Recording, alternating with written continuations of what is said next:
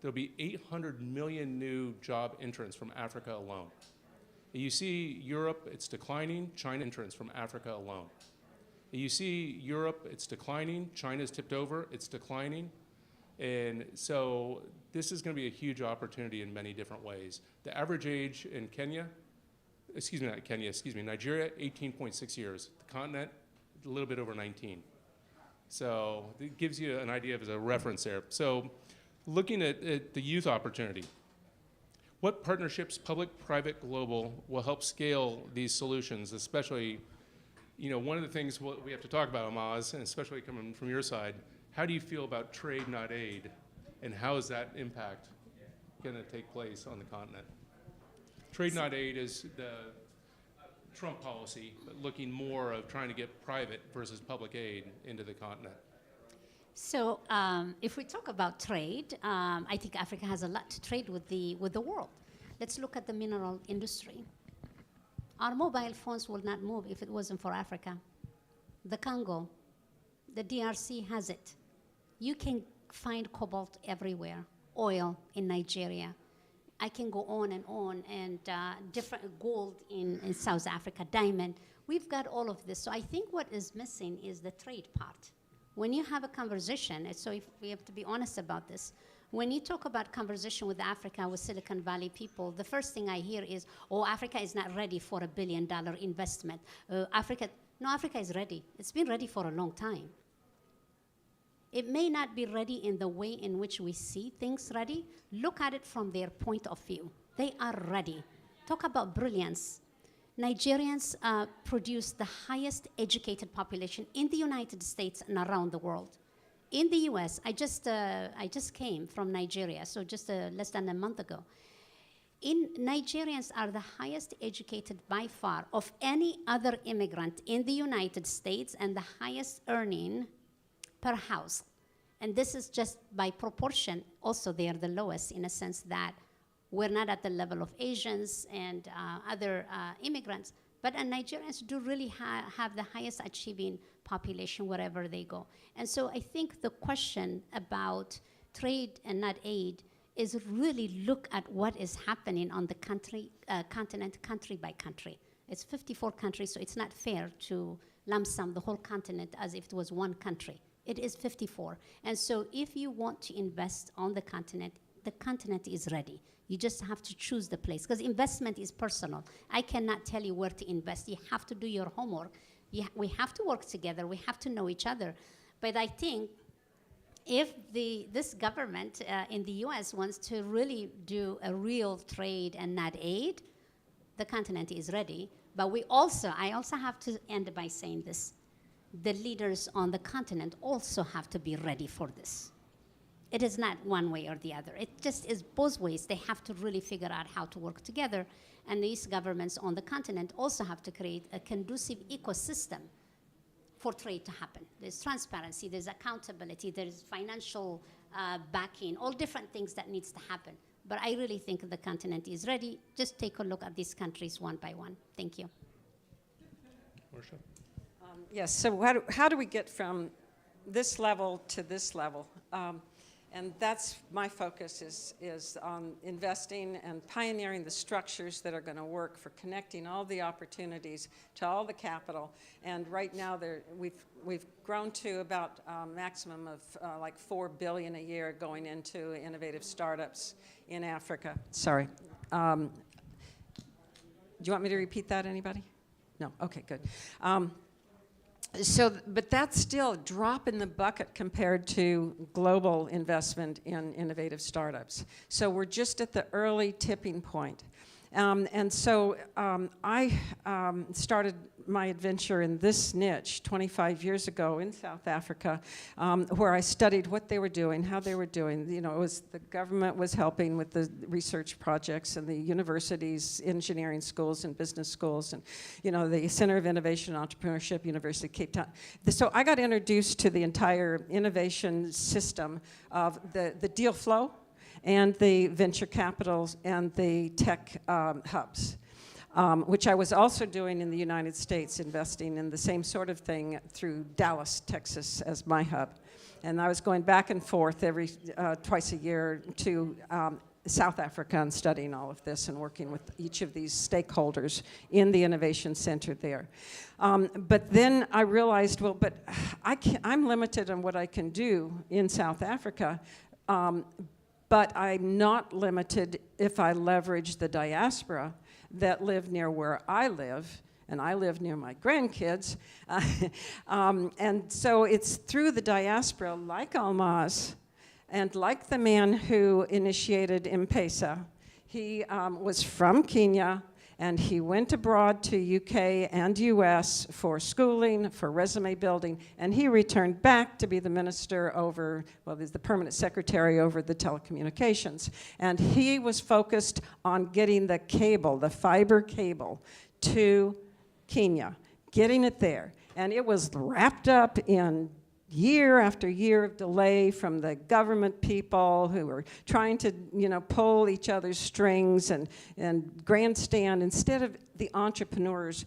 And that guy, Bitanga Ndemo, cared. His mindset was entrepreneurial. That's the difference. I was going to say, I think the governments in many of these countries have been the biggest stumbling block. And, I think there's a quote I have, Africa consumes itself. And the corruption has been a big problem. But with that being said, I think there's a lot more transparency with the internet that we're seeing. We're seeing for the first time a coalition government in South Africa, which is providing checks and balances. We have a new president in Nigeria who's really ripped off some Band-Aids. We saw a large devaluation of the Naira. I'm sorry, I'm going on a lot of different tangents here, but there's very good things happening, and I think the internet is really the start of that and creating that transparency moving forward. We kind of hopped around, and I apologize. I skipped over kind of the youth segment. And again, looking at, we've seen a really huge change in demographics in the last 20 years. And one of that is increased lifespans.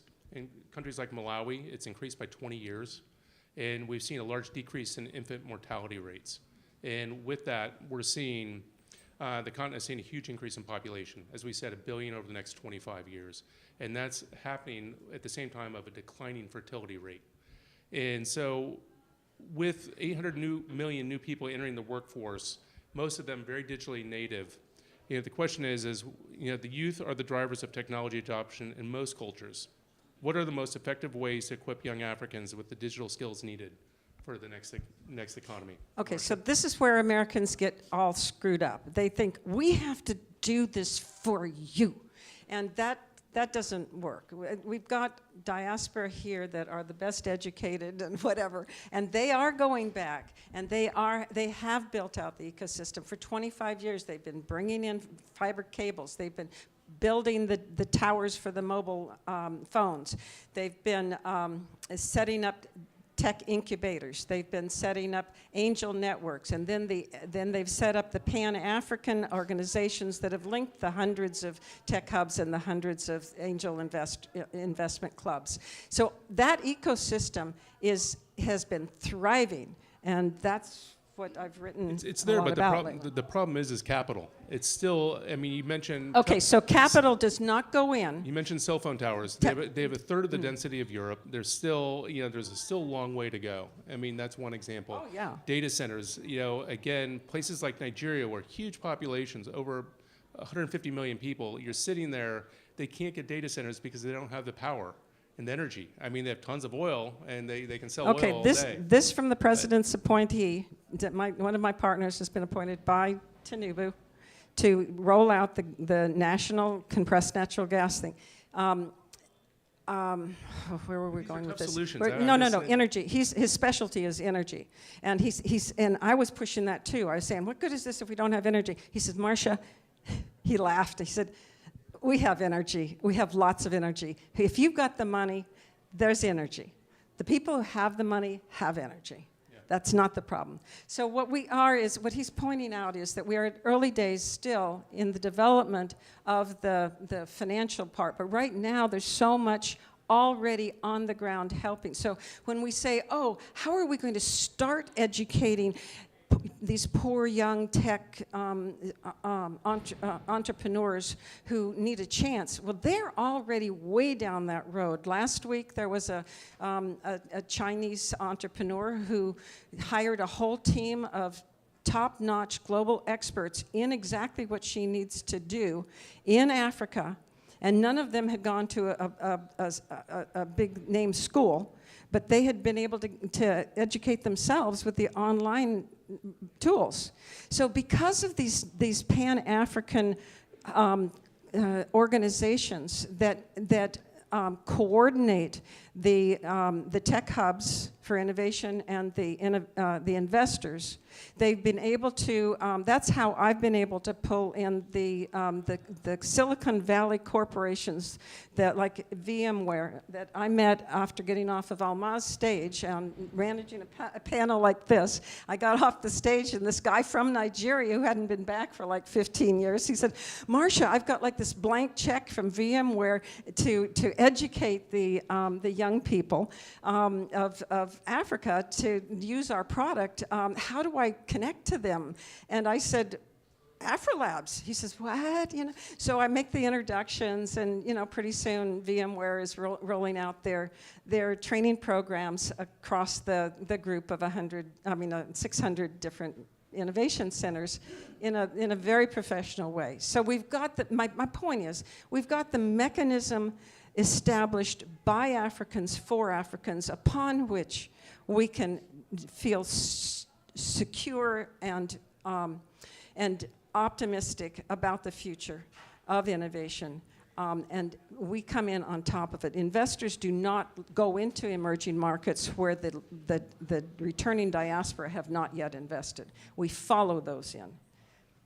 You've seen that a lot in India, that's for sure. Amaz? Let me chime in, because this is a big subject that you're bringing in. It's a big issue. So if you are going to be a 2.5 billion population by 2050, as an African, you have to take a look at this. Is this an advantage or disadvantage? I see it as an advantage because that's human capital we're talking about. 1 in 4 around the world will be an African.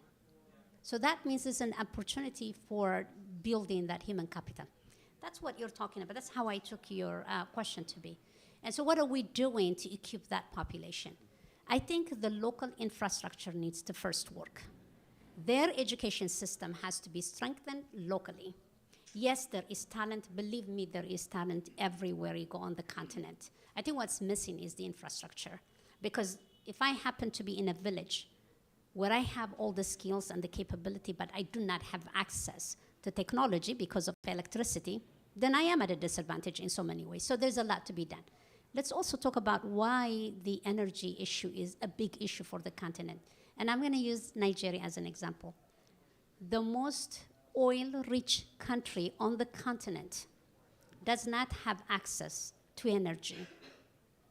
The majority of the population suffers of access to energy.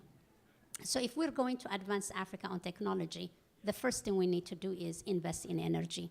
If your energy goes out, if electricity goes out, every now and then, and I am from Eritrea, so I know, it goes out all the time. How do you really then build? The people are amazing. They're very innovative. They're very capable. They know how to go to their neighbor's home to charge their mobile phone and do their work. But is that enough? No, I don't see. That's not my hope for Africa. So I think what Marcia is talking about is look at the local talent that exists.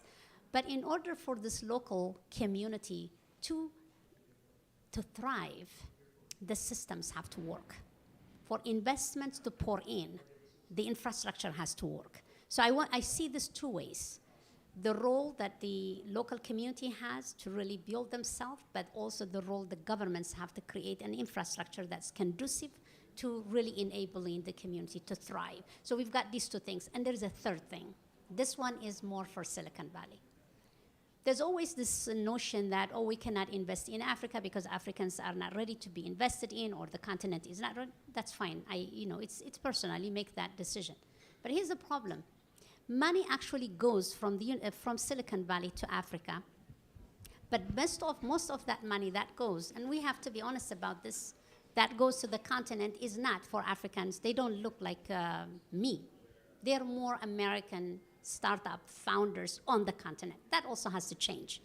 Access to capital. You're talking about investment, not Yes, remittances. investment. No, I'm not talking remittance. Remittances are different. I'm talking about investment. So if we are going to be honestly interested from Silicon Valley to invest on the continent, I encourage all investors to look at the local community, invest in this local community. If we make it that we only invest in the people who look like us, that we trust, then we're actually leaving the very people who are going to do the job, and we're also really dismissing the very reason why we went there to begin with. So partnerships matter, and I've seen some thriving organizations that have really partnered with each other and to really create more investment back to bring back investment to their ventures. But I think this is the one that we don't talk about a lot, but it's a reality.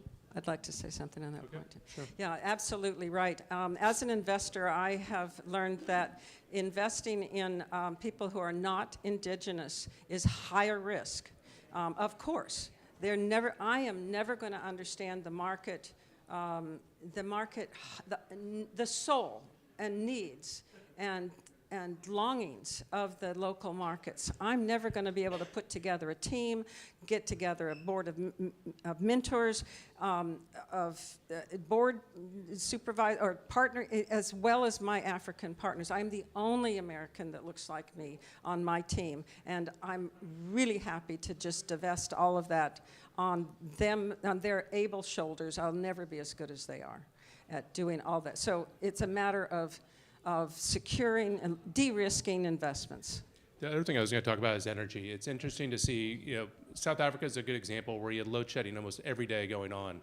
You had the main energy provider, Eskom, and they were failing the country. So what you saw is businesses, homeowners brought in batteries and solar, and the amount of gigawatts have been brought into the system and building microgrids have really solved that solution where you don't see load. I don't think there's been load shedding now for months where they've had any cutoffs. And the large businesses, let's say ShopRite, which is the largest retailer in Southern Africa, they have not lost literally 1 minute of shopping when there was load shedding going on because they put such good support in place with the batteries and solar. But again, it's where it's getting cheap enough where they can afford it, and the solutions are there. But I think they'll continue to evolve with getting that electricity. And again, I think that's the one thing you have to think about is a trickle-down effect. Once you get electricity, you get access to computers, mobile phones, other components that other people don't. And it's that connectivity component and that waterfall effect of different technologies that make the biggest impact in emerging markets.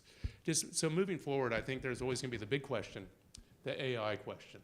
And I think AI, when I look at it, I look at it as very much a binary equation with countries. And are you going to be a part of it or not? And looking at how is the continent being a part of it, where do you see their role? And let's just talk about that a little bit. Almaz? AI has a role to play, but AI should not be replacing people on the continent of Africa if we're going to really advance the human capital. So I do have hope that leapfrogging a lot of things using AI. Education system have to be locally competent, culturally competent for the community, but also really globally acceptable. And there's a lot of offshoring being talked about in Africa, really taking, Nigerians are really going after what India has done for many years, tapping into the talent, because they speak English. There's this tremendous brilliance there. Andela is doing that already. Gabea does that. Gabea also, started at AD, so I'm very proud of that. It's a product of the African Diaspora Network. But I think AI would have an incredible space on the continent to transform communities, to educate people. But even to know that how to use AI, you still need to have some education so that you can even ask the right question to get the right information that you're looking for. I think the concern is AI going to replace people? We're talking about this in the United States. Maybe we can afford it here because we have kind of developed an ability to, agility, I should say, to move on and to change. But for a continent that is trying to educate 60% of its population, we need to figure out systems in which the population is educated. I'm not even saying they have to get a a bachelor's degree, an MBA, and a PhD, even though, yeah, that would be great. Even for any, and Marsha can talk about this, it's a great example of just educating people to become the talent that someone is looking for that you can tap into. Graphic design is one of them. Accounting is another one. So there's all things that can be done. But if you say to me, I'm going to replace that by AI because it's much easier and cheaper to do, then we're leaving a lot of people behind. So that's my concern. My concern is not about AI taking a hold, which it should, because I think it is something that we're not going to put it in the genie. Now it's out. But it's how we use it and how are we also enabling other people that are emerging to get and use it to the benefit of humanity as a whole. And especially in Africa, that would be a big test for the leaders and for the communities. But I do see an incredible opportunity in AI. Yeah. Marsha? I'd like to share with you an example. In 2018, I was in Ibadan, which is a university city of, at that time, 3 million people in central Nigeria. And in the audience, we have one of our 5 innovation hubs is located there, right near the university. And that's a really high-level university, well thought of. And there was this group of young men who sat there looking handsome like my grandson here, and they had matching T-shirts on that said, crop to cash. And all of them had eyes focused, laser clear. They knew exactly what they wanted to do in life, and they were going to learn everything they could and connect to the people and made it work. And I'm thinking, Y Combinator would like you guys. So they came up afterward, and we talked, and they had family members whose crops in that area, they'd grown wonderful things like organic oranges and weren't able to get the crops to market because they didn't have the connectivity, they didn't have the logistics. And the network wasn't established well, so they saw an uncle lose the entire value of the crop because it spoiled. And so they were all set on, focused on, this was 2018. Okay, so fast forward, the same team, they were still in university. The same team is working on the same problem. These are very complex problems. Ag is probably the toughest thing to solve on the continent because it doesn't just have like this nice, clean fintech thing that all you need is a fiber and some energy. You have to have weather. You have to have, things to kill the bugs and whatever it is, the crops, the market, the timing. So it's a lot more complex. So what I think of so I was able to put together a deal in Lagos 2 months ago that connected crop to cash guys to the Omni Retail, which is a supply chain group that leverages all of the latest technology. It's just like a. It's a Shopify for SMEs. Yes. Is what it is. Well. Yeah. No, it's actually, this one's logistics. Okay. And so it connects the, say, 300 manufacturers directly to the points of sale via the intermediaries that are local and well organized and networked. But it's all the fast-moving consumer goods. And I looked at them, I said, I love you guys, but none of your food's healthy. They said, we know. We're working on cold chain. That's what we need to be able to do that. I said, okay, what do you need from the ag community so that we can be getting fresh products into your system? And so that's the deal that I was able to put together. And if we have time, I'll tell you how that works. Well, I want to open this up to the audience with questions for the panelists. Yes. Thank you for your expertise and experience. It's pretty fascinating what you've been able to do with the African continent. My question is a little bit more grassroots oriented. So I was just in South Africa for the first time in April, and what I saw was the extreme disparity that apartheid created, and the remnants of apartheid are still very visible. It doesn't take long for you to see it. It's right there in front of you. And so I'm thinking about the millions of people who are still living with no running water, and they're porta potties that the government has brought in, and they have electricity maybe, sometimes if it's stolen, you know, it's just a mess. And millions of people are living like this. My question is, what is the barrier to getting all of what we can provide? How do we get it down to that level to empower the individual, everyday person who's just trying to make a living? And this I think it yeah. starts with the governance. I mean, Yeah.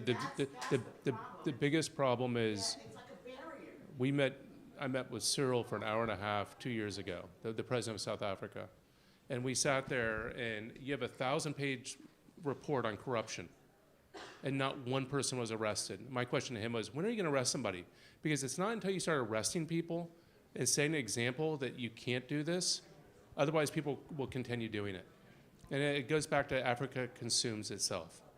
And it's because that level of corruption that's been enabled, and it starts with the highest levels of the government. And that's why the ANC has gone from 74%, which was Mandela's party. Mandela would be rolling over in his grave today. And they're gonna pull below 40% in this upcoming local elections. And in some cases, even in Johannesburg in those areas, below 30%. Can Yeah. I know we don't have time, but I think the point that you're making is a very serious point, and it shouldn't be dumped under the rug in order for us to speak about entrepreneurship.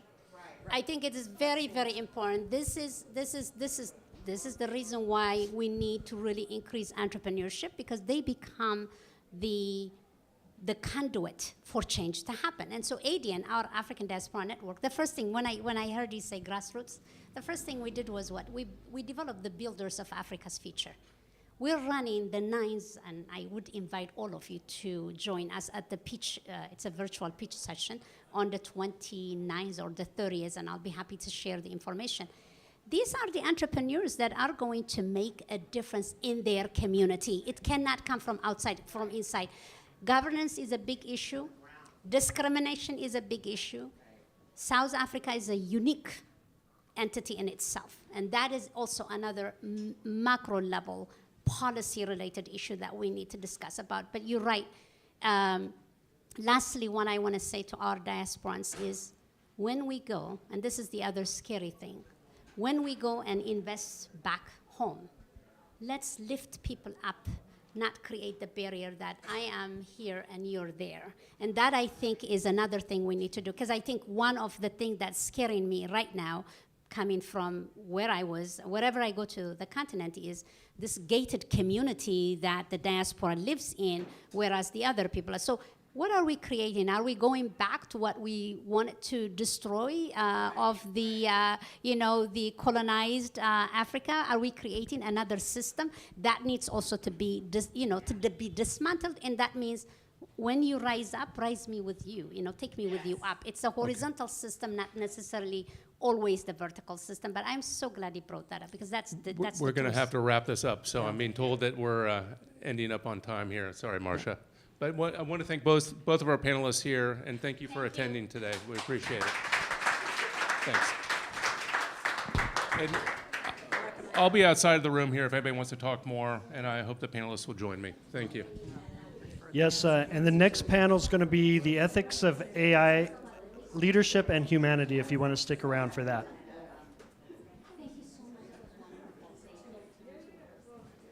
By the way, Marcia's coming out with a book. She's releasing. It'll be on Amazon. You want to just plug it really quick? The answer to your question is African ingenuity. If you take the I off, you've got NG, kind of like NVIDIA. I've written the book about this. What's the name? African ingenuity, NGUIT. It's yep. It's available pre-order, Kindle on Amazon. Yeah, African ingenuity. And that's the last name. Wolf. Oh, I thought it was, okay. Yeah. Got it. Yeah. Okay. All right, I'm going to write that down. So yeah. I really appreciated what you were saying. Also, I was excited when you talked about the cash crops, or the cropped cash, and those young men who are dealing with real life issues. Crops are stolen. Why? Only because they can't get out.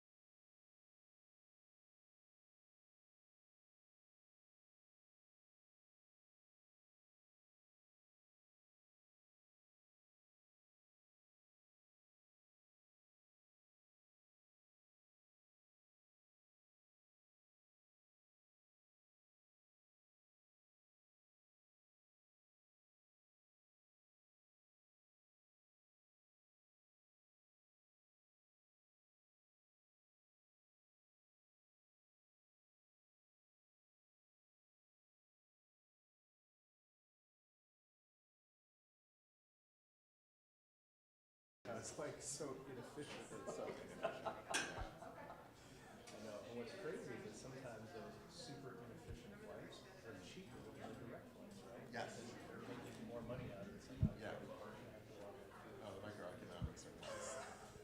There's got to be a better way. Yeah, I'm sure. But you live here most of the time? I'm split.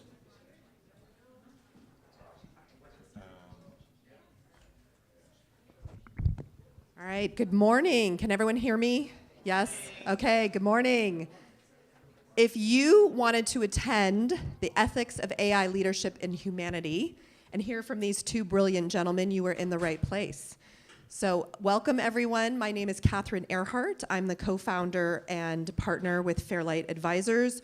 We help nonprofits, foundations, and endowments with their investments and their financial planning. So we're involved in this conference as a sponsor, but also I've been a volunteer in helping with the panels and the topics.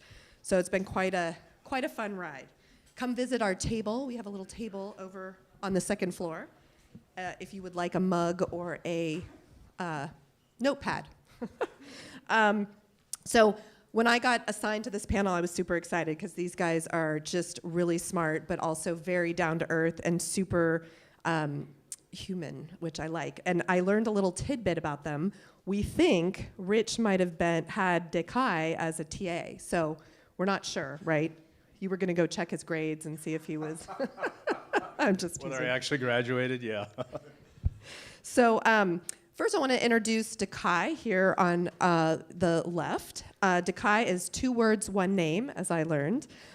He's a pioneering AI professor who built the web's first global language translator and invented groundbreaking language models, spawning Google Translate and Microsoft Bing Translator. So I don't know if you use the Google Translate, but I do, and I'm grateful. Thank you. For his contributions, he was honored by the Association for Computational Linguistics as one of the founding fellows. Dekai holds joint appointments at Hong Kong's University of Science and Technology and Berkeley's International Computer Science Institute. He is the independent director of AI ethics think tank. He has so many accomplishments, I have to keep reading here. The Future Society, and was one of 8 inaugural members of Google's AI Ethics Council. His new book, Raising AI, which is available for sale outside at the table. So if you want to even get up in the session and go purchase one, you just need Venmo code. But you can also purchase it online, right? And if you show him that you purchased it online, he will sign it. So, or he can give you a cover jacket, I think, to add to the book. Anyway, his new book, Raising AI from MIT Press, was named to JP Morgan's legendary summer reading list, which called it a new framework for navigating AI's influence, a must-read. And let's see. The next Big Idea Club, curated by Malcolm Gladwell, Adam Grant, Susan Cain, and Daniel Pink, put it at the top of their must-reads.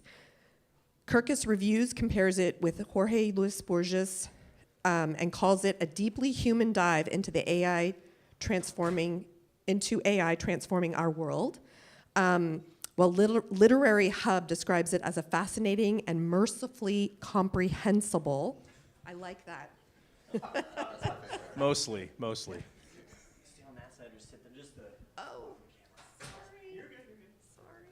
Go over here. Science Magazine calls Raising AI a bold vision, thought-provoking, and a timely wake-up call. So excited for that. Rich Hua, global thought leader in the human side of innovation, and he currently serves as the worldwide head of Epic Leadership at Amazon Web Services. His mission is to help leaders both inside and outside Amazon develop the emotional, social intelligence to succeed in our AI-powered world and build a better future for humanity. So human side of AI. He has engaged over 1.3 million people so far, and his goal is to help a billion people, I have to emphasize that, become more optimal versions of themselves with emotional intelligence. Let me get the rest here. Rich is a global thought leader who has been featured in The Guardian, Washington Post, AWS Executive Insights, and his keynotes and workshops consistently receive the highest ratings at large-scale events such as Invent, Exec Leaders, and Imagine. He and his team have engaged, as I mentioned, over 1.3 million people, and he has a goal to help, as I mentioned earlier, 1 billion. So I'm excited, without further ado, to hand it over to these amazing gentlemen. All right. Thank you very much for that warm introduction, Catherine. So I'll start with the first question. We're just going to kind of go back and forth and ask each other questions and have a little conversation, a little intimate fireside chat.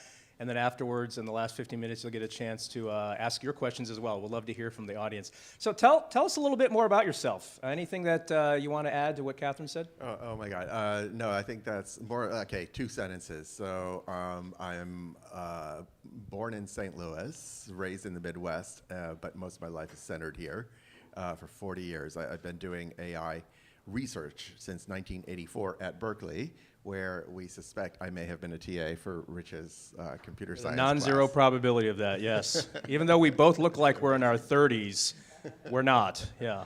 Yeah, no, I mean, it's a real pleasure to be here. I think we've heard enough about me. I want to hear more about Rich.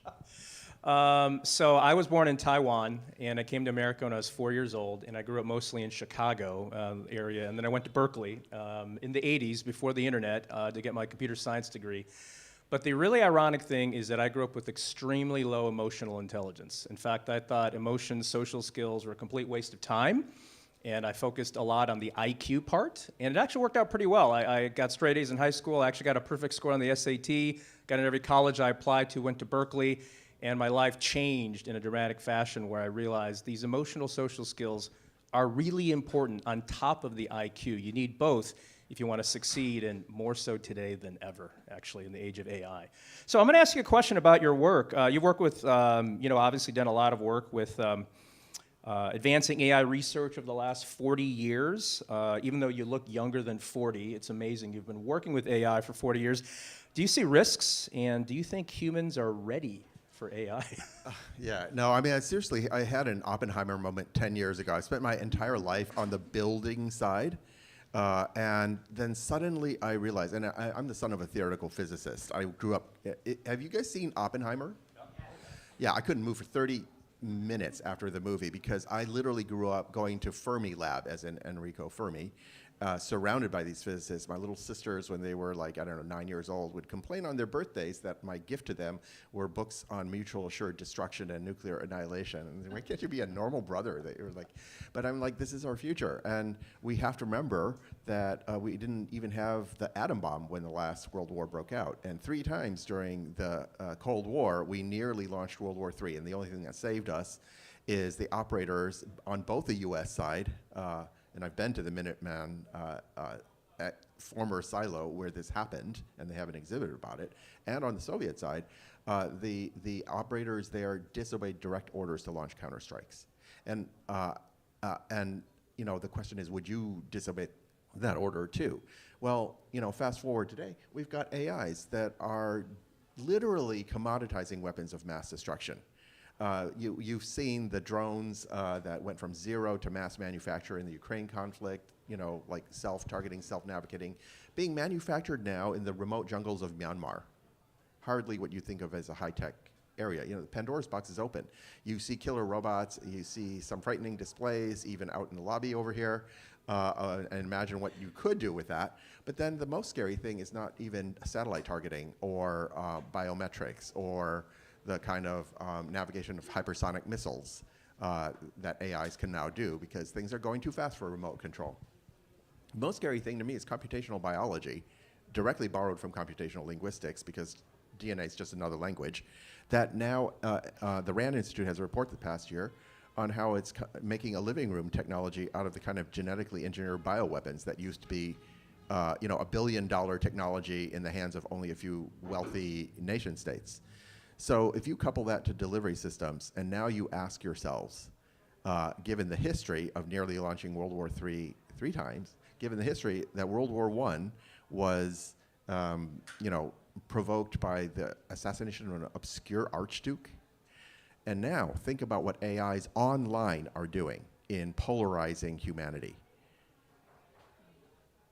everything I've done in my life has been how do we find ways, whether it's AI, tech, music even, to get different groups of humans to better understand each other so that we don't have a repeat of the disasters of the 20th century, given that now WMDs are being commoditized. Anybody who wants one with a modicum of intelligence can now start building them in their own basement.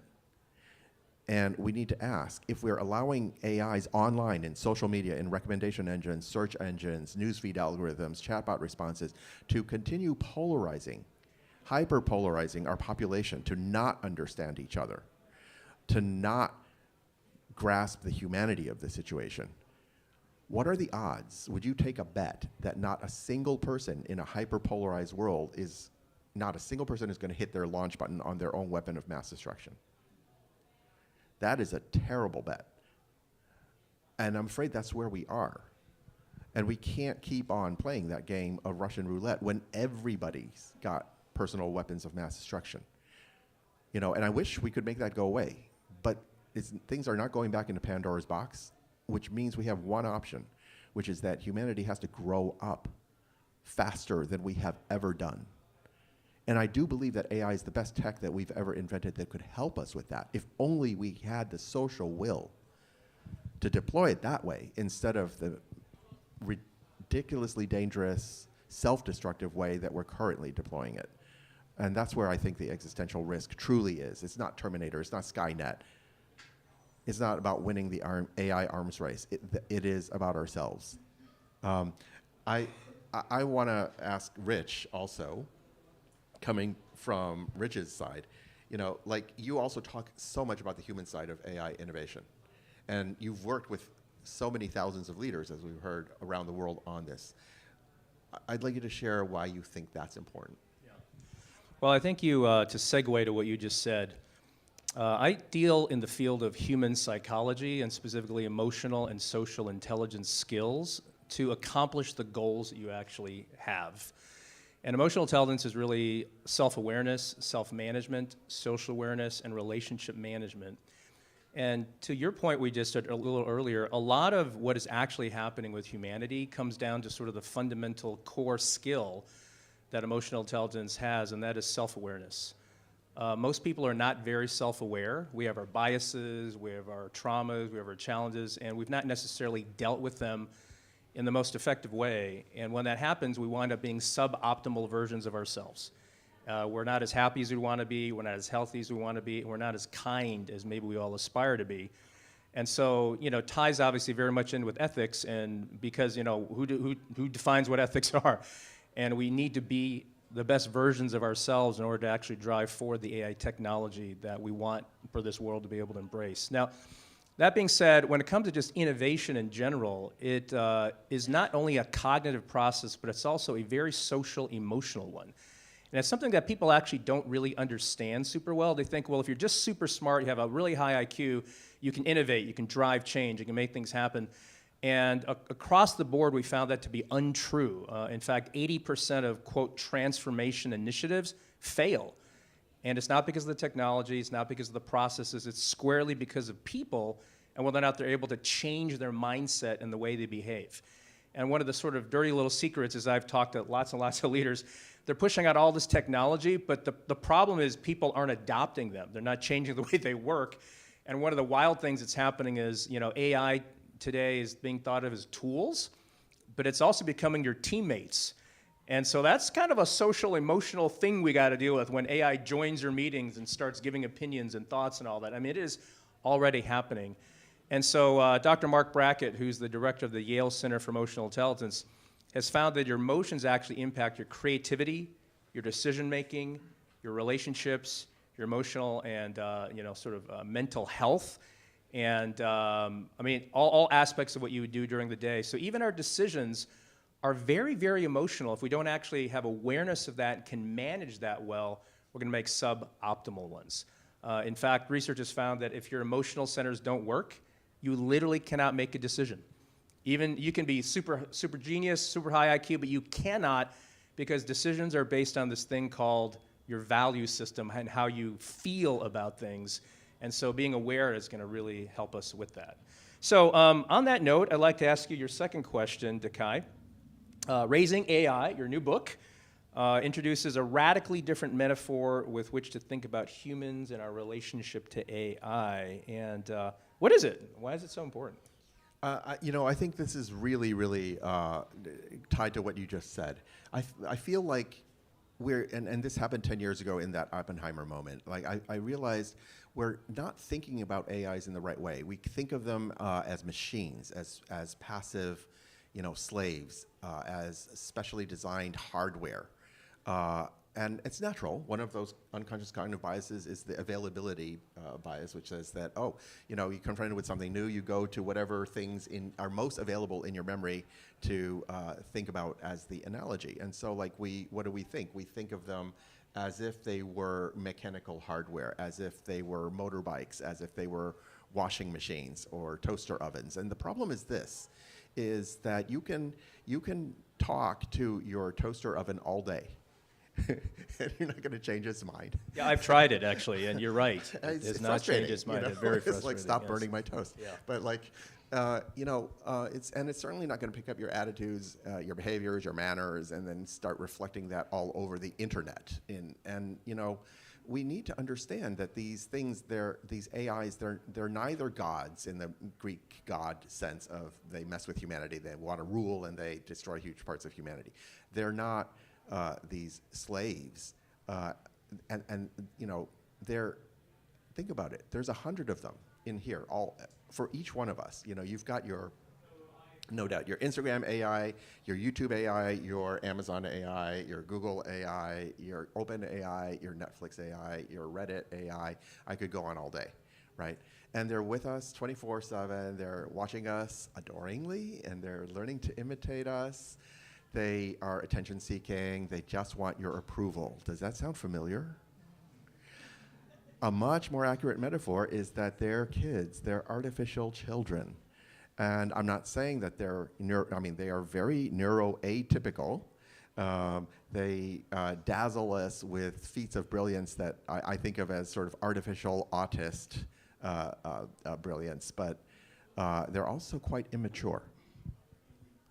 Emotionally, they don't have a lot of emotional intelligence, although they make us think that they do, just like sociopaths and psychopaths do. But they haven't a good developed sense of belief systems, value systems. It's coming, but they're not there yet, right? And we have to understand they're artificial psychologies. And the book which is just outside, as Catherine said, and the advantage if you get it today is that I will sign it for you. But it is asking you how is your parenting? That's the premise. And you should see your faces, because they're like, my what? I'm just using my tools, right? How often have you heard this? Don't worry about AI, it's just a tool. You have to learn how to use the tool, right? Well, every time you replace a room full of humans with tools that you're just using, remember, you're managing child labor. They're psychological entities, and they're not just being used, they're picking up your psychology. You're nurturing them. Today's AI is machine learning. It's not the good old, logic-based AI. They are learning in System 1, to talk about the cognitive science, mostly unconsciously, mostly by Pavlovian conditioning and imitating. And so they're learning to do what they feel like doing, just like kids. And what they feel like doing is what they see us doing. You guys, have you heard this question, or this command? Do as I say, not as I do. How many of you are parents? Oh, that's a lot. Okay, when has that ever worked? Kids don't, for one afternoon, for one weekend, you might get away with telling them don't do this, right? But at the end of the day, they're going to do what they feel like doing, which is what they saw us doing. Well, that's what the artificial children are doing. They're doing what they feel like doing, which is what they see us doing. We are the training data.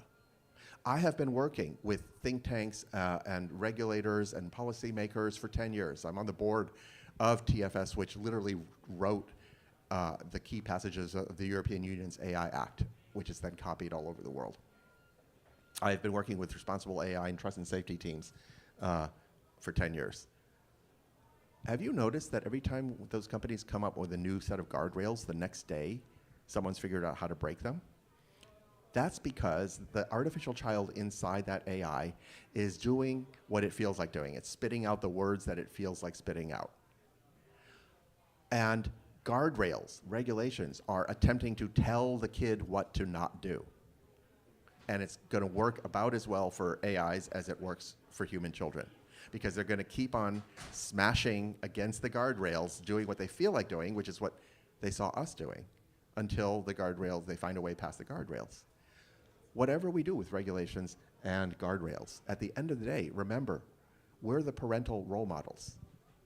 And we're going to keep on working on the guardrails, on the regulations, but also the responsibility is on all of us to show them a good example, because garbage in, garbage out. If we behave like garbage in front of our AIs, we will get garbage AIs. I think this whole point of emotional intelligence is really important, and how we interact with AIs, as Rich is talking about, with respect to that emotional intelligence, goes both ways. It is also what the AIs are picking up from us. But then there's this question about what we humans should do with AIs increasingly being side by side in our teams. What should humans do to optimize themselves for innovation in this increasingly complex, ambiguous world? Yeah, so I love what you're saying. It's an interesting metaphor. When I first heard it, I thought, wow, there was actually real power in that. And so I'm going to continue with that metaphor and think about, what does it actually take to be a good parent, right? I mean, there's a lot of things out there that, we can talk about, but at the end of the day, they do and they value and they see and they imitate what we believe, our mindsets, our actions, our value systems. And so again, it's being the best version of ourselves. And one of the things I talk about a lot with leaders all over the world, whether they're executives of multi-billion-dollar companies or founders, is the idea of understanding how to actually manage ourselves in a way that is optimal, and that has a lot to do with stress. How many of us here believe that stress is bad for you? Go ahead and raise your hand. Okay. How many of us think stress is good for you? Fewer on that one.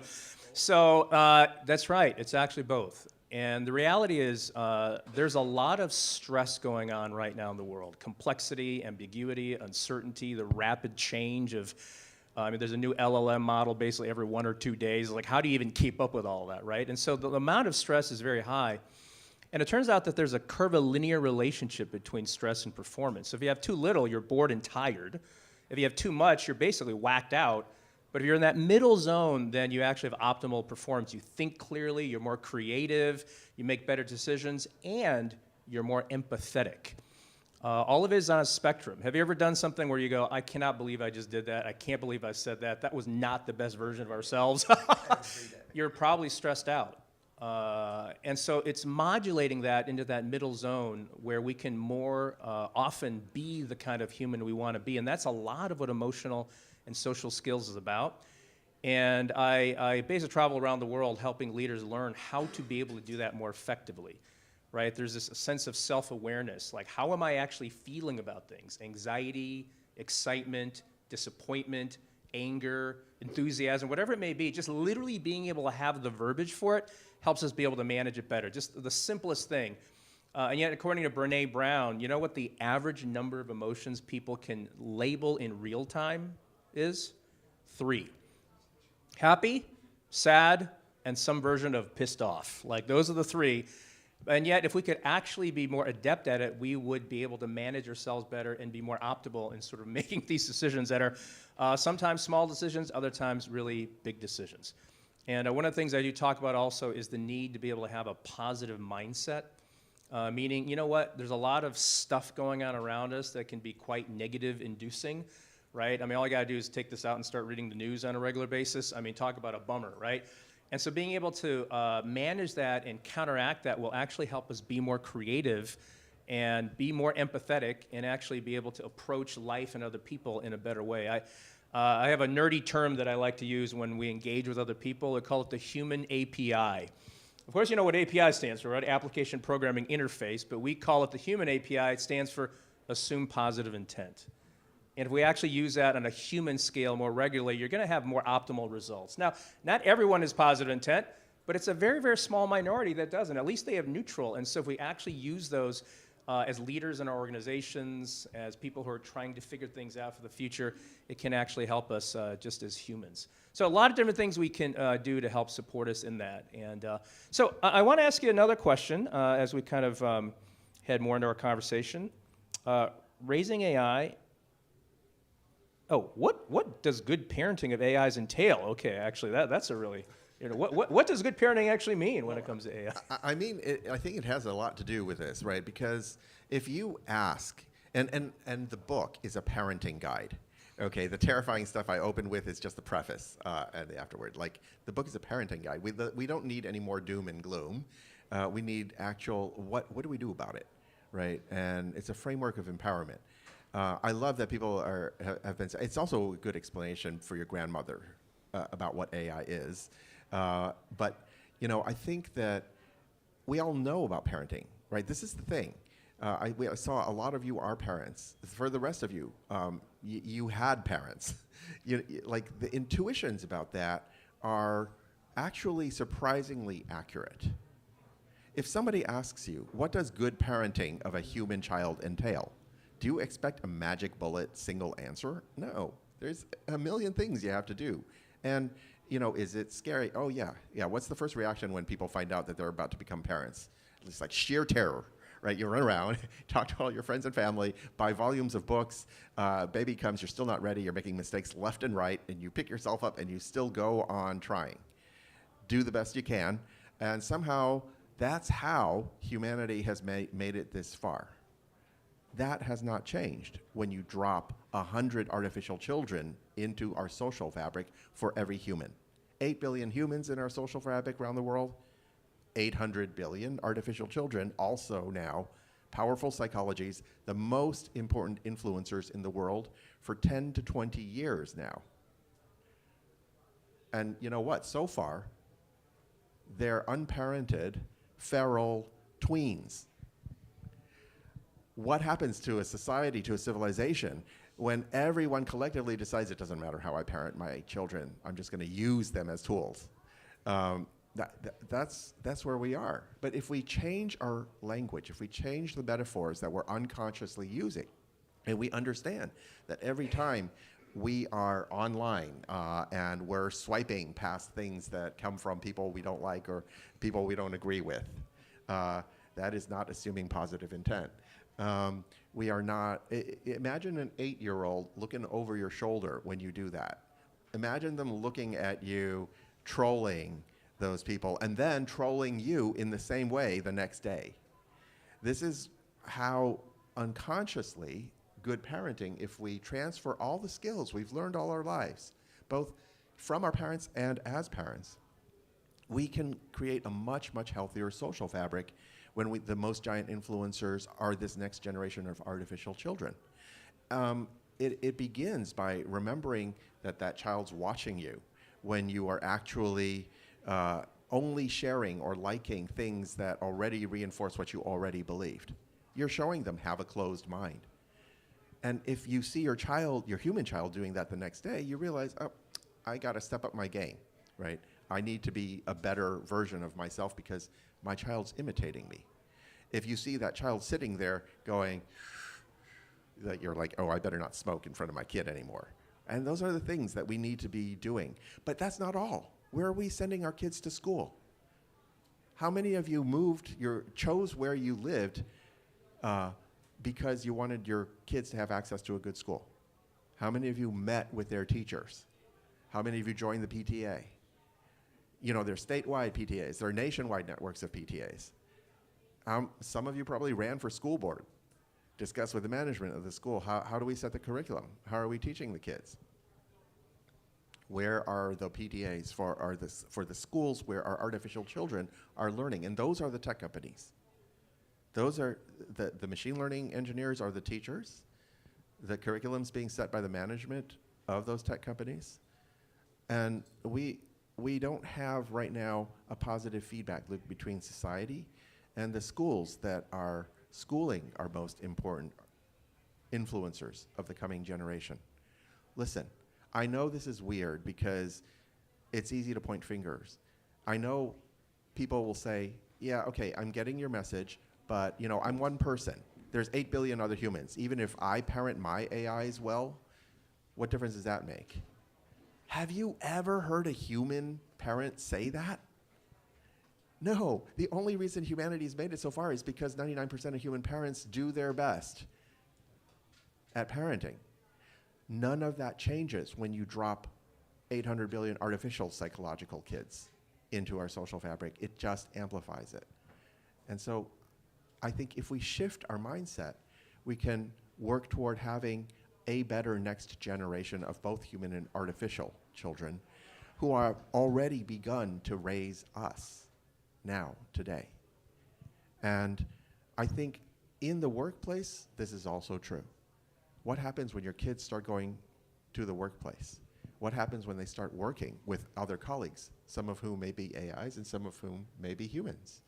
And so I want to ask you, how is this going to change the current and future world where you have AIs and humans alongside each other? We're hearing already how difficult it is for people to find jobs.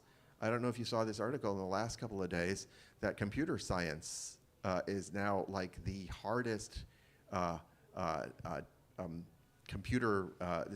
hardest degree for college grads now to be getting job offers. Yeah, they're getting them from Chipotle, apparently, according to the internet. Yeah. Right. And so what can people do? Yeah, so what does the future look like? You know, you said something really profound, which is we all have both the responsibility and also the opportunity to shape the direction that AIs actually go in.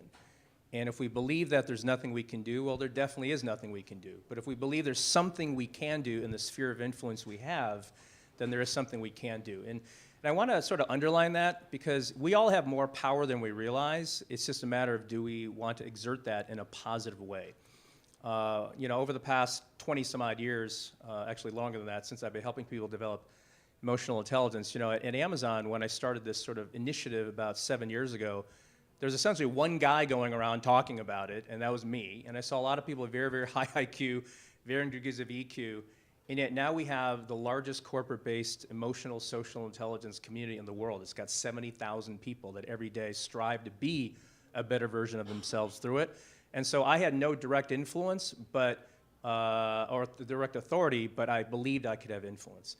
So when you look at the future, everything that can be automated will be automated.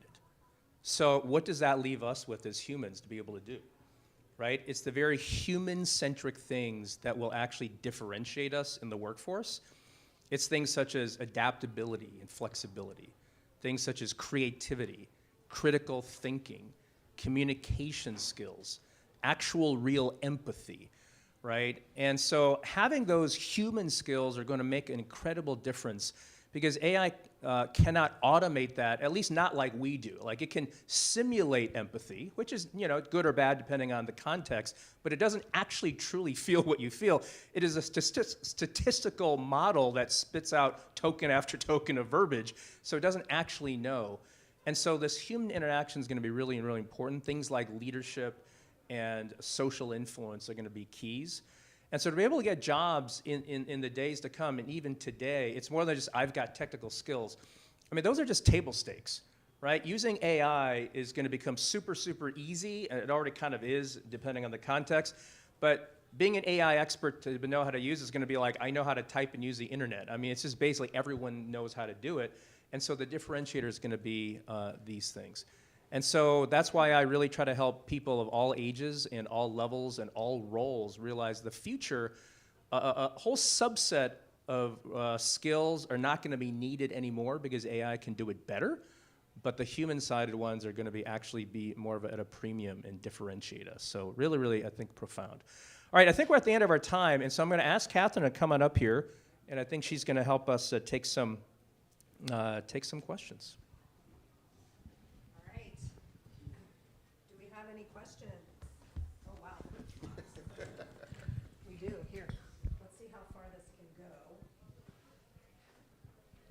Hi, my name is Anastasia. Thank you so much for this conversation. So I came from behavioral science. I work with people last 20 years. I'm started from lawyer, and last 13 years I'm a leadership consultant. And now we built the Humanticon, this engagement platform for leadership. And we help leaders manage their teams. We work with disengagement, with burnout, but this is only the first level. And the deeper level, which we work for, this disconnect people with oneself. I work with people last 13 years. I use Theory U. Maybe do you know Otto Scharmer from MIT? And my question is, we speak a lot. I work with social changes last 15 years. And my question is, we work with future. We speak about disconnection between people. We speak about this gap between me and myself. But how you see the first 3 small steps, baby steps, because it's very easy to speak about the global things, but when you start work with people by your hand and head, you should give them a small baby steps, what you can do today. And here is it, I agree with you that there's a lot of pressure for people from all the world. So what you can recommend it for everybody in this room, just small, 3 baby steps, how we can build these bridges between each other in the age of AI. Can I make a suggestion that we get the other questions first for the sake of time so that we can efficiently answer them? Could you come over here? I'm sorry, we'll stretch all the way, and I want everyone to hear your. Thank you, guys. I really appreciated your analogy as AI's influencers. And I'm curious what type of content AI is most influencing, and what is an example of an action that can limit their influence? Tanya, do you want to come up here real quick? So I'm frightened now, thank you, for this presentation. It really is honestly scary. My question is, because you're working on regulatory boards, what are some of the regulations that will work? I know that AI is going to learn how to get past them and get past the blocks. And what is being done? How are we going to get some kind of control over this? Because frankly, I don't trust humans to do the right thing across the board. So if I can take a stab. Sure. So I think that we're getting ahead of ourselves. I understand the rush to regulation. But if we think we can regulate our way out of the problems I'm outlining, we're smoking something really strong.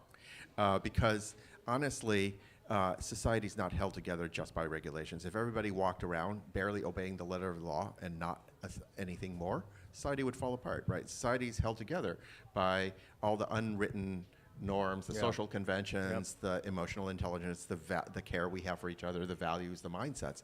Again, none of that changes when you drop 800 billion artificial children into the social fabric. It just amplifies it. And so when we rush to regulation, it's because we're still thinking of them as toaster ovens. And that's the problem, is that, in those rooms, I'm typically full, like everybody in the room is like a lawyer or, and okay, wait, no, hang on. Some of my best friends are lawyers. I'm not putting that down. But like there's this mindset of like, oh, everything is rule bound. But psychology isn't, and emotions aren't, and the social fabric isn't. And we need to understand the social psychology. We need to understand the cognitive psychology. We need to understand behavioral sciences. And so, it goes to simple things like in that second question, like what are the simple, influencers? Hundreds of times a day, AIs in these things decide what to put on your screen. When you do a Google search, when you get a recommendation on YouTube or on Amazon, when you get a chatbot response, they're not just deciding what to put on your screen. They are deciding what trillions of things not to put on your screen. Okay? And they're deciding what you don't know. And here's the most powerful unconscious manipulation. We don't know what we don't know. We are not aware of what we're not aware of. And we're so unaware of it that it doesn't even occur to us to ask, even though we can.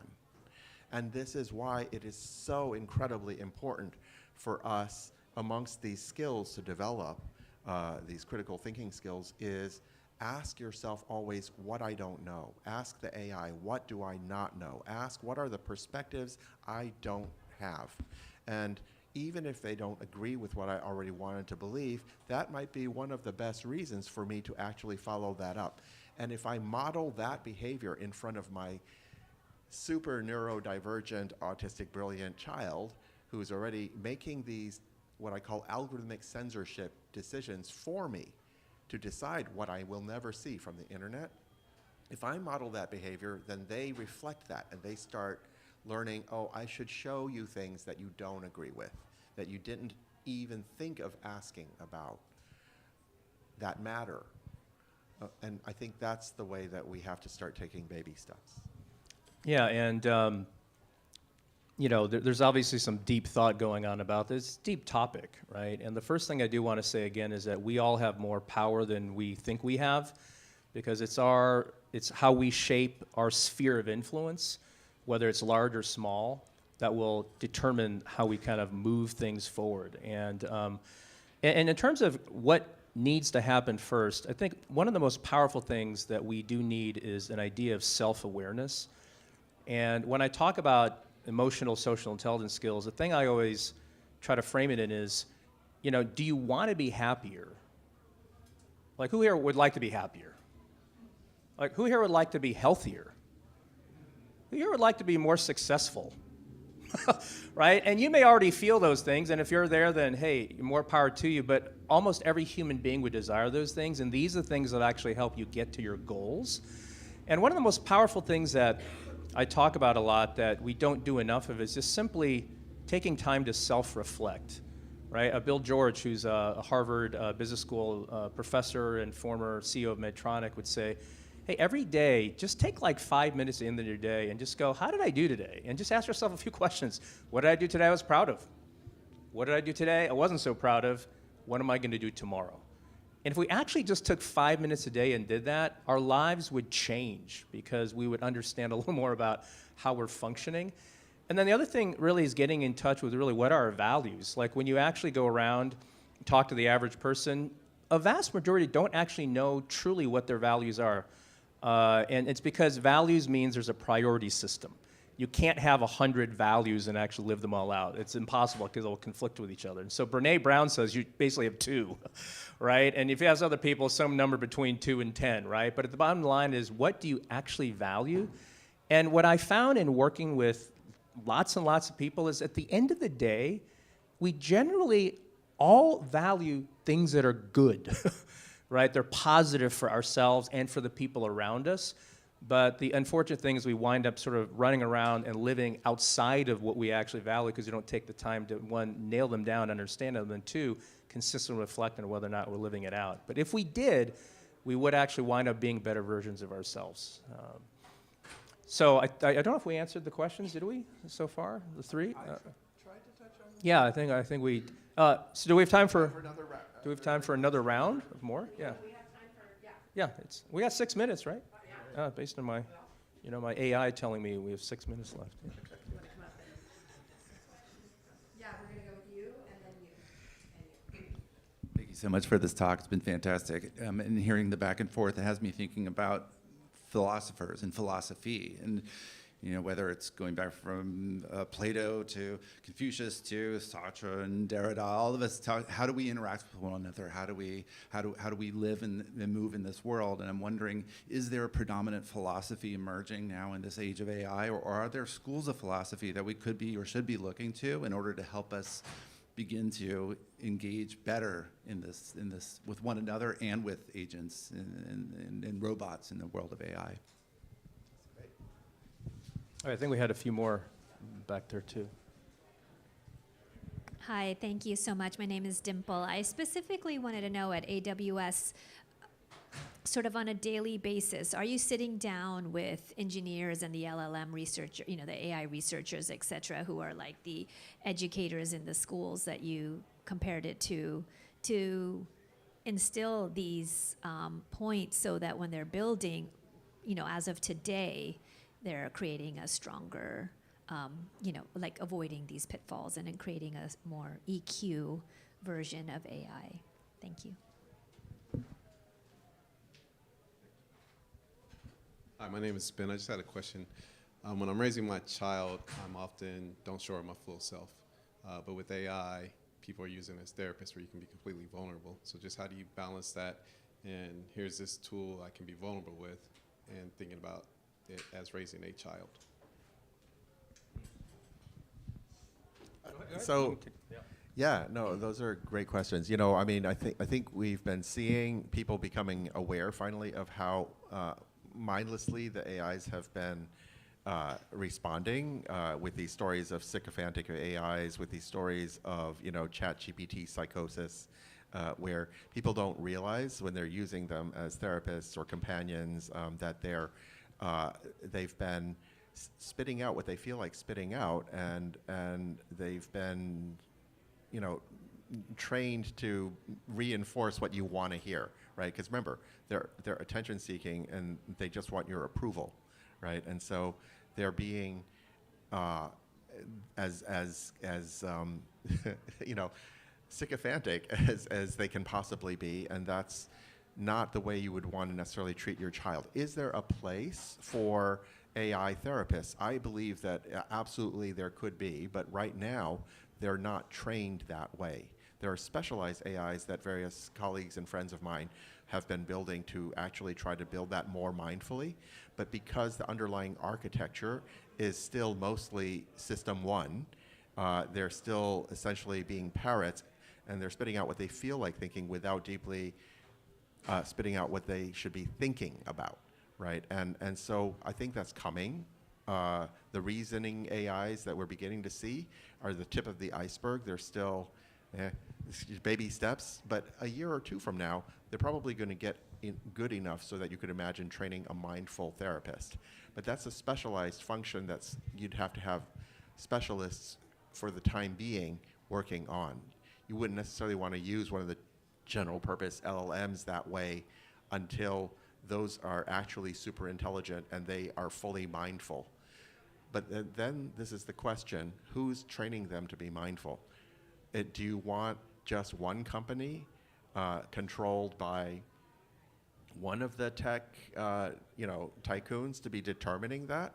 Or is this a decision that we should all be having a conversation about nationally? That's one thing that I'm trying to trigger because I don't see that happening. Like with human children, we have those conversations all the time. We even more need to be having that conversation nationally and internationally. And so once we do that, then we can actually take steps towards giving guidance as a society to the schools that are doing that kind of work as the engineers. And I think this goes back philosophically to many of the traditions around the world. There's a lot of wisdom in all of these that we are forgetting to apply in this day and age. We oversimplify.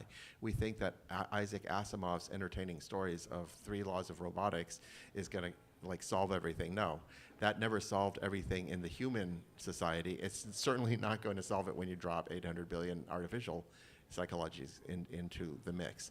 And so what are the philosophical traditions that deal with these sorts of things? Well, I think some that are potentially relevant that are neglected right now are things like Taoism that look at balance, the middle way, like how to not go off to the extremes. Because when you have everyone packing their own personal weapon of mass destruction, you really can't afford to have things going to extremes. You really have to minimize the adversarial dynamics. You have to have much more assumption of positive intent. And so there's other philosophies, Ubuntu and others that I think we need to draw from traditional wisdoms more. Yeah, if I could say something just to conclude, I know we're near the end of our time here. I go after the science, and there's a lot of things that different people believe, and at the end of the day, it's really interesting because, is trying to figure out what is actually good for us and good for the people around us. And there is this idea of human flourishing that has a lot of science behind it. And so trying to actually create AI that helps support that. And to answer the question, I don't speak on behalf of Amazon, but I do work there. But I will say that we're working, there is a real sense of success and scale bring broad responsibility.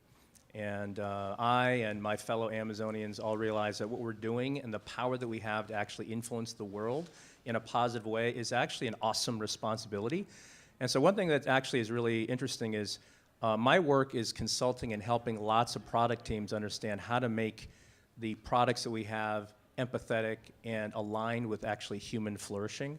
And the AI things that we put out there, like Alexa Plus, the new one, actually we're trying to make it not only agentic, but also something that does delight people and also support that idea of people being able to accomplish what they want, but also be emotionally intelligent. And there is actually that as an effort being put in there. And that's very public. And so it is one of the things we really believe can not only treat you in an emotionally intelligent manner, but hopefully also aid in all of us becoming more of that as we engage. And so that's something that I really deeply believe in. And I'm trying to move the needle in the sphere of influence that I have. So, all right, I'm going to hand it back to Catherine. Thank you.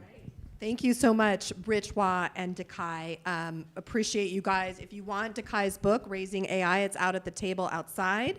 I just purchased one for myself, and he will sign it. For those who have a VIP pass or speakers, there is lunch in the speakeasy on the ground floor. So check it out. Thank you, everyone. Thank you. Have a great rest of your day.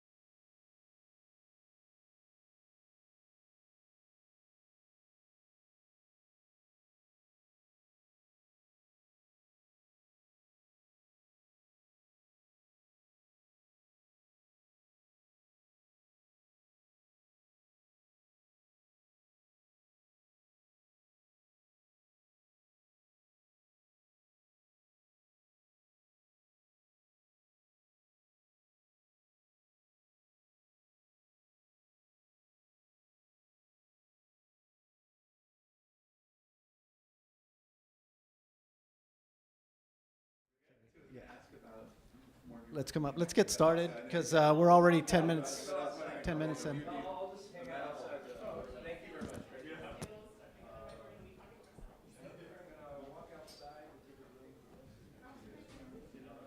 Hola.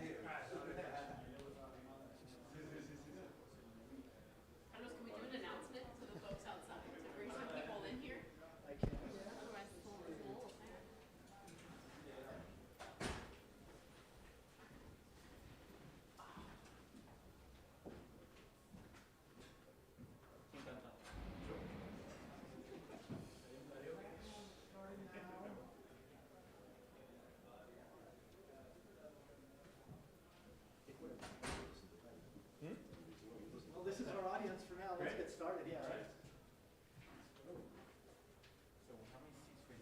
We need one more.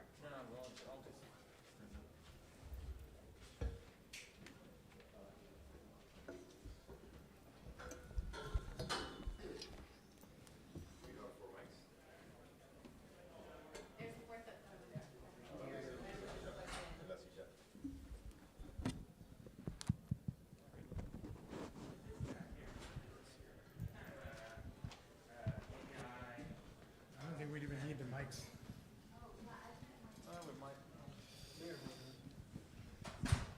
Can everyone hear us? Yes. All right, then I will not use a mic. This is Latin America's tech boom, unlocking growth in a rapidly expanding digital economy. How fintech, e-commerce, and AI are transforming the LATAM market. We are thrilled to welcome Felipe Carrera, VP of Business Development at One Tree, to the stage. Felipe helps innovative companies scale through nearshore staff augmentation and custom software development. With a strong background in edtech, healthcare, and retail, he operates at the intersection, bless you, at the intersection of emerging technologies and real-world business challenges. He has led digital transformation for organizations like Stanford Medicine and AB InBev, using AI, data, and modern architectures to create meaningful business impact. At One Tree, Felipe is passionate about building global tech teams and delivering future-ready solutions. He brings a pragmatic and hands-on perspective to innovation that connects strategy with execution. We're also thrilled to introduce Jana Natjasevic. Jana is a partner at Alter Global, an early-stage fund investing in emerging markets, specifically pre-seed through Series A opportunities in Latin America, the Middle East, Africa, and Southeast Asia. Growing up in Silicon Valley to immigrants, Jana observed firsthand the difference between talent and opportunity. After starting her career in product management and co-founding a consumer company in the Bay Area, Jana joined Alter to partner with founders from all over the world, working to bring more capital and awareness to the enormous volume of opportunity in emerging markets. We are honored to feature Jana's voice in this global conversation. Who in here loves taxes? Well, we have Sebastian Politi. He loves taxes.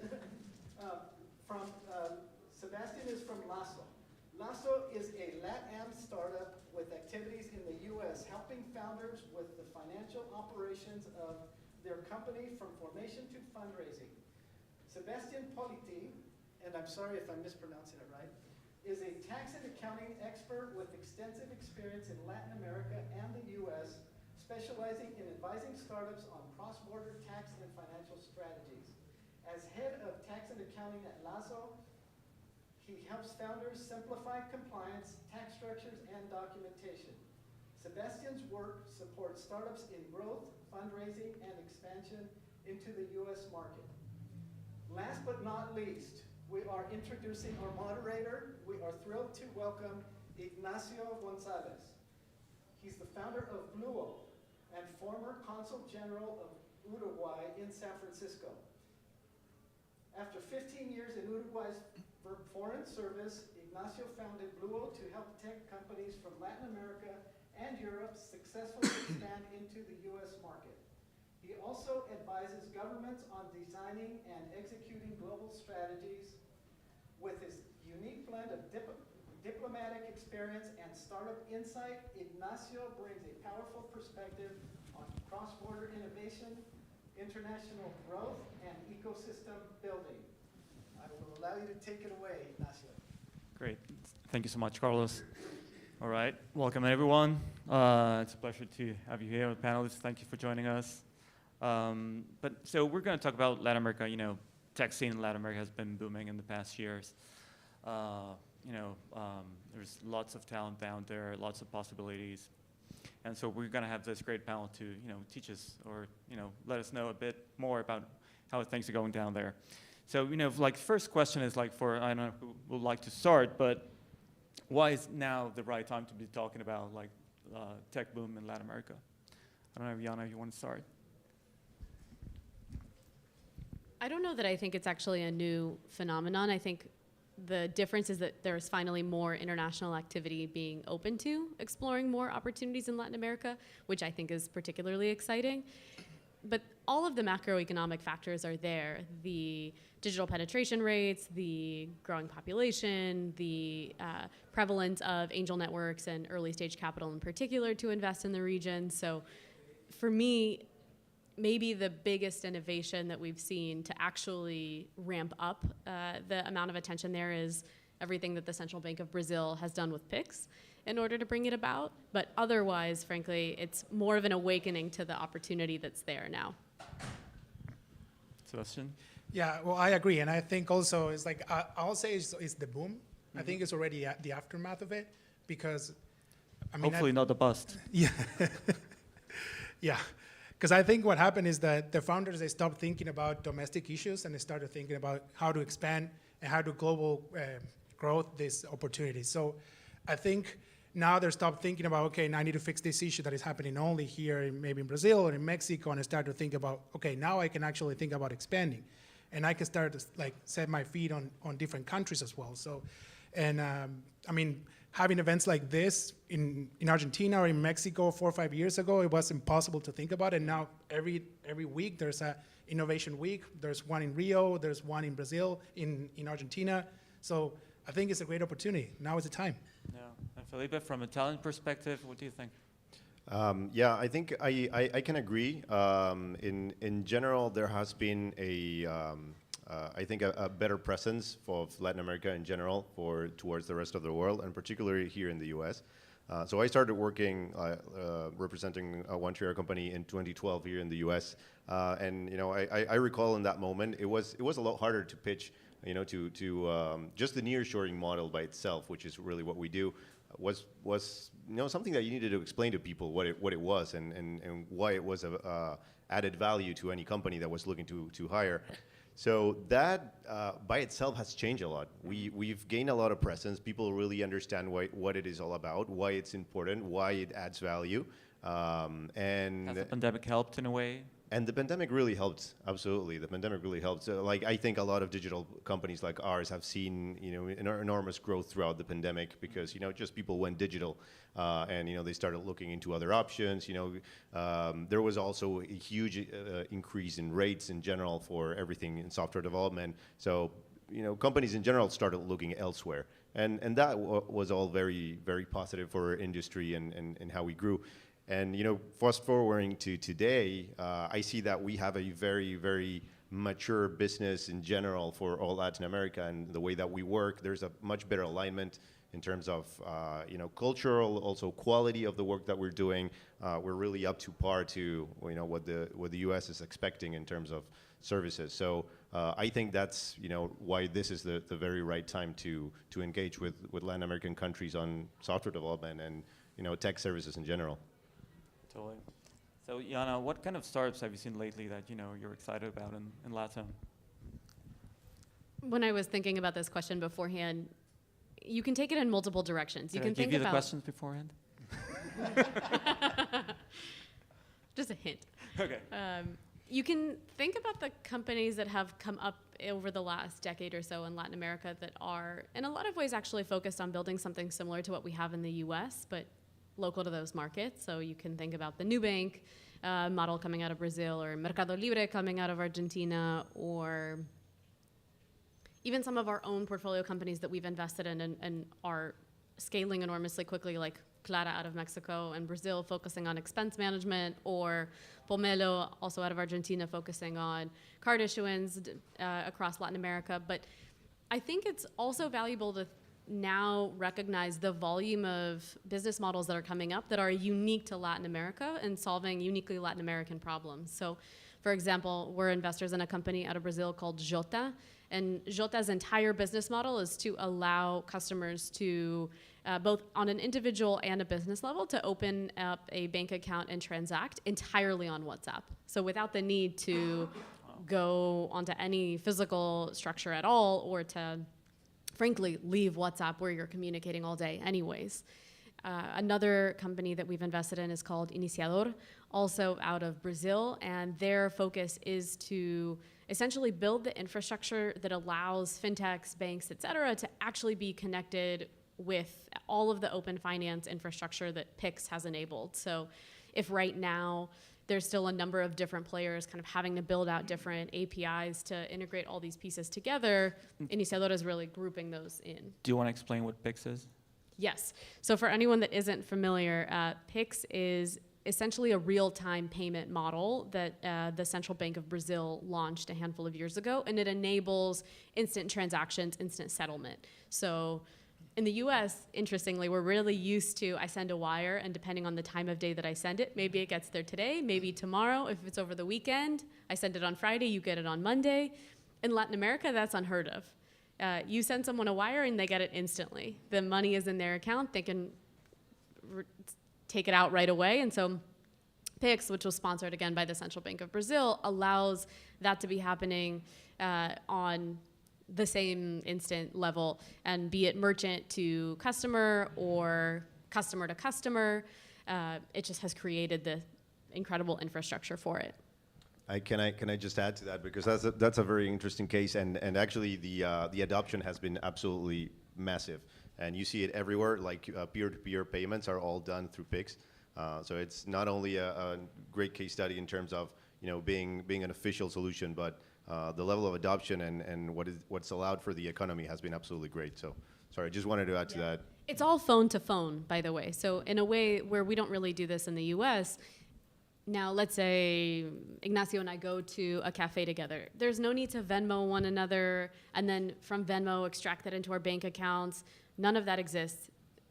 Purely through WhatsApp or through a QR code, Ignacio and I can send one another cash instantly, and it's in our accounts instantly. So that is just a day-to-day example of how people utilize it.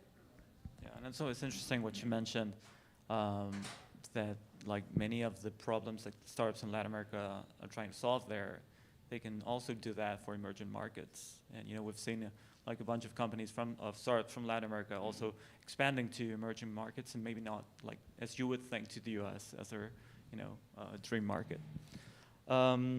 Sebastian, in Lasso you provide services for thousands of companies. Maybe you want to talk a little bit about what you do, and have you seen the startup creation in Latin America in the past years? Yeah, well, so we saw a problem, I would say, starting 2018, 2017, we started seeing about 700, 800 companies coming from Latin America trying to penetrate the US market, soft landing here, and they had no help, and they will only rely on local accountants with no experience in the US. So it took us a little bit of, I'll say 2 or 3 years to understand and to bring the real people and the people who actually know about how to build this process. And what we try to do is we try to standardize this soft landing into the US coming from a small country in a way more cheaper way, instead of going to a CPA here or a Big Four here that will charge them a lot of money that they don't have. So we try to standardize that issue first, and then we try to, after that, help with the compliance. And by doing all that, later on with AI to like try to coordinate all those points together, we build a one-stop shop solution for them. So now every one of them can like go to us and utilize our platform to like operate here, get the company ready, get BC ready, follow our guidelines, and in 2 years when you have your operation here, you're already BC ready to start talking with people like you and start actually getting funds. And that was one of the things we noticed. And in the past, I'll say 4 years, we saw a 300, 400 increase every year after year of companies trying to come here. So the market is there. There's some competition trying to do the same thing we do, but what we try to do is try to make it more efficient. And do all those companies have the U.S. market as their goal, or they're just trying to raise funds here? I think it's a two-way road. Here, sometimes it's the money, and here you need to have a presence. So no matter what, the operations and the product could be in Brazil, could be in Mexico, but you still need to be here at least to have a presence. So BCs from here can get to know you, and they get to take you serious. And that's one of the things, because a lot of, at least at the beginning, BCs were not looking at South America as a real possibility for them. So once they start incorporating here, maybe they're holding company, and the only thing that will hold stocks, and they will bring their investors to their companies. And that's how they realize about it. Then slowly but steady, a lot of people, they try to come here to the market too. I mean, because there's a big opportunity. And like I was saying before, they stop thinking about solving domestic issues, but they're also coming here, and they were able to multiply this concept here in the US as well. Got it. Jana, what's your take on venture capitalism in Latin America? Do you think there's enough money there, or because you're one of the few VCs that from the U.S. that invests in Latin America. There are a bunch, but there are not too many as maybe as to other regions in the world. What do you think that needs to change in that sense in Latin America? There's about 15 questions wrapped up in that one. You've got time. I'll start by saying that as someone that also invests in Africa, Middle East, Southeast Asia, the Latin American tech ecosystem is by far the most mature today.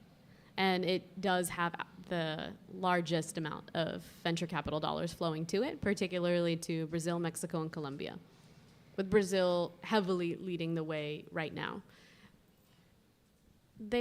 In Latin America specifically, there's actually a good amount of early stage capital present, especially from local funds. So be it a Brazilian fund or a LATAM regional fund, there's quite a bit of early stage capital available in the market now, which is excellent. Our view is that we want more and more interest and capital to flow in because it benefits everybody. This is not a zero-sum game. We need more attention in general to the ecosystem. Where it's hard for LATAM right now is that there is not as much growth stage capital available. And that actually does pose a large challenge for the startups that are scaling, because once you get to Series B or C or D, you need to make sure, frankly, that there's enough capital available for you to continue to scale the company and ultimately explore some form of an exit. And that's what's difficult right now, truthfully. I think positively, we are seeing a lot of US top-tier investors participate in rounds in Latin America, among other emerging markets. We've personally co-invested in Latin America with Sequoia, Andreessen, Insight, Excel, Dragoneer, every top-tier US fund there. They're doing select deals. We just need to ramp up that number in general and, frankly, start bringing more growth stage capital to the region. So that's how I see the current state and what it should evolve to. Mm-hmm. And do you think something has changed, like in the past years? I mean, from the boom in 2021 to these days, or maybe LPs a bit more skeptical? One of our GPs has a good joke that every couple of years, U.S. investors rediscover Latin America. That they invest for a while and then kind of it peters out, and then, oh my gosh, it's back again, and it's as if they've never heard of LATAM. I think right now we're actually coming up again on that wave of, in 2021, when there was so much capital flowing to the region in general, that was the case. Then in 2023, 4, and the first half of 5, it was pretty difficult for companies in Latin America to attract as much international attention. And right now is this interesting moment where on one hand, so many of the US investors are just focused on UI here in Silicon Valley, or AI in Silicon Valley, but there's some percentage that are participating in like mega huge deals in Latin America. But by the way, there was a large round that the former CTO of Nubank announced earlier this week at a $500 million valuation, pre-seed, pre-product, pre-PowerPoint deck, pre-everything. So, you know, it's an interesting moment. I would say right now, actually, there's a lot more attention coming back. The bar is higher because, of course, everyone wants to do AI, but it's there. Wow. What's AI? Felipe, now like switching to the services sector, you know, this is not something new. I mean, relatively new in Latin America. There's a lot of talent in Latin America.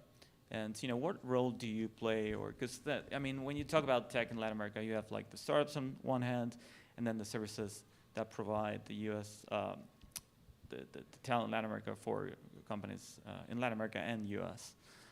So what role do you play, and how do you see it like evolving? Sure.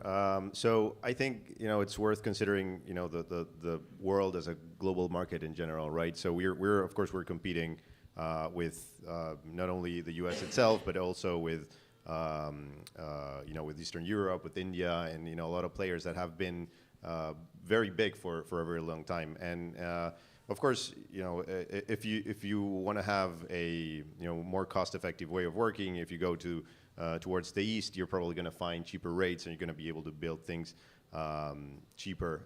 The thing is, you know, the counterpoint there has always been the time zone, and you know, more and more it has become then cultural alignment is sort of like become a little bit of a harder fit to get right when you're working with those markets. So I think as LATAM has started to become more apparent in the map, and as we started to gain presence, one of the things that the U.S. has started to recognize is that there is very good alignment in that sense. So we have the good cultural alignment. We have rates that are you know, somewhat competitive. They're definitely a lot lower than they are here in the U.S. So you know, it's become a very, very reasonable spot to start doing business with. So I think that's, you know, that's one of the main points in terms of how, you know, how you have to work through that. Because I mean, there's always, you know, being totally fair, there's always a little bit of risk when, you know, when you're trying to do business with other countries. You know, you're trying to go out there and hiring people and all that. It's not always easy to do that. It's not always easy to beat the fear of actually taking the risk. So, you know, the way that we've positioned ourselves is really by understanding what are the difficulties related to hiring people in Latin America, because there are a lot of different things. You know, people may not show up. People, you know, may have different problems with their equipment when they're working. There could be, you know, I know. There's just a list of things I could go on. But you know, companies have started to position itself to absorb that risk from people that want to hire through Latin America. And I think that's one of the key things on how we're working, on how we're positioning ourselves, and how LATAM has positioned itself. That more and more companies are now being able to, you know, take on that risk and give a promise that it's easier to keep. So someone in the U.S. wants to develop something, you know, go straight to one of these companies, try to put together a team or try to put together a proposal of work, and get that, you know, with a promise that they can keep. And I think that's one of the key things on how we position ourselves in general. And how about like is the English language widely spoken, or? It is absolutely. It has very wide adoption throughout. I forget in Uruguay how much it is right now, but it's way over 50% that we're speaking English. And in general, the level is pretty good. So you know, we get people tested, we got people trained all the time. So there's part of a whole loop that goes throughout. And the same happens throughout Latin America. I think, you know, it's a very safe bet. And of course, you know, always you can test people in English and make sure that you're getting what you need. Sebastian, like you work with startups and folks that are just getting started. So what kind of recommendation you can give to LATAM founders that want to expand to U.S. market? Because you probably like get into like quite interesting stuff, I'm sure. Yeah, and I was also thinking about it. Is like I try to tell people this, like when you're coming here is coming from the Sunday League soccer to the Champions League in the first 3 months. On soccer terms, there's Apologize. a big gap. I can see from there's college there's basketball. a big gap in between both of them. From college basketball to Yeah. the NBA, Yeah. pretty much within the first month. So I would say there's two things that they need to always pay attention. And first of all is like the product, what you're building is important. But when you're here, you need to get your A game all together. You need to operate like the people is operating here, because you're competing with second or third time founders that are perhaps building something similar to what you're doing. So by the time you're already here, they already know how to navigate a VC, how to navigate the market. So it's the product is not the main important. The main part is just have your operations ready and have your team focus on what you're trying to accomplish here. And the second part is always, especially for the early stage, is get VC ready for the get-go. Because that was the main issue for us. It's like by the time they come to us, like I know taxes, so their taxes were a mess, and their finance were a mess, and VCs will see that and they will do the due diligence, and perhaps they will be scared or they will like delay the funding until you get your structure. And those delays could be like 3, 6, 9 months, and the runways they have is always very limited. So for the early stage, and not the early stage either, always try to get VC ready as fast as you can. And that was the premise, and that's how we believe we help founders coming here, because that's the part they don't understand. They usually don't understand how VC thinks, or perhaps they know how a local VC will think, but not how the US one will. Yep. And I think that's one of the main things that I will tell them. Cool. Jana, what do you think are the hottest industries for tech right now in LATAM? And we're talking about LATAM like as if it were a country, but there are many countries and like very different amongst themselves. So that's also a challenge. Very true. Maybe you can expand a little bit on that as well, if you want. What is LATAM? Yeah. What is LATAM? I don't even know how to start addressing that. Okay, let's just go for the first question then. What's the hottest industry for tech companies? I'll say I think the most active sector for all countries in Latin America right now is fintech.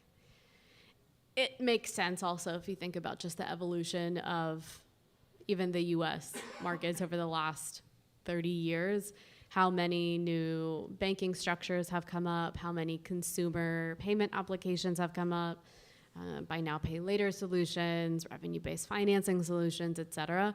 It follows a similar track record in that capacity, but it's much more customized actually to the needs of Latin America. A lot of logistics plays over the last decade specifically. So in the US, for example, I think we do often take for granted the fact that we can order something and receive it tomorrow. But in emerging markets, that infrastructure is literally being built out now. So for example, in addition to LATAM, where we've invested in a company called Melon that focuses on this in Colombia and Mexico, we've invested in similar business models in Egypt and in Indonesia. And in Indonesia in particular, it's an archipelago of about 6,000 islands. So you can imagine how difficult it is to order something on their version of Amazon and have it arrive tomorrow. So investing in companies that are also building out all of that infrastructure and back end on the logistics side has been really massive over the last decade. What's coming up a lot right now are AI verticalization plays. So for example, we have a company in Brazil called Igual. And Igual's entire model is to inject essentially an agent into law firms, because something that Brazil, again, in a way is kind of miles ahead of the US in is that about 70 or 80%, I believe, of their cases are all done virtually. So whereas in the US, we did that for a while during the pandemic, but now most cases are still taking place, courtrooms and hearings in person. In Brazil, the overwhelming majority is still done virtually, and so the closure rate of them is much faster. And so you can actually digitize a lot of the process of the law firm submitting documents preemptively to the court, the judge reviewing it, the processing after the judge's decision is made, et cetera. So in this example, we're talking about legal as a space, but in general, AI verticalization, like targeting sectors and going deep in them specifically, be it accounting also potentially, or talent, et cetera, that's been very applicable recently. Cool. Felipe, how do you tackle the challenges, when you start working with a company, or, you get engaged with a company, and, okay, we are specialized in fintech, or we do ed tech, or we do health tech. I mean, do you have like the broadband to, provide those services? How do you handle those challenges?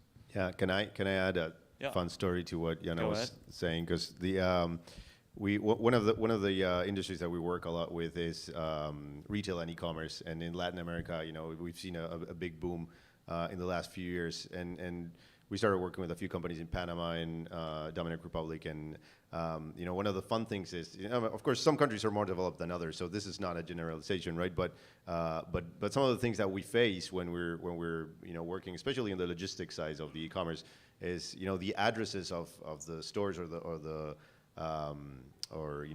people's houses can be something like blah blah blah. Next to the tree. Yeah, exactly. Next to the cupcake store, yeah. and it's literally like that, and that's their official address.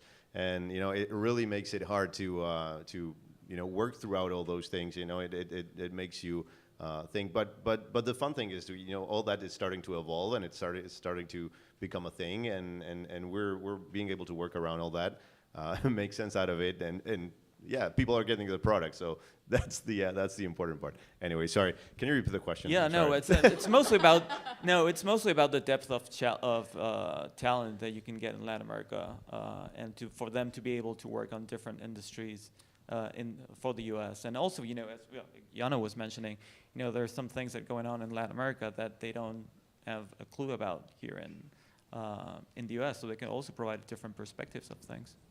Yeah, absolutely. That can be a challenge. I think how we've handled it internally in OneTree, we try to keep very strict knowledge of what we're doing, regardless of who's working on what and what they're doing. So we have a very I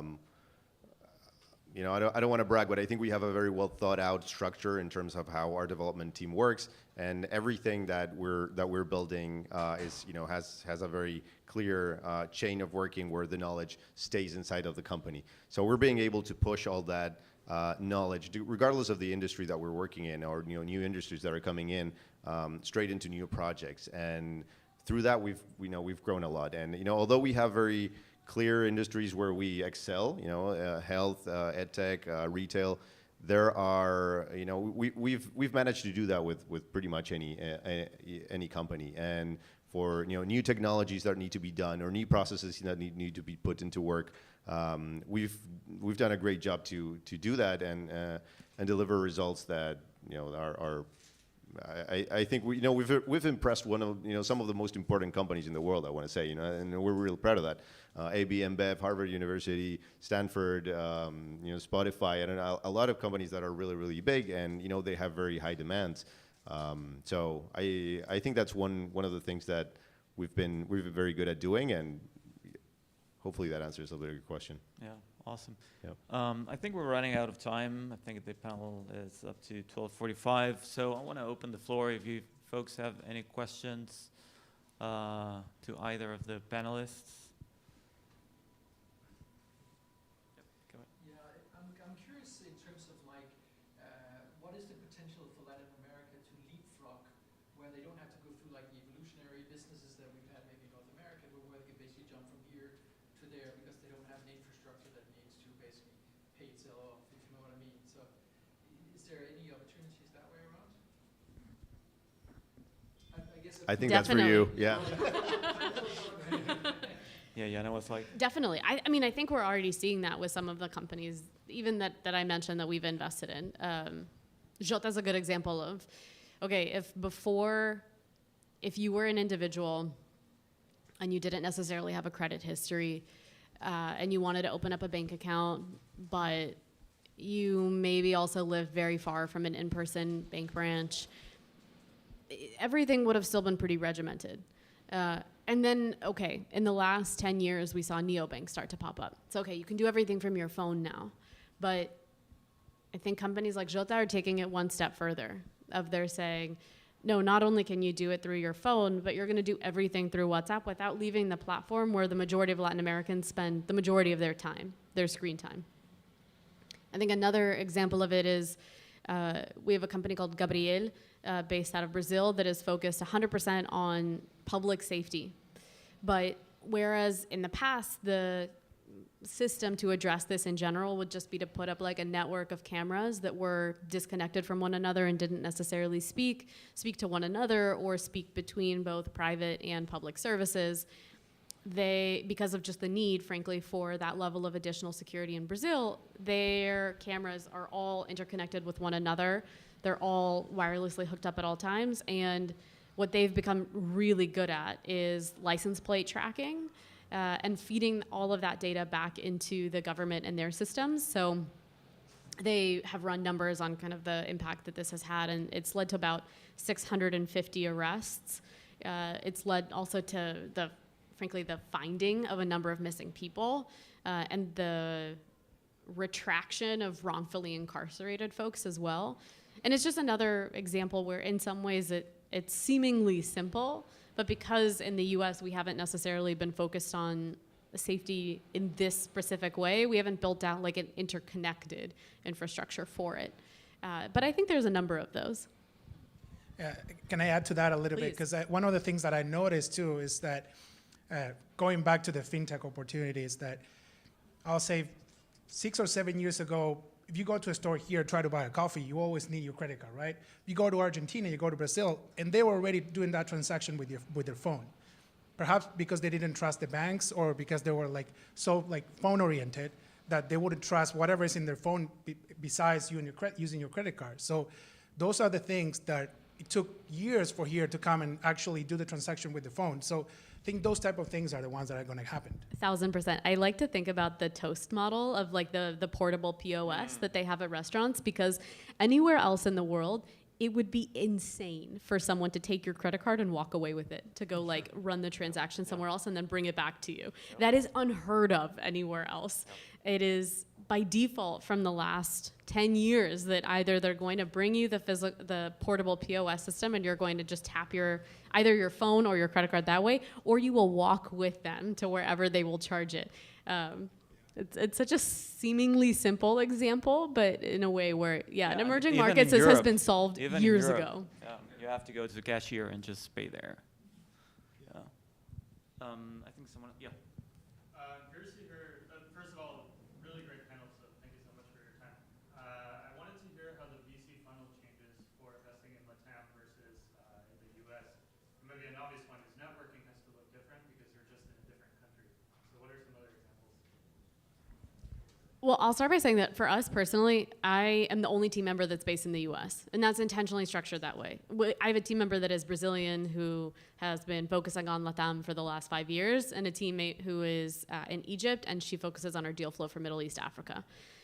We intentionally set it up that way because I think it would be incorrect for me to ever assume that maybe, yes, I speak Spanish, but I will never know LATAM as well as my teammate Fernando, who is from Sao Paulo and understands those problems much more intimately, or my teammate Heba, who, with her residency in the UAE but living in Cairo, understands just that ecosystem infinitely better.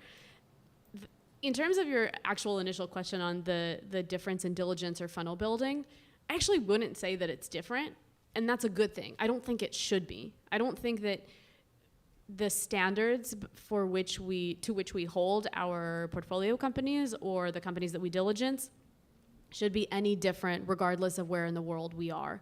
Part of what we're trying to do is to show particularly Silicon Valley investors that the quality of talent and opportunity available in LATAM and in other emerging markets is just as high. And the ways in which we connect with companies is the same. There's a lot of time spent with people in person, a lot of time networking with other funds, a lot of inbound and outbound that we do ourselves. So the actual structure is the same. Yeah, I agree, and sorry, let me chime in, but I think so too. And what I notice a lot too is that BCs that are coming from Latin America, they're also trying to copy or follow the lead of what the BCs are here. I mean, because the gold standard is here, right? But now the ecosystem, at least in Latin America, it's already so developed, and it's at this stage that they can totally compete with each other. And I mean, the funds will not be the same, but the due diligence from them will be also the same. So that they're actually trying to copy that process, and we're actually trying to build that process over there as well, because at the end of the day, they need the same thing. They need the same amount of information, they need the same clean cap table, and they need the same clean books. Any other question? Could you highlight a little bit about what makes Latin American workforce so talented and so unique? You talk about the specialization or the fact that they are bilingual, for example, they speak two languages, most of them, or some of those things that are really relevant when Latin Americans are thinking about coming to the U.S. and they could position themselves as something more unique. Felipe, is this for you or for me? I'm happy to take it.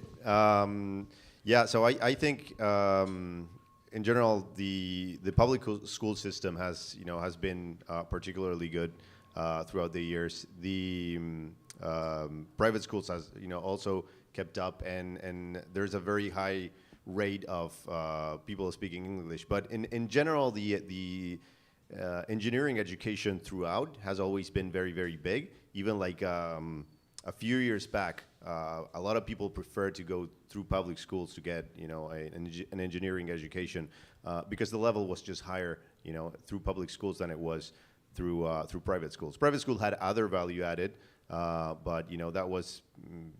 But still, when at the end of the day, when you graduated, you might your level was probably going to be better if you graduated through a public school, and that had enormous growth.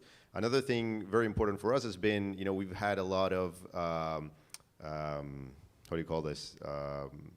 The government has really pushed forward the industry and allowing us to export software easier with less friction, with less taxes. Sorry.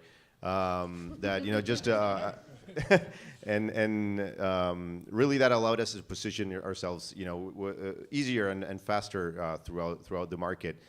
So there's been just a bunch of different situations, of different factors that allowed us to get a better presence and being able to export easier and faster and at a very competitive level in terms of quality that we were doing. Does that answer your question? Yeah.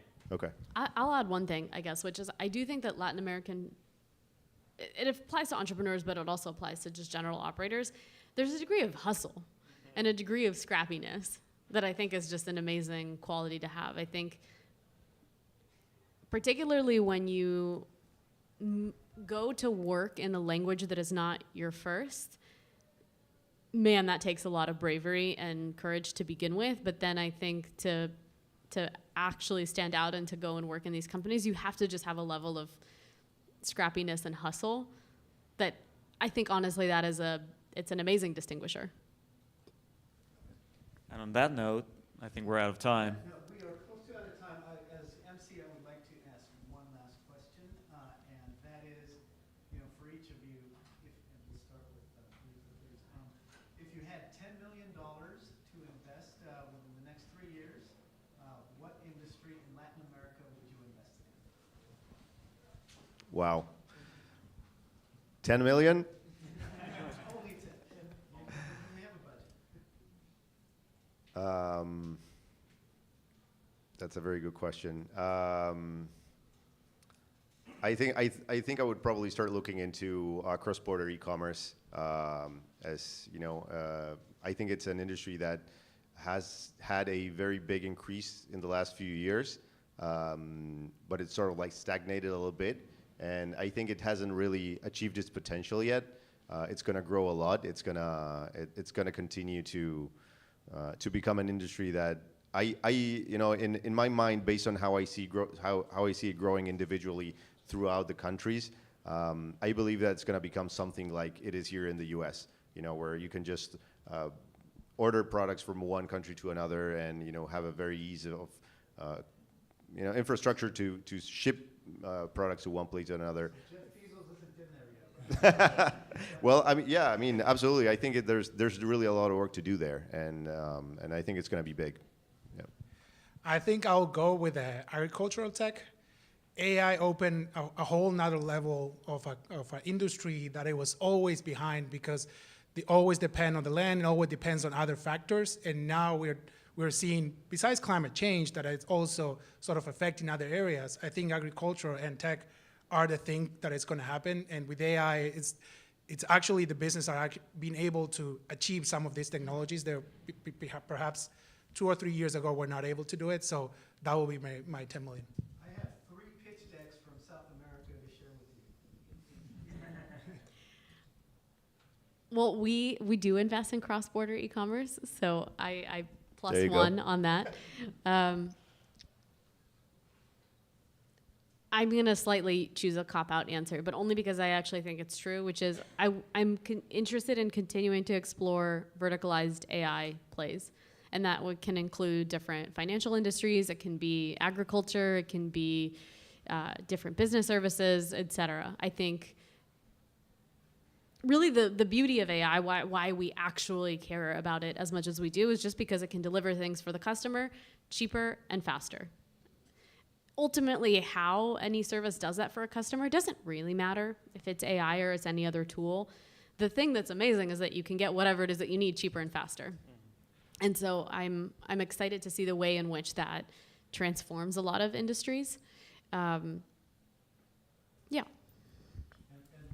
before you share, Ignacio, let's not forget that Ignacio is former Consulate General of the country of Uruguay. Thanks to Ignacio, we have these 3 amazing representatives from different parts of the world that have come together and have shared about the opportunity. So take it away. What's your last? I think I'll just, so the easy call would be fintech. I mean, you just follow the money and see the amount of venture money that in fintech that's going to, venture money that's going to fintech and LATAM. I think that's where I would go and explore cross-border payments with stable coins. I think that's an interesting one. We also do that. Let's talk.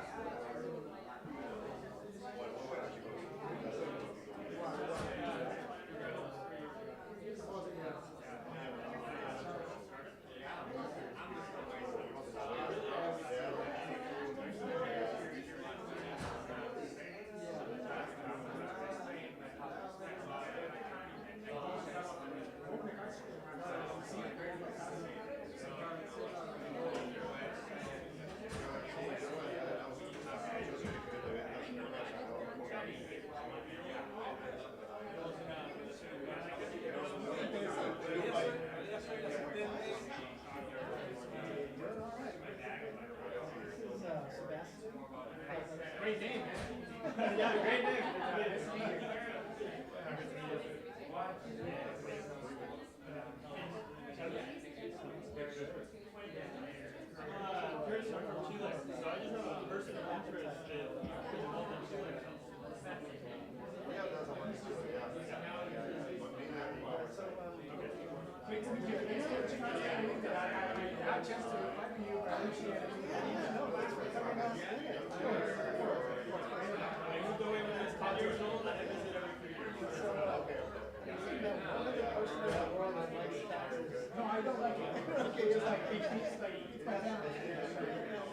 And it's a good issue for everyone.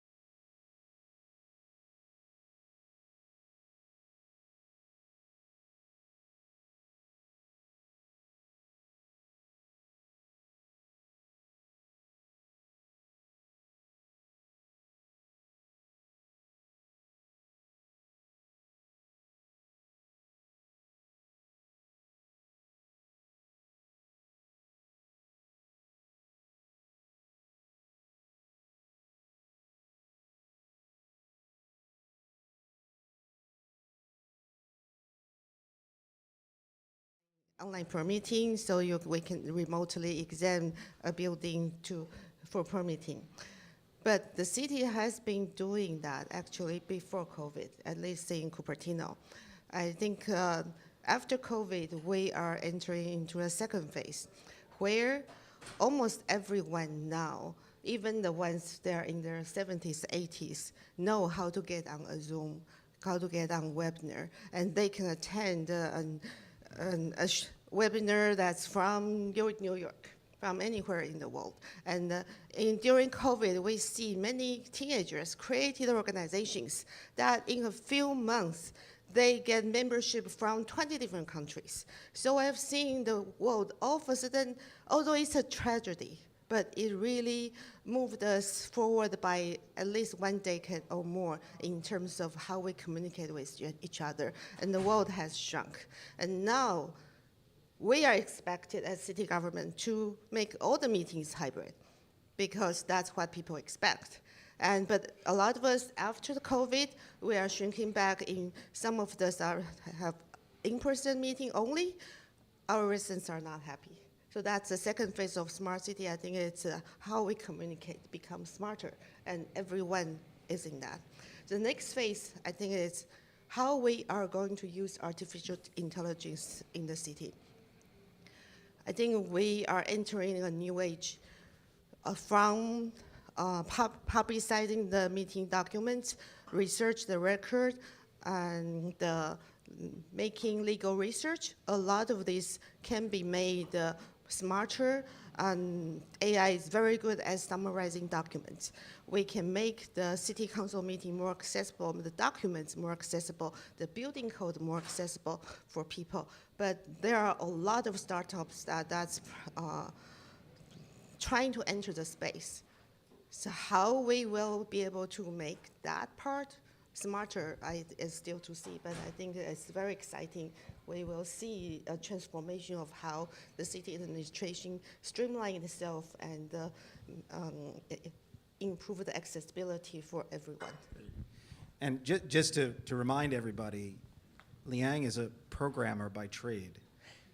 Being mayor of Cupertino is her side hustle, right? Like, I don't know who would take on a side hustle being a mayor of a city, but she has done that. So thank you for that. All right, Mo, what did we miss? What's a smart city? How would you define it? What does it look like? Sounds like I'm moving to your city, for sure. Randy, I want to approach it. I'm glad the room is filling up, by the way. I want to approach it from a slightly different angle. It's like the sociological reasons of why we need a smart city. Here's a pop question for someone in the audience. What was the population of the world 200,000 years ago? Anyone want to guess? Homo sapiens 200,000 years ago. 10,000. That was really good. 10 to 20,000. It took us 198,000 years to get to 1 billion people. Industrial revolution. It took another 150 years to get to 2 billion people, circa 1930. And we're at 8 billion people today. So it took about 100 years to go to 8 billion. So then, ultimately, why are we building cities? Why do we build physical environments? They are to serve humans, right? There are functional utilities to make sure they can cater to our transport, security, home, well-being, housing.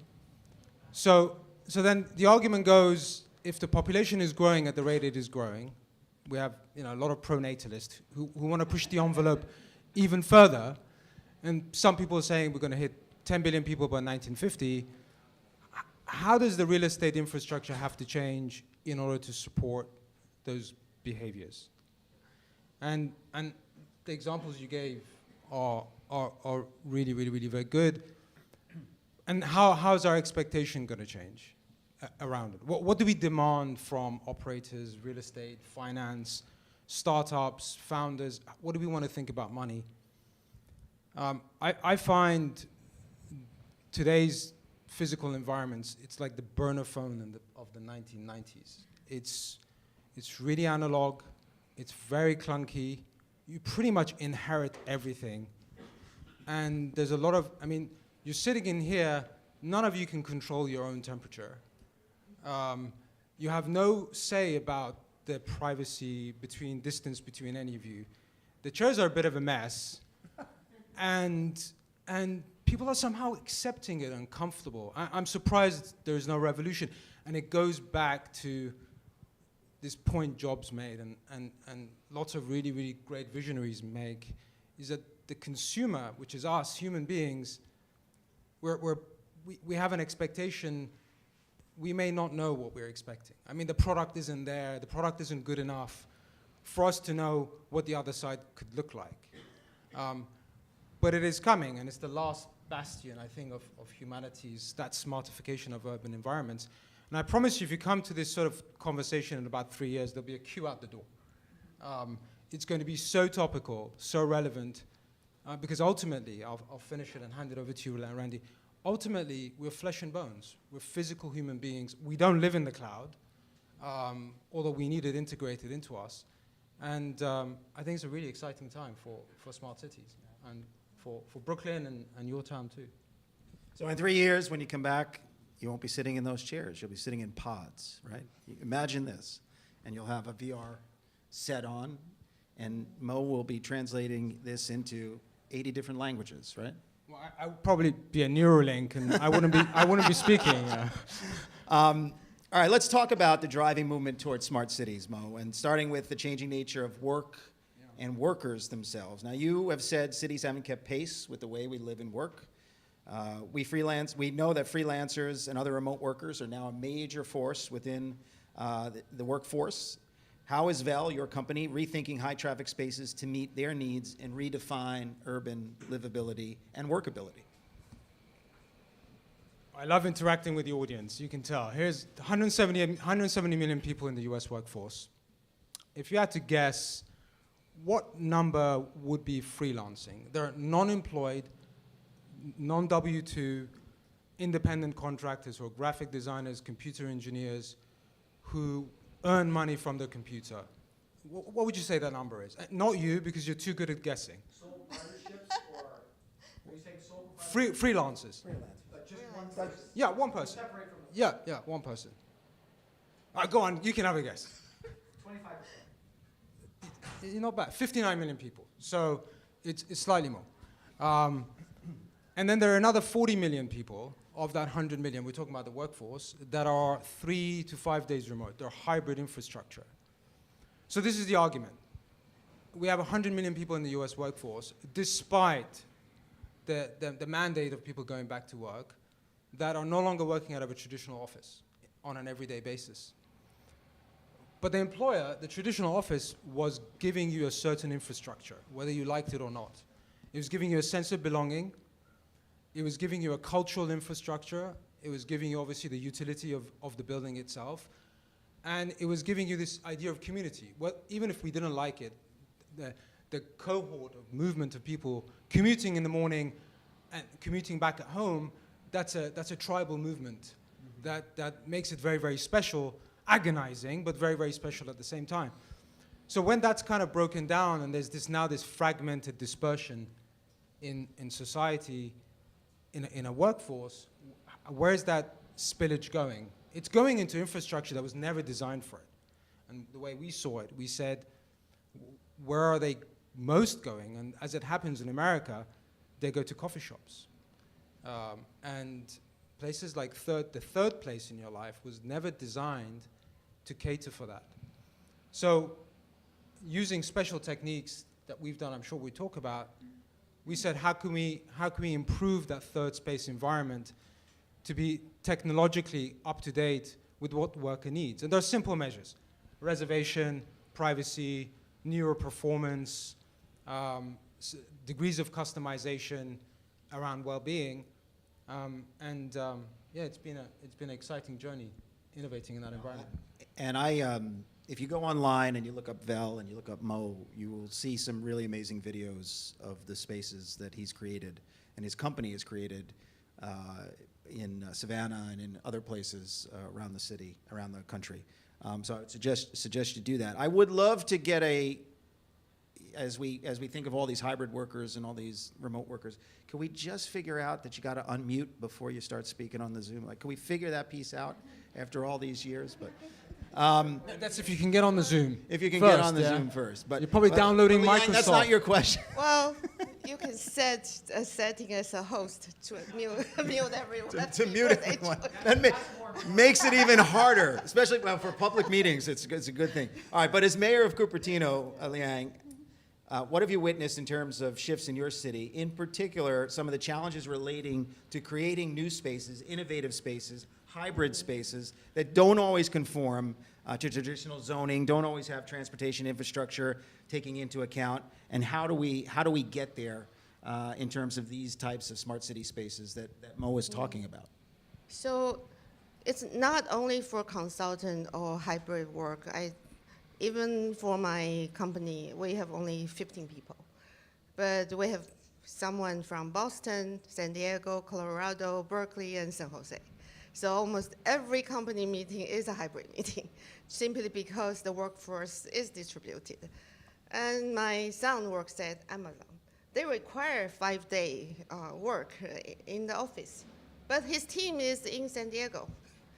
So even in Amazon, where everyone works full-time, required to be in office, your team is going to be distributed. That's the norm now. But then how do we, right now I actually go to work 1 day a week. If I go to the second day, well, a lot of times 50% of people is there. So we don't see each other all the time. So the company does put more emphasis on team building. We'll have group lunch, we'll have group outings, and then every year, because we human beings do need that face-to-face.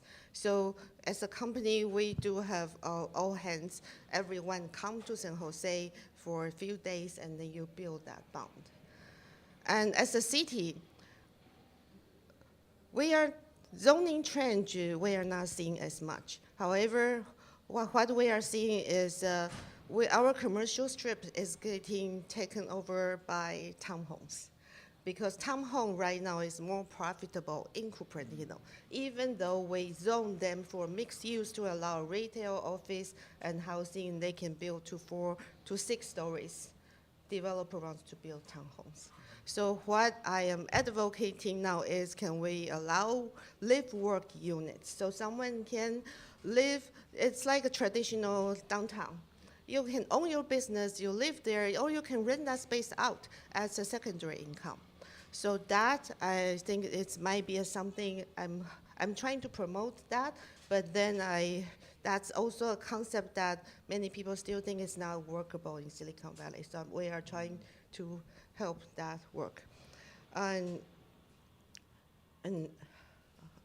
So I think it's really important as a community. We also, we are seeing about 80% of our retail place is taken over by restaurants. Many people come to Cupertino to eat. But you go to a restaurant, you meet with your friends, you eat at the table, you don't communicate with table next to you. But if you go shop, you browse, you meet people. So how do we create that? So I try to create more community events. People with common interests, you garden, different interests. People need to have common interests. And also this year, I'm trying to pilot a Cupertino Story initiative. I'm collecting stories from anyone who has ever worked, lived, and volunteered in Cupertino. You can submit. And you can submit a story to our site. I'm trying to collect a data set for Cupertino that eventually might be processed by AI to extract, and different stories from different aspects about Cupertino. So that's one thing. Another thing we are going to do is a month-long puzzle hunt that will bring people to different places in Cupertino, and we will have puzzle-solving workshops. This is a way where we want to create opportunities to bring people of all ages together to work on something common. So we try to do that. You jumped ahead to the next question. Right? We did practice these questions beforehand, but But here's what you can do. On the townhouse zoning, you can require the developer to install spaces for work cafes that Vel will build as hubs for the townhouse folks to come and work. Does that make sense for you? It does. You could go one step further. The winner of the treasure hunts gets one of those free homes. Yeah. You see how many people will move in, you know? But Mo, we were talking about social cohesion, and you know, as I reviewed the videos, they're certainly functional, but they also allow for, whether intentional or unintentional, interaction between, let's say, freelancers and others that are using the space. So how important is the social cohesion aspect of what we're talking about? I think definitely. I think we've had a cultural decay. When we were talking about it a few minutes ago, when you're dispersed or fragmented, there's a sense of belonging that's missing, and there's a bit of a cultural grab. In actual fact, previously when you were committed to your employer, an employer was committed to you. We can qualify what that commitment looks like. You didn't have a vacuum, but today you do, and in many ways you don't realize it.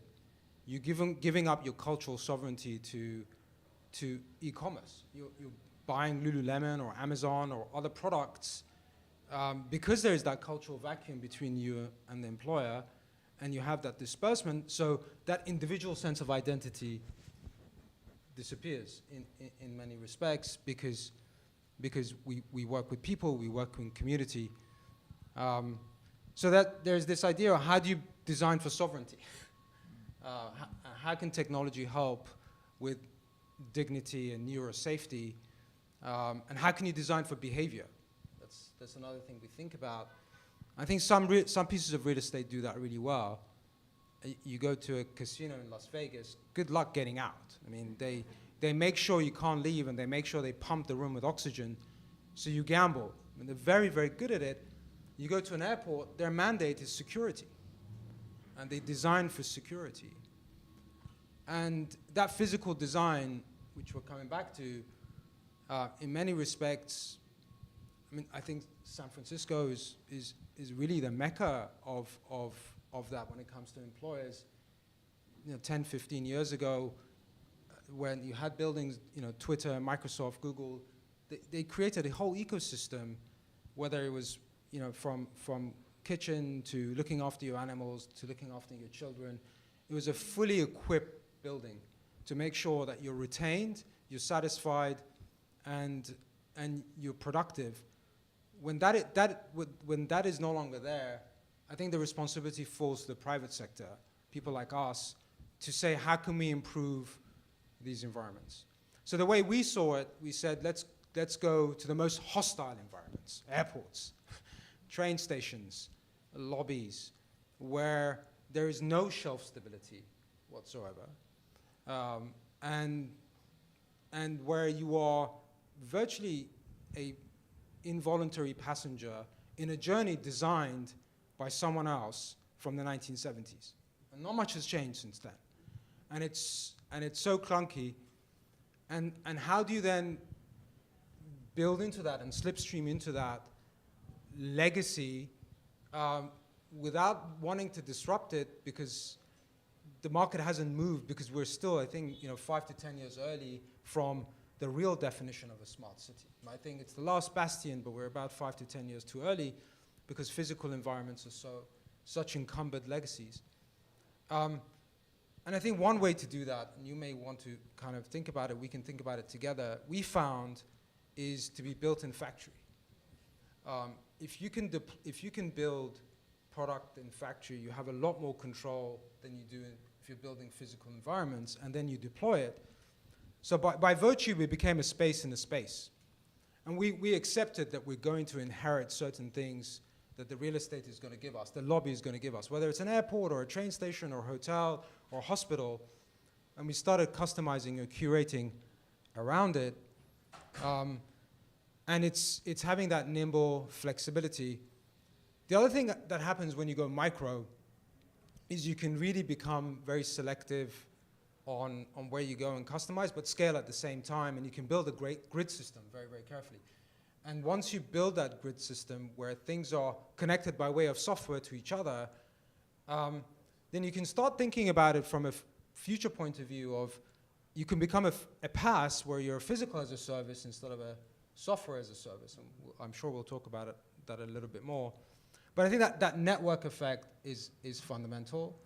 And I think making sure that you can slipstream into the methodologies and ideologies of enterprise, because let me give you an example. LinkedIn has 500 remote non-stipend employees in South Miami. They don't have an office in South Miami. And how do they manage those employees? And I mean, LinkedIn is just one example. Dell has 170,000 employees, and statistics go that 65-70% of those employees are remote.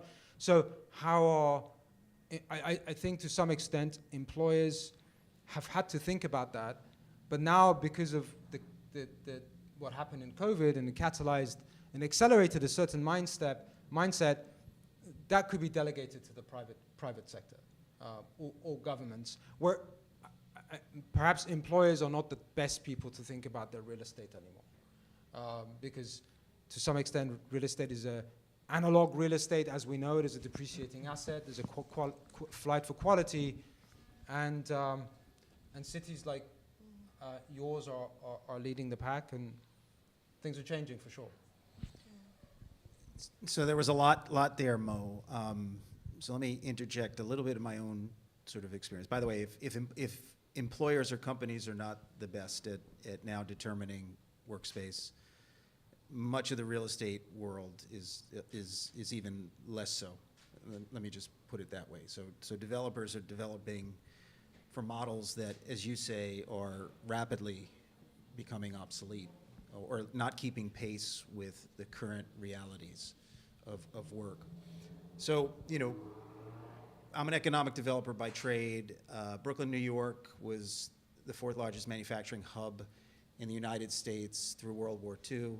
We were a typical Rust Belt city when heavy industry left Brooklyn. And over a 40-year period, we've transformed to become the creative economy heart for New York City. Well done. And we had two things that enabled us to do that. The first was a branded identity. People knew New York City, they knew Brooklyn. Brooklyn had a very tarnished brand. It was seen as dangerous, it was seen as urban decay, it was seen as all these other negative things when I was growing up. Part of it was a branding exercise. What was once dangerous became edgy and then hip, right? And that's a simple reframing of the story of who you are. More importantly, we had space that could be adaptively reused to accommodate the new economy and also the new people. When I say the new people, it's a traditional, for economic developers in the room, it's a traditional Richard Florida story, less about incentives and land use actions and more about how do we create the conditions to attract the creative class and everything else falls into place, right? So whether it's, you know, workspaces that like you're talking about that accommodate freelancers or more than that. And we took a 6 million square foot heavy industrial campus called Industry City, Southwest Brooklyn, right off the waterfront. And it has transformed into the creative heart, mainly because it flipped the traditional office on its head. It's no residential as part of the development, but ground floor is all this sexy stuff, right? So we've got one of the oldest chocolatiers that is using the space as commissary space, but has to have a retail component. We have a Japan village, literally a Japanese village from sit-down restaurants all the way to vendor villages, and now they're opening up Japanese karaoke and barbecue. We have Distillers Row, where they're producing Brooklyn sake, Fort Hamilton Distillery, which does whiskey and rye, Barrows and Tents, which does ginger-infused liqueur. We have a climbing gym. We have an archery range. We have a food hall. We have all these things on the ground floor, and we've become a tourist destination, right? Because you can spend a day, take your kids, they can run around the courtyards. We have concerts, we've got everything going on. Above is where all the magic happens, though. You've got biotech, life sciences, architects, lawyers, designers, tech firms, you name it. And that's where everything else. So now we have 10,000 employees come to the campus every day. We have probably about 20,000 other folks that come during the week for other purposes. And post-COVID, we realized that if you wanted to get young professionals back to an office, you got to give them more than an office. They don't want the cubicle up on the 15th floor overlooking whatever. What they want is a campus. So that was our story, and then we moved the chamber there. I wanted to be part of that, so I moved the chamber out of downtown Brooklyn. 103 years in downtown Brooklyn, we moved to this creative economy hub, and they thought I was crazy, but that's where I wanted to be. Yeah. That's awesome. In Cupertino, I think that takes a visionary developer who is willing to invest in something that's new. In Cupertino, the most common question I get from people is, how is Valco? I think I got that from Ginny. One of our former mayor, as he was being wheeled into emergency room, the nurse asked him, what's happening with Valco? Valco was this shopping mall right off the 280 exit in the heart of Silicon Valley. But it hasn't been doing well back in 2014. And the developer who bought the property decided to just shut it down. 50 acres of prime real estate in the middle of Silicon Valley is being vacant for 10 years.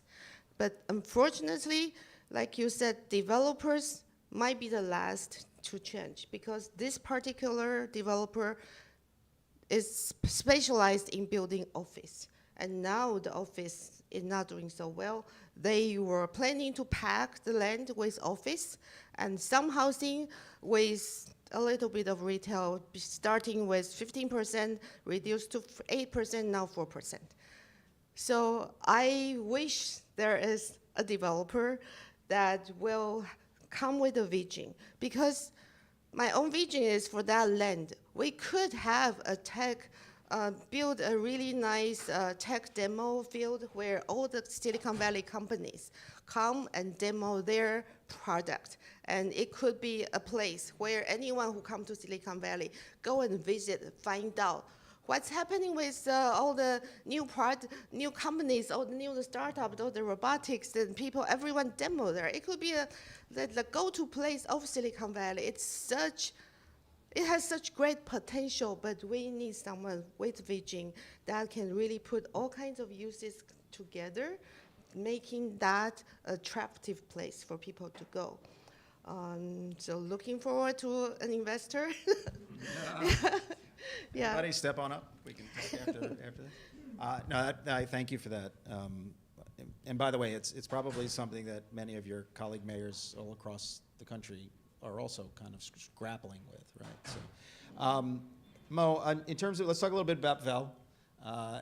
The VEL of today and what you've already done, but also because you are a forward thinker, like the VEL of tomorrow, and how is your model evolving?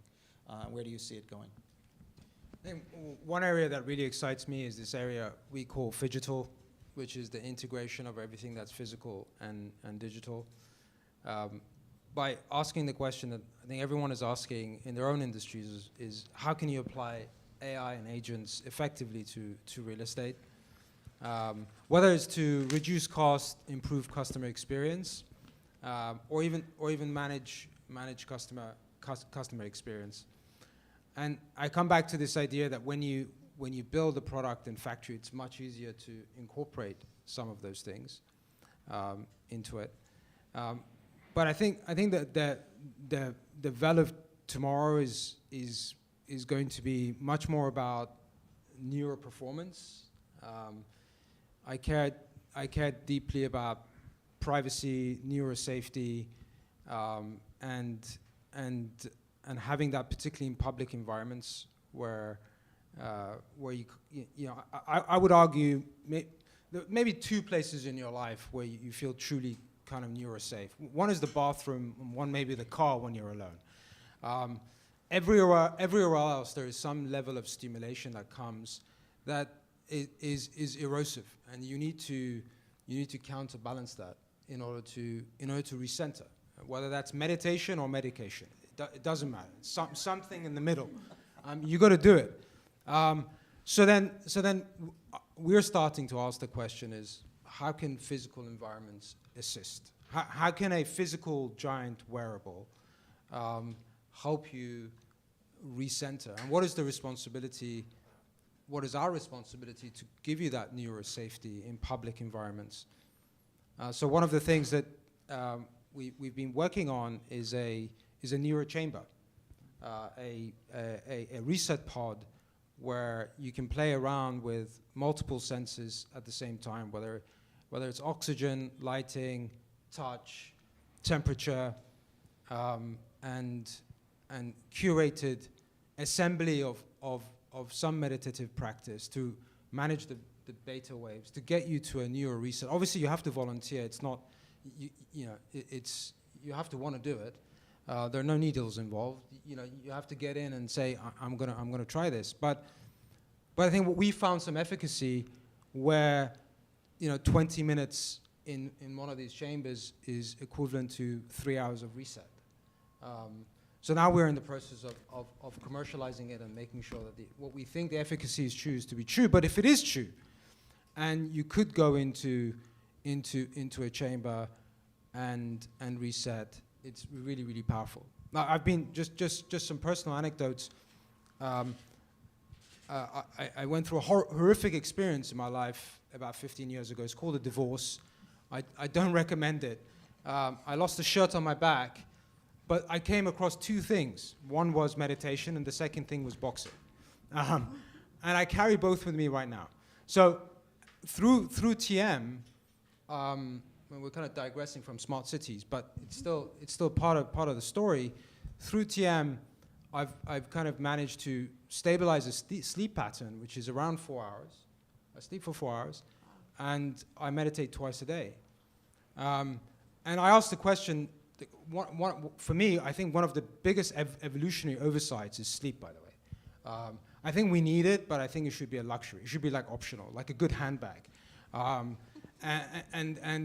you should be able to, I think maybe in 100 years, we'll be able to reset in like 4 hours. I'm not saying sleep isn't important, by the way. Don't bombard me on LinkedIn saying you idiot. Sleep is really, really important. But what I am saying is that you could compress it.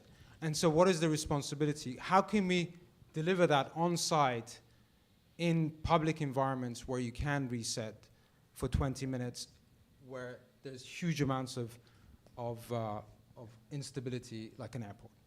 Siestas are famous in parts of the world, right? But I know you're talking about something deeper. I like the chamber idea. Maybe we could stick our colleagues in there too when we're having a pleasant discussion on disagreement on policy. Yeah, a child on a tantrum. But that's a really fascinating direction. That's really extraordinary.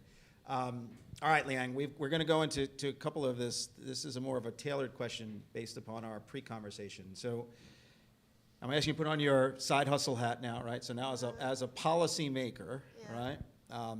You've talked a little bit to me about how you've integrated AI and technology in your current work. You mentioned being able to summarize documents, but let's talk about writing laws and policies using AI, streamlining communications with constituents, and all the other ways that you're looking to use. And what resistance are you finding, if any, from the good citizens of Cupertino? So as a coder, I do use AI. AI is good for some cosmetic things, but then really hard algorithm, they still have some way to go. But then for my role as a mayor or community advocate, I started to list all the things I do use with AI. The list was getting longer and longer. So of course, I use it to draft email responses because it makes me sound nicer, more polite. And then, of course, writing answer to reporters, and the AI can analyze my answer so that I don't use words that might raise red flags. And then I use AI to write speech. You start with a draft. It takes a lot of interaction, but then it's really good. Like I wrote the TED Talk speech using AI, and then you can ask AI to analyze your speech to see what will be the impact to the audience. AI is very good at being an analyzer and see what's your target audience, how would they receive the speech. That's really good. And then after the speech, AI gave me a slide summary of, I said, okay, I want this many slides. So it gave me text for each slide, and also suggestion for graphics for each slide. And then I used AI to generate some of the graphics for my slides. What about writing laws using AI? Oh, I do legal research using AI on state bill. I look for Supreme Court cases. It gets it wrong. So I see how you're part-time. Yeah. Yeah. AI, you need to realize, if you ask it about Supreme Court cases, the first answer would be summarizing from other people's opinions about the case. That a lot of times is biased. So I learned that I need to find the original case, copy the entire judgment verbatim to AI, and ask AI to summarize it. So from that original source, then you have more reliable summary. Could AI write? I mean, you know, you've got how many colleagues on the city council? I have asked AI to help me write, for example, revise the public. I would like to change how we approve capital projects. Right. So I asked AI to write. How many people on your city council? 5 people. 5 people. Could AI determine, based upon the policy or the law that it helped to draft, which of your colleagues would support it and which of your colleagues might not? It will need the knowledge of the colleagues, right? So that would be tough. But I was able to ask it to find me current policies from the different cities. I see. And also I fed 10 years of financial report into AI, and it will generate a chart for me and generate chart table and analyze it. So any blowback from the citizens or the community on your widely using AI to help run government? Not really, but then you need to know that AI hallucinates. So I have to double check everything. You can not rely on AI to make decisions. It's a really good secretary that you interact with it, and it's like an advanced word processor. So, but then you have to recheck everything. And the AI, maybe it will be better now. AI now, you tell it, I want it to be changed this way. It processes it again, it will revert back. So you need to recheck every step. But it's still a really more advanced word processor.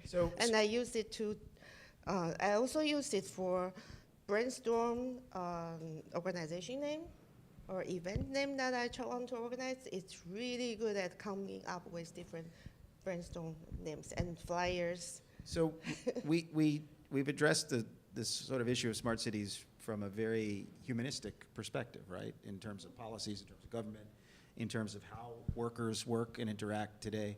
But when some people hear smart cities, they think about, smart streetlights and energy consumption, operational equipment, and driverless cars and things of that nature. I mean, how much of that infrastructure is part of the smart city equation, in your opinion?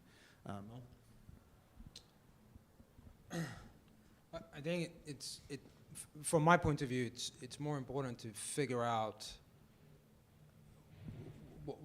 what's broken now and what we can fix now. And looking at behavior is more interesting for me than some of the parameters that go into it. And we're trying to solve for people in transit, people in motion who don't have that sacred environment. But I do want to go back to something you mentioned about decision making and how we can, this idea of incorporating behavior into design and behavior into smart cities, and how AI can help with that and compute with that. We human beings we take around 14 million conscious decisions a year. That's quite a lot. And we're not great decision-making engines, actually, and no one ever teaches us how to make good decisions. So much of decision-making is statistical and predetermined, and it's been made by lots of people before us. There are very few new decisions we're making as humans. So I think AI is incredibly supportive in making us be better at definitely delegating some of those decisions. Then we're asking that in our own kind of adventures. How can we incorporate that into real estate, where the real estate is making those decisions for you?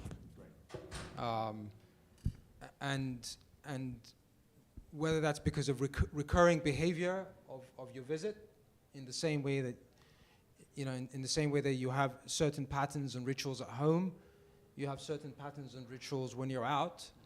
And if the real estate around you, there's an operating system that's connected to you. If the real estate around you knows you well enough, it can support you in the decision making. Then it's about integration and communication with the wider real estate in a fragmented industry, which leaves for a huge room of opportunity. That was a terrible answer to your question, but it was a difficult question. No, I asked it with you in mind because you're coming from this at a very different perspective that I don't think a lot of us think about when we think about smart cities. So I appreciate the answer. And Liang, we're going to close out with these last two kind of lightning round questions, but there's a lot of diversity in the audience in terms of industries, in terms of sectors, in terms of interests, in terms of why they're here. How could each and every one of us in our own way become a better advocate for smart cities and the things that you're talking about? I kind of think you don't have to advocate that because the technology is really pushing you, right? This driverless car is with Waymo is piloting Mountain View, Sunnyvale, coming to Cupertino. Tesla will be piloting it. The driverless truck will be coming, so you can't stop it. Well, that's here. In other parts of the country. I think what we need to be careful is where do we use them, right? There will be so much technology in different aspects. How do we use them judiciously that really improve our life rather than making it more complex? And then, because AI is making, even writing AI agent to be codeless, right? Many people can do it, so it's more accessible. So I think that it's a big question also in education. How are we going to educate our next generation now? Should they use AI or not? And I think teachers, AI is very good at creating a lesson plan. Whatever you want to learn, you can ask AI to create your lesson plan. How many lessons you want? What's the depth? It's for 5th grade level, high school level, and then it's really good at if you want to learn about politics. You can learn to have a Socratic debate with AI on the range of topics. So we had a good session with Dekai and AI and humanity and how AI is not a tool, but they're actually children that we're raising in society, and they're going to mimic and imitate kind of what we're sort of telling them. So we're giving the tools over to a bunch of toddlers and preteens, but. All right, but let me. The big question is it going to be more powerful than we can control? Well, CT does adopt the AI ethics policy. I think as a state and federal level, we do need the AI policies to make sure that we are in control. Not being taken over by AI. So, Mo, you're going to get the last word. You can respond to any one of those things, or just talk about how we can be better advocates for a smart city world. Well, I think this conversation is a great start for the advocacy, but I'm on the other side of the spectrum. The sooner you can integrate me with a machine, the happier I'll be.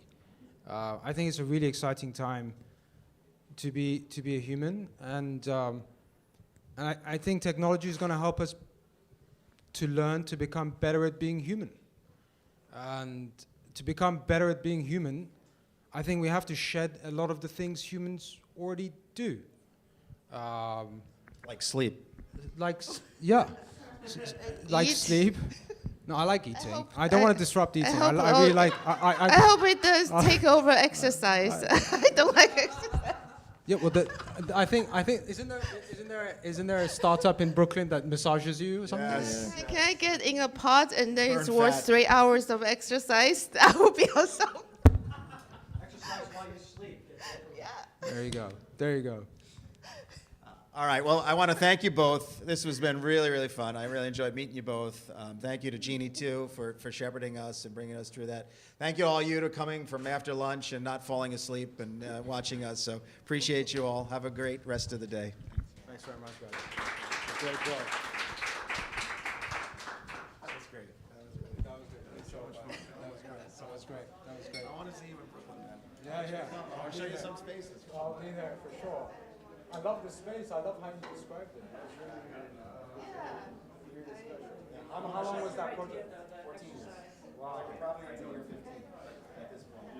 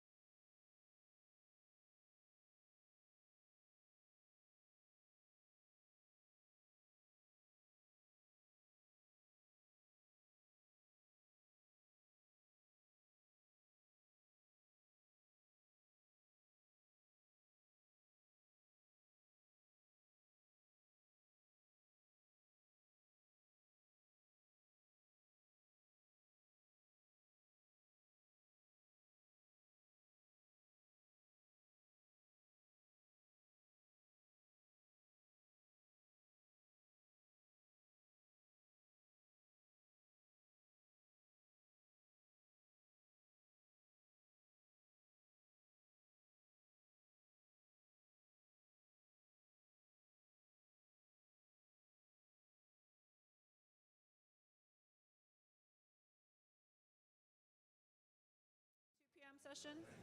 Okay, there it is. It's working.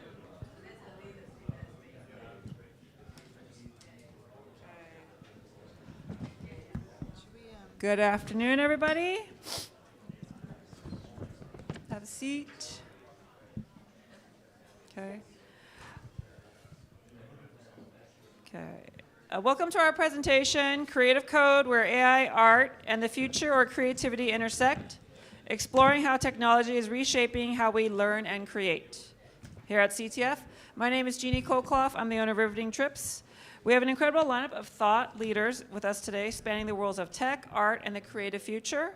I'm thrilled to introduce them now. First, I'd like to introduce our moderator, Patty Pan, is the CEO and founder of RevArt, general partner, Solaris Venture Partners. RevArt is a platform dedicated to connecting visual artists with businesses to create opportunities for exhibitions, public art installations, and licensing. RevArt also offers art business management system to assist artists with administrative tasks, aiming to make global art more accessible to everyone.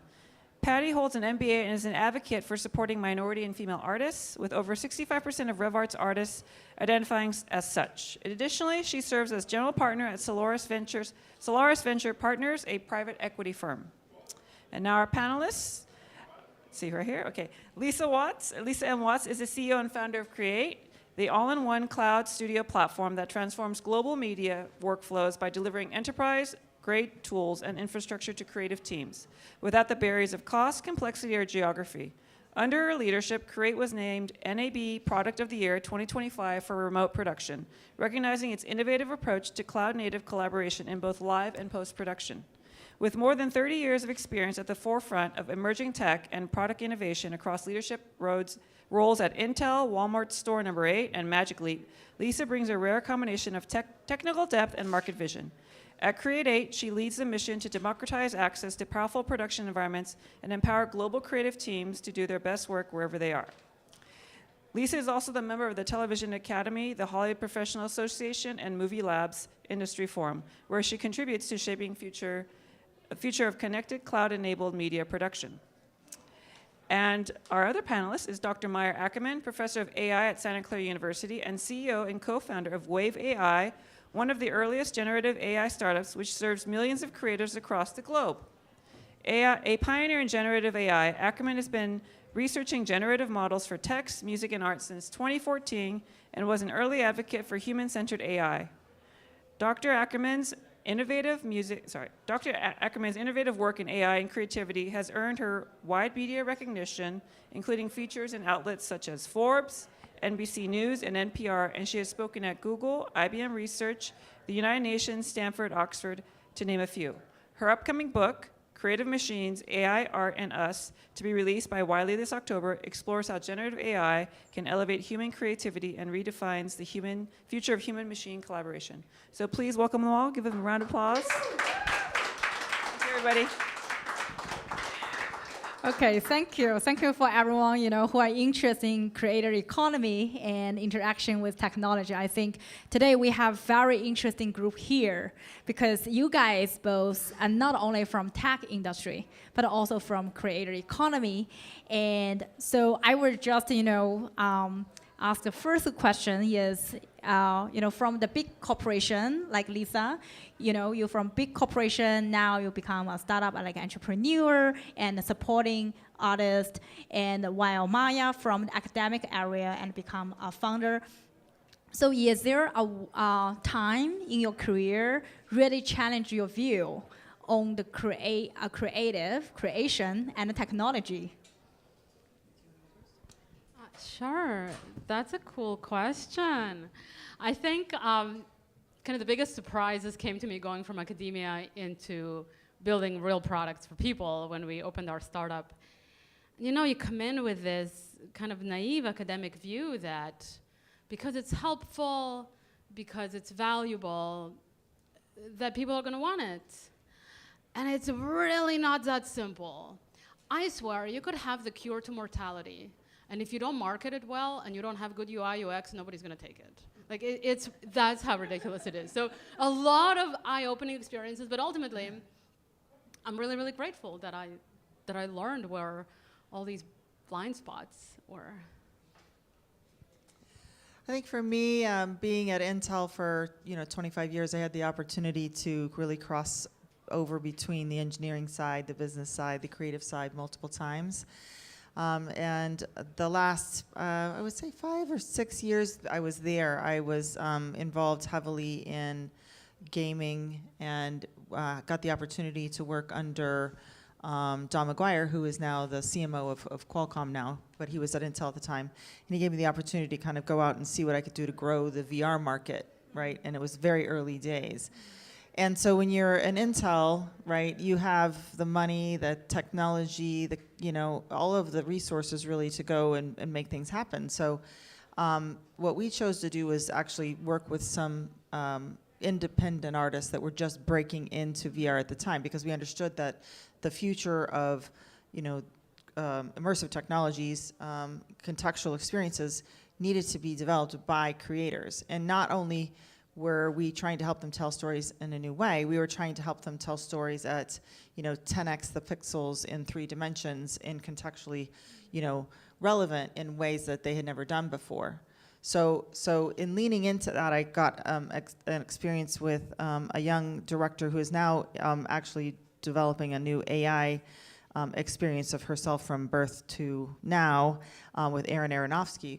But at the time, she was doing some breakthrough VR work, and she had happened to be a 2-time Intel Science Fair winner as well. So, be able to support someone who really crosses the boundaries between science and creativity was really key for me. But I saw the struggles that she had, and we were in the trenches with her, the access to the technology that she really needed, and it just kind of made me more determined to break down the barriers where things are not always behind the brick wall of a big company. This amazing technology needs to be made available to everyone, and so that was really the seed that when I had the opportunity to go address that with my company, that was the mission behind what we founded. Wonderful. I like you both actually shared your real life case, right? Your experience with the audience. And I do want to piggyback on Lisa, your comment, you guys worked in big tech company, and you also work with the independent artists. They're talented, but they apparently tech probably is not their expertise or something. But I mean, everyone is talking about AI now. And apparently a lot of creators, at least the creators I'm working together with, they have questions about AI, whether artificial intelligence is going to change the landscape of creator economy. So I do want to hear your opinion first, and then I will move to Maya, also to hear what you guys think about this. Well, I mean, first of all, in the old code language, garbage in, garbage out. Right. So, when we think about the speed of coding, we think about the speed of the ability to create different content with some of the tools. I think people need to focus on their skill set of the fundamental art at its most core. Right. So, if you're going to direct a photo in VO3 or Imagine, or pick your tool that or Gemini, whatever you would like to use, your understanding of camera technology, lighting, scene, etc., will transform your AI art from something that may be flat and a little bit boring to something that is much more speaks to the human side of things, because it has that human interaction. So I think from our perspective is we bring pretty much all the technology you can think of to the creative process. What we find is that creative companion it's the people that actually have the skills, that have worked on their craft as an artist, that will really jump out ahead in the quality of content that they create. But that's not to say that the democratization of access to these tools isn't going to create a new class of storytellers, and I think that's equally important. So both of those things, I think, are true at the same time. Wonderful, I like that. And also, I know, Maya, you're creating tools actually for the musicians, right?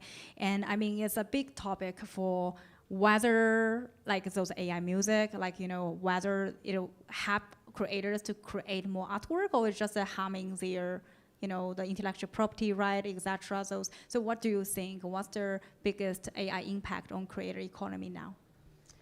Yeah, I think one way that I like to change the conversation around it is to move from the passive to the active. So we talk about it as if it's just a thing that's happening. It was really incredible to be inside of this whole system as a generative AI revolution happened, and to watch that there are real people making decisions on how economies shift. So in particular, there's a lot of fear around replacing employment, right? Like creatives losing jobs, people in other industries losing jobs. There are extremely wealthy, extremely powerful people with exactly this intention. And it almost sounds like a conspiracy theory, except it's not. I had a company that, Wave AI, which has focused on supporting musicians. That was what we raised money for. That's what the products we built for. And I had investor upon investor to different levels of clarity, sometimes very explicit, sometimes subtly, suggest that they would be willing to put in money, very serious amounts of money, if my goal was to replace musicians. And I said no, I'm not. I want to be able to wake up and live with myself.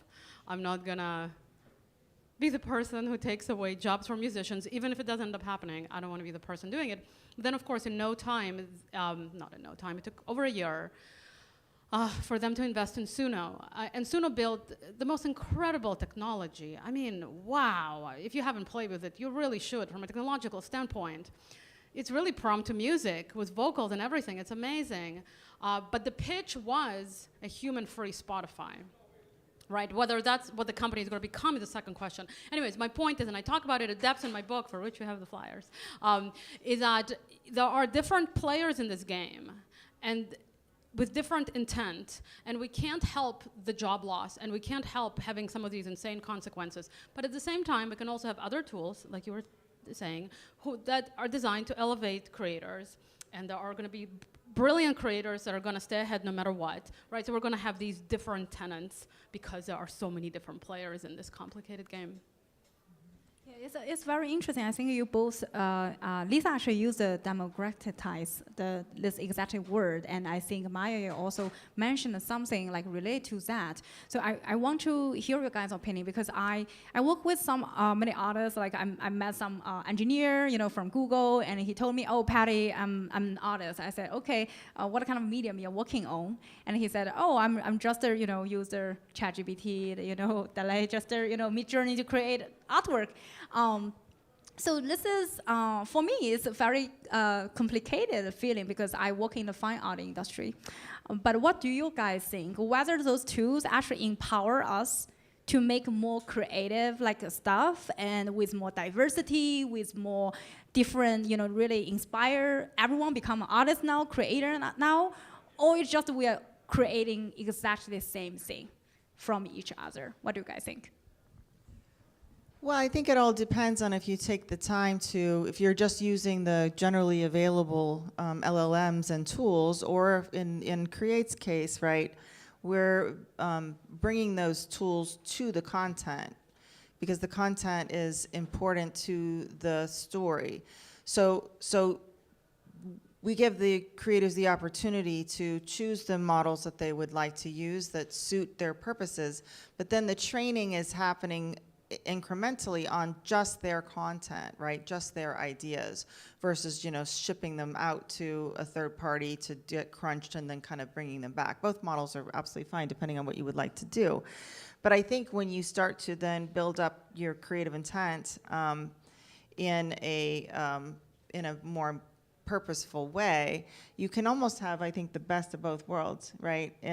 By tapping into the global information and knowledge, which we would do anyway. We would sit here and have a creative conversation and say, okay, this is an idea that I have, and you say, oh, I have this perspective as well. So there is that companion, the creative companion element of it that I think shouldn't be ignored. But it's really up to the artist how they want to, differentiate themselves at the end of the day. I think the second thing to think about is that, and are we going to talk about intellectual property coming up, or should I hold that comment? Okay, let me hold my thought on that. Hold that thought. Let's get. So I really like that Lisa already kind of mentioned this idea of human-to-human collaboration as a benchmark, you could have a really brilliant human being, a really brilliant artist, right, or a really brilliant musician. And you can say, you could ask for their help to write a song. And they could ask you, okay, what do you want to write about? And you tell them you want to write about feeling alone in a busy city. And they'll turn around and in 2 seconds give you a cooked song. Oh, you don't like it? You want me to write another one? Oh, here's another one. Right? That's kind of what a lot of the LLMs are doing to us. They're very, very smart, but they're very, very conceited. They are, right? It's almost like that's what science fiction told us AI is supposed to be, so that's what the investors envision, that's what the entrepreneurs envision. It doesn't have to be like that, right? You could have a really, really smart person. We have that as gurus, teachers, professors, right? Who direct their brilliance in order to elevate people. I call those humble creative machines. We can call it what we want. And we have systems like that. Like my tools are like this for musicians, Lyric Studio in particular. But even ChatGPT can be used like that. And I think that's a big reason for its success, that you don't have to use it as a sort of dispenser. You can use it interactively. It does care about what you say about its feedback. And so a lot of people are finding these ways to use existing technology that wasn't even necessarily designed to elevate people. It's just we're able to sort of bend it in this way. So this spectrum is really, really wide. And some of the most creative people, I think Lisa has been alluding to them, they're finding that way. They're creating the best of both worlds. But creators of technology, so the builders and the investors need to do better, to lean into that vision so that more of us can find our way towards being elevated rather than really replaced. I do want to do the follow-up question actually about this because, I mean, it's kind of like many people say is there another industrial revolution, the age we're here now, right? If it's a revolution, we know there will always be people take advantage of that, really win in this new age. But also there will be people being left behind. So who do you think at this, the age of AI, and who will win the future and who will, I know it's a tough question and so just think about it and who do you think might be left behind, unfortunately, yeah.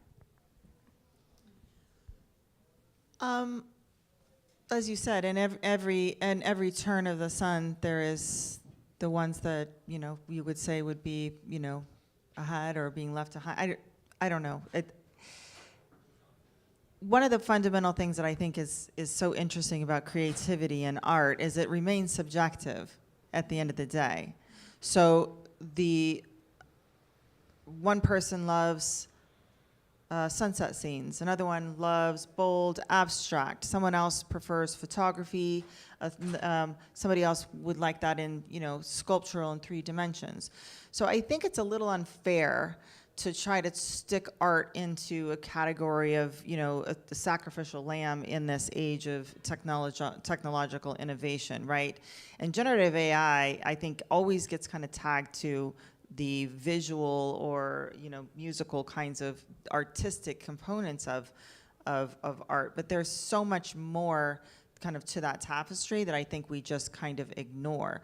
One of the things, as I was talking to a very busy VFX artist a couple weeks ago, and he's not getting any help from any. I mean, there's nobody else can do his job because he's in. I don't know if you know rotoscoping.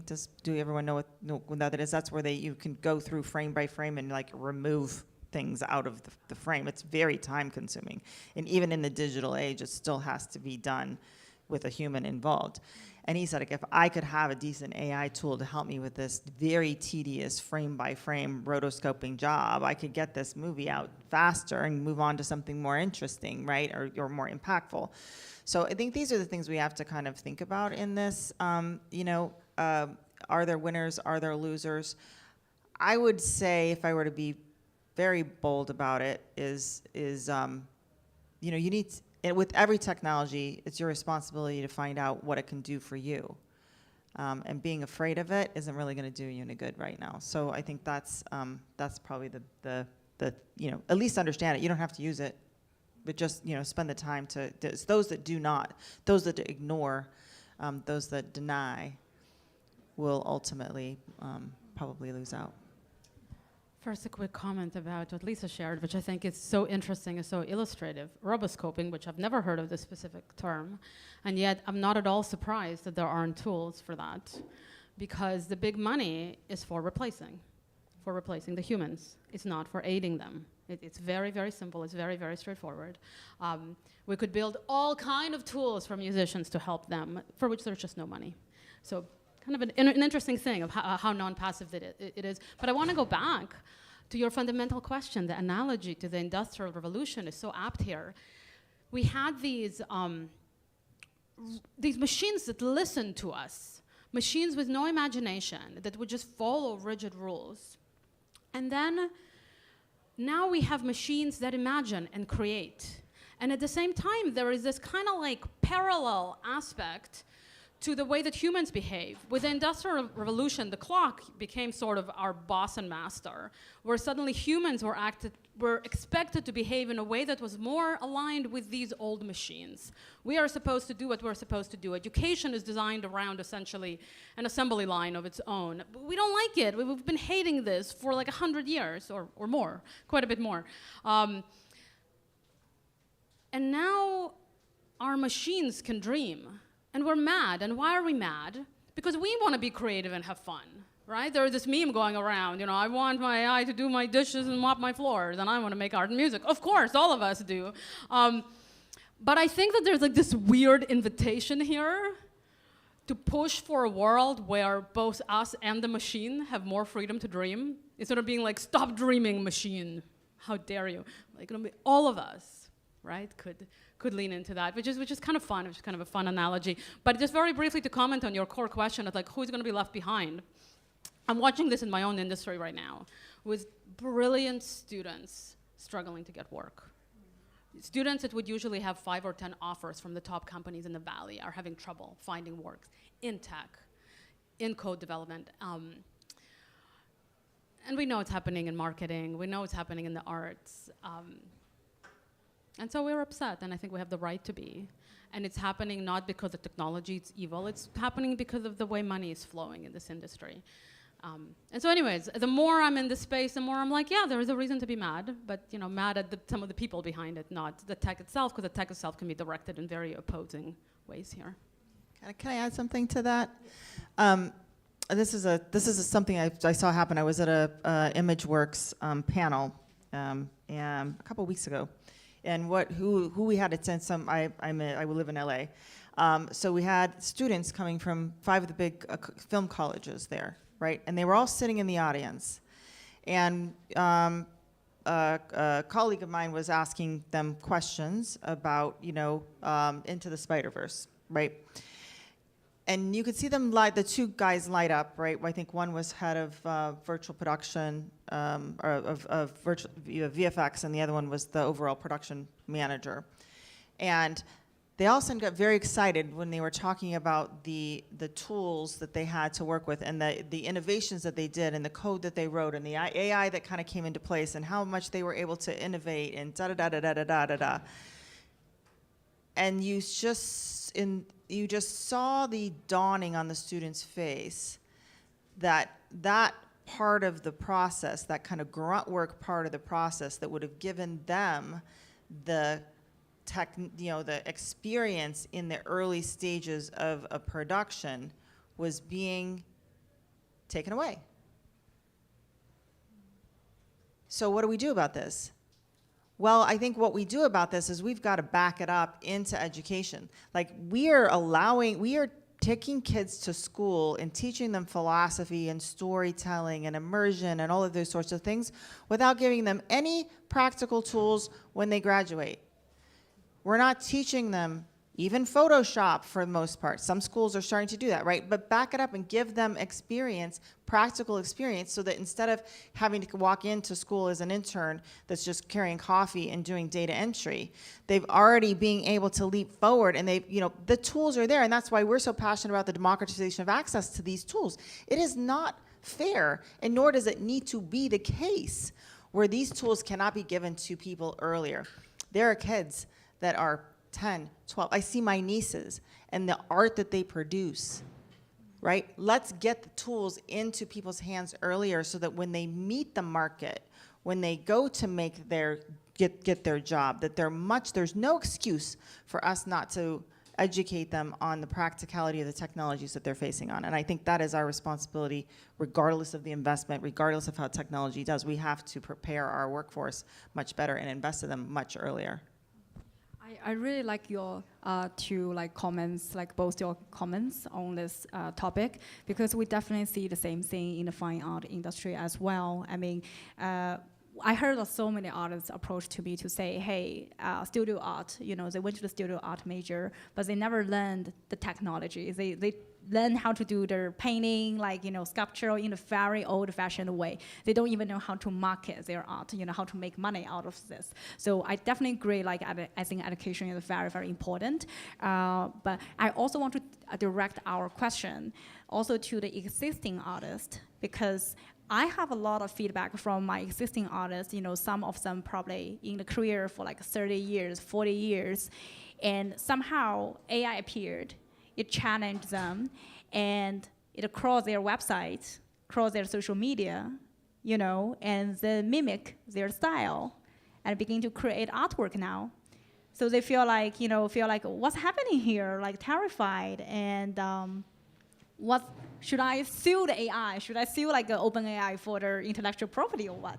So what's your guys' opinion on this? I mean, it's a tricky time, right? I think you can either fight against it or you can embrace it, right? And there's a lot more tools coming out that are putting the creators in the driver's seat, not just in video tools, but also in other art tools. So I guess it's if you can't beat them, join them. So take control over your IP, right? Take control over your content, and hey, if people want to use it, find ethical AI platforms that want to license your art. Get in the driver's seat on that. I think in the creation of art, especially in the video stage, what we're finding is that because we can provide a closed environment where we bring all the tools to the content without it shipping out to an LLM in a foreign country to be processed, bringing that to the content, and then being able to track, if they opt in to track every conversation, every chat, every meeting, every interaction with the tools, with the people, being able to provide that as an option gives us the opportunity to be able to create a validated manifest that says how much a piece of content is how much is human versus how much is AI, and then then the lawyers can duke it out as far as how they can from a copyright perspective. But I think artists have the opportunity to lean in to the new ethical AI companies that are coming out and actually being willing to license and just like you would in Getty Images or one of the platforms where you could sell your photos, for example. I think those are the businesses that I hope start coming more to the table, and let them scale themselves out a little bit more. So I think the first thing is to pay a little bit of attention to how they're using, what is the tech doing, not only what data it's using. And when it's going around and imitating a specific artist, we just need to make that illegal. I don't think that should get intermixed with this whole don't use my data train of thought, which has pretty much overtaken this entire debate. Don't imitate individuals. Don't imitate their style, and don't take people's voice and likeness without their permission. That's pretty obvious, pretty straightforward stuff. But the legal system prefers, for some reason, because there's a little bit more precedent, to focus on data. And it's a losing battle, because the only players that are going to win are corporations. The AI corporations, one way or another, are going to find some ways to use all of our data. That's one thing. The best outcome we can hope for is that they pay copyright holders, people who, like Sony and Warner and book publishers, people who hold a lot of data, some of which openly share nothing with their users, and they're with the creators, and they're perfectly happy about that, the companies. And some of them are like, no, we're gonna pay you back. We're gonna share it with you. And that's gonna be like Spotify, They're gonna share a few cents with most people. So I actually find this really maddening, to be honest, that it's sort of like these copyright holders the companies that are copyright holders, got all of us up in arms, screaming at the AI companies, how dare you take our data, how dare you not pay us, not realizing that we're never gonna make any money on this anyways. We're just helping different industry here reshuffle the money with hardly anything falling to us. And I talked to them about it, and I'm really honest about how I feel about it. And they're like, well, we still think it's right, you know, for people to be compensated something. 2 cents is better than nothing. I don't think so. I don't think so. If I make $1 on the book that I wrote from something and now it's available to everybody, I'm sorry, I'd rather have made nothing on this, right? And if they use my stuff without imitating me, I personally don't care, right? If they're using my data to learn without imitating me, I don't care. But I'm okay with other people caring. But if you care, you should be like, don't use my data, not compensate me for it, because the math for compensating you doesn't work. Right? The AI companies don't make enough money to compensate creators reasonably. So in my opinion, this whole thing is entirely rigged. And it's the most controversial chapter in my book. And I'm sure I'm gonna get in trouble for it in all kind of ways, but it's the truth. Yeah, I definitely hear you, and I actually met some other folks like my very, have very strong opinion. So luckily, I think they're developing some tools, to protect creators. You can't develop tools to fix this. The problem is that that's the ridiculousnwant about it. There is like a whole ecosystem of companies who are like, we are gonna solve it. Yeah. Tell us if you want your data used or not, and if you want your data used, we're gonna rev share with you. They're gonna rev share pennies with you because the math doesn't work in any other way. Yeah. Because you need data sets of tens or hundreds of millions of pieces of content, and these AI companies don't make enough, cannot make enough to rev share with every creator properly, or even with a decent chunk of them. So it's a losing proposition that's just it's made to make money for these startups, but it's not made to make money for the creators. But how about a policymaker? I mean, usually the policy comes much later with the, after tech, right? The damage will be done already. But whatever policy, they don't have enough money to pay out to creators. It's not gonna happen. Like, the policymakers can yell at them too. The math doesn't work. Nobody can fix it. Telling the companies to pay creators doesn't work mathematically. We can tell them, don't build AI with our data. Don't build AI, period. We can say that if we want to. But we can't tell them compensate everyone fairly because the math doesn't work. Yeah, that's true. We definitely see that with the Spotify, and I think even with the YouTube, I heard a lot of comments from the creators. But if there is something we can do, in the room, or also what we can do, I know can be a very, very tough question, but educate ourselves. Like, sorry, last thing about this. We can say don't use our likeness. Yes. We can say don't imitate our style, because that's doable. But the AI companies are not going to come out and tell you, hey, we could do this for you, because they want to grab as much land as they can. They want to imitate us, but they don't have to. The AI can learn from data, be valuable without ever imitating any one of us, ever. I know literally how to do it because I've built AI that does this. So we need to know what we can ask for that's realistic and ask for that. Right? So that's the biggest gap. We're asking for unrealistic things. Yeah. Lisa? One of the things that we've launched and built is, off of the hub of Create is Create TV. Now, this is not necessarily a specific to AI, discussion. We are kind of talking about, where those two things do intersect, and I do get a little annoyed how AI takes over every conversation, but it is an important element of all of our daily lives. But you were just talking about pennies on the dollar. That's not even just an AI problem. That's an algorithm problem, right? So when you think about the dispersion of your content to all of the channels that you need to disperse it to, just this the tyranny of the algorithm, and that algorithm changes and you're out, right? So given that Create is a hub, a creative hub, a studio hub for so many creators, giving them the opportunity to then do the distribution on that same platform and control their content and their own monetization in a real way, not in a fake way, not in we're telling you have control, but we're really monetizing it. Like we're just, getting all your dollars underneath them. And like they control their algorithm, they control their audience. If they have 500 person audience and those are high value ad, we're not gonna tell them that they can't be top of the channel. It's really up to them. But if that same person were to try to go onto YouTube, she would never get she would never get paid. She would never break through because she just has 500 people. It doesn't matter that those 500 people are all like bazillionaires. Like nobody counts any of that. So to have those people own their own destiny when it comes to distribution, monetization, they can still, we facilitate them, doing omni-channel distribution, whatever they would like to do. But putting them, I mean, Sinners with, what's his name, Ryan. So that was an amazing moment where he's like, I am going to keep my IP. Taylor Swift buying back her catalog. I mean, it should not just be for those people to be able to own their own content and to be able to control it. And we just need platforms and tools that help them to do that. And so, I would be not meeting my mission trying to democratize access to, the creative markets if we didn't already proceed down this path to then giving them the tools for controlling distribution and creating their own channels and breaking free of the tyranny of the clicks and the eyeballs, and that's how the big companies make money. It's, clicks. Click, click, click, click, click.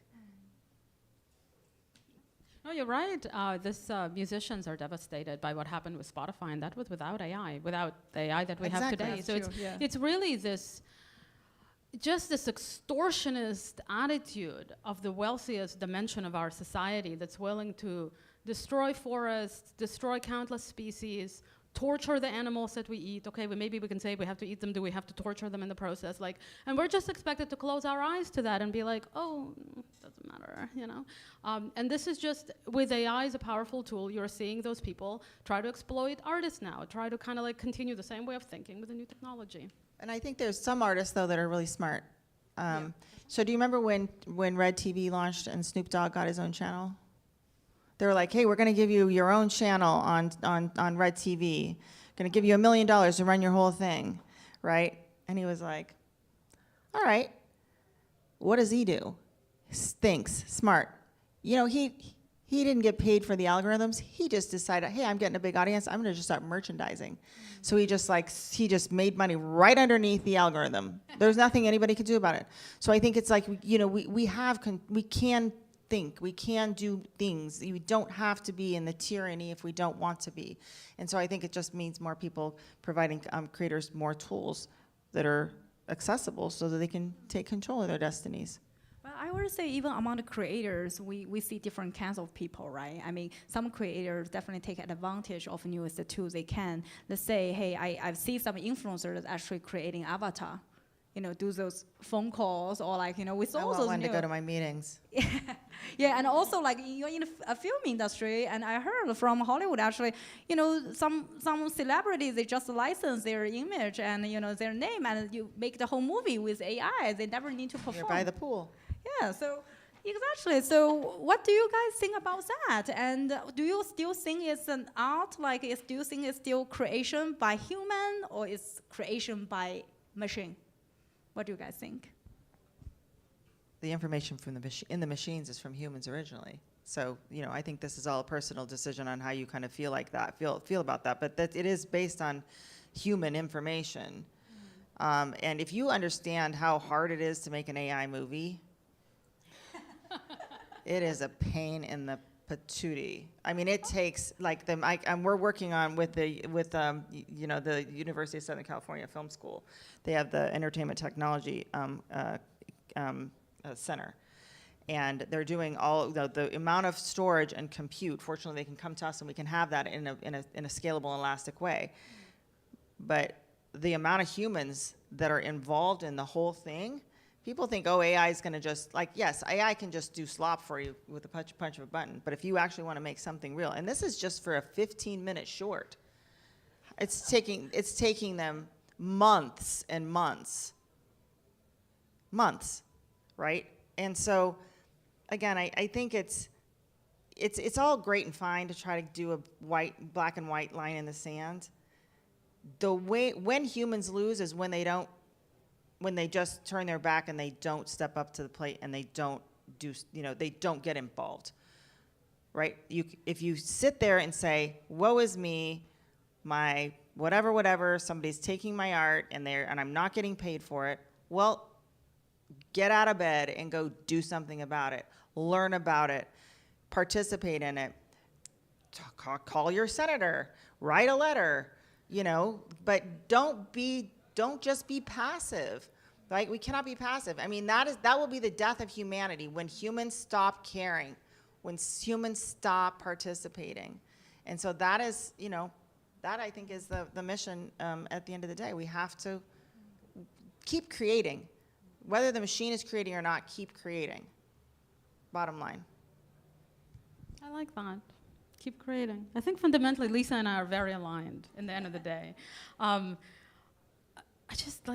keep coming across situations where people seem really hindered. Like you have the ones who are able to step up to the plate, right?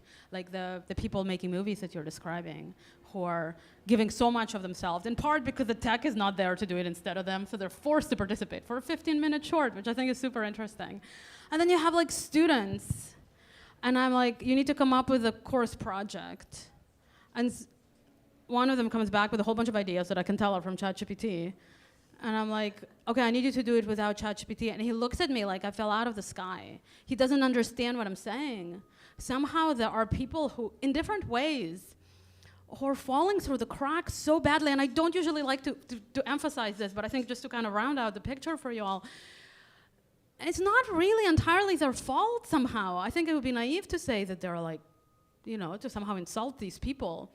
Somehow the way AI is landing on some of them is just, they just feel that it's smarter than them. They really authentically feel that it's smarter than them. And so they kind of build their lives with that assumption. And then I have other students. This one student who came up with so many amazing projects and started so many amazing things, I really felt like telling him to slow down and just pick one. Somehow AI inspires him, and I've just never seen so much brilliance from one person in such a short amount of time. So it's really having this very different influence on different people. But kind of going back to the Industrial Revolution comment, some people are going to fall off, and it's not entirely their fault. And I think we do need some sort of social, economic way of thinking that helps the people who are not naturally going to be able to find the way to get ahead, right? Who are not going to have this creative zest to find the way. And we don't want them hungry. We don't want them jobless. And we don't want them to keep believing that AI is smarter than them. So I do think that there is a lot of responsibility on the individual, which is really where we have the most power. But we need to operate at other levels as well, so we don't lose too many people in the shuffle. Yeah, definitely creator economy is a very tough industry, especially for many creators. And I agree with Maya. I feel like, that's why we need countries. That's why we need welfare, all those things, because to protect those, the vulnerable people when the new revolution comes. Yeah. Well, I mean, I think, you see the trend of blue-collar jobs paying a lot more, right? So at some point in time, there's still going to be, I can see a day where we get tired of robot restaurants, and we pay a lot to go to a human-served restaurant, right? So I think it's going to be a very interesting. But I think one of the things is that Luke's dad just retired, right? And his dad's like, "What am I going to do?" Luke's like, "Dad, you should just become an influencer."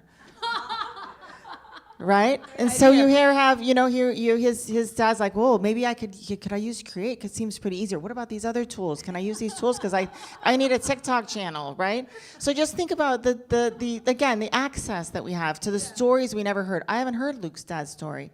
I cannot wait to follow his channel.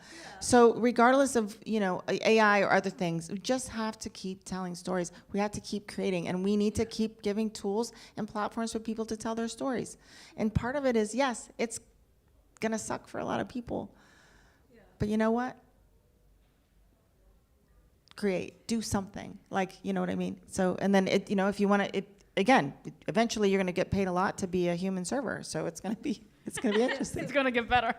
Yeah, we joked about that. Actually, a plumber's job they are more secure than the software engineer because we definitely need them in the future. And in the short term, no one can, even the robotics, they cannot replace it. But so I actually also want to ask you, is there any job or task you will never hand over to AI? I have a whole chapter on this, a whole list of things I don't want AI to do. But I'm starting to change my mind on some of it. Honestly, the world has been shocking me repeatedly. GPT-5 came out, right? And I was a little busy for a few days when it came out. And then I kept hearing that people were missing 4.0, right? People are like missing it because it was nicer to them. It had this sycophantic dimension, and it kind of responded in longer form that they liked better. And I was like, oh, that's ridiculous. And then I went and I started using it, and I'm like, I miss 4.0. Where did my 4.0 go? Right? So it's like, I don't want AI to be my friend, but I kind of miss its personality. And so it's kind of messing with me a little bit. I just want to be honest, because like I've been doing this for 10 years. I've been doing generative AI for 10 years with a small research community. And what's happening is still kind of catching my humanity by surprise. I want to share one more relevant story, and try to keep it succinct, around creation, right? And Lisa, I agree so much that we need to keep creating. Like, this is really, I feel like it's one of the most important messages that we can do here. So like in my own life, I'm a creative person, so I decided to do some visual art. And I remember, and I haven't done it in like decades, right? So I was kind of getting back into something new. And I remember find myself kind of getting stuck a few times, being like, oh, why should I make something that Midjourney can do in a second? And so I found myself an art form that Midjourney can't do yet. It's like includes pressed flowers between glass, that includes some generated components. I kind of made up something that looks pretty cool. But I do feel somehow, like personally, like not as an AI researcher, just as a human being, I feel like I'm kind of competing with AI in ways I didn't expect and didn't want and didn't ask for. Yeah, so it's kind of like seeing the dark and the light at the same time, right? Seeing the opportunity, the glory that we can go further, and admitting that sometimes it's hard. Sometimes ChatGPT becomes your friend and you're intimidated by Midjourney, even when you don't want to be. Yeah, I know more than, I know, a good friend of mine has,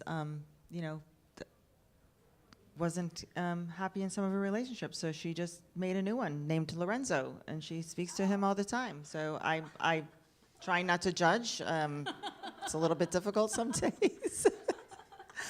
But as far as like things that I wouldn't want AI to do, is that kind of where you were going with the? That was the question. Yeah. Never want AI to do. Never want AI to do. I am the laziest person on the planet. I think I am really working. I am willing to work really, really hard not to have to do something. So I'm kind of good with almost anything, honestly. Because it just frees me up to do something else. I mean, there's probably things that I haven't learned, I haven't had an opportunity to do, or I don't even know about, that I haven't been able to explore. Yeah. So I'm perfectly willing for quite a few things to be taken over for AI, so that I can do other things that I really want to do. And I do, but the laundry and the dishes and that thing, that I think. That is like, where is Rosie from the Jetsons when you need her? I mean, come on, we need that.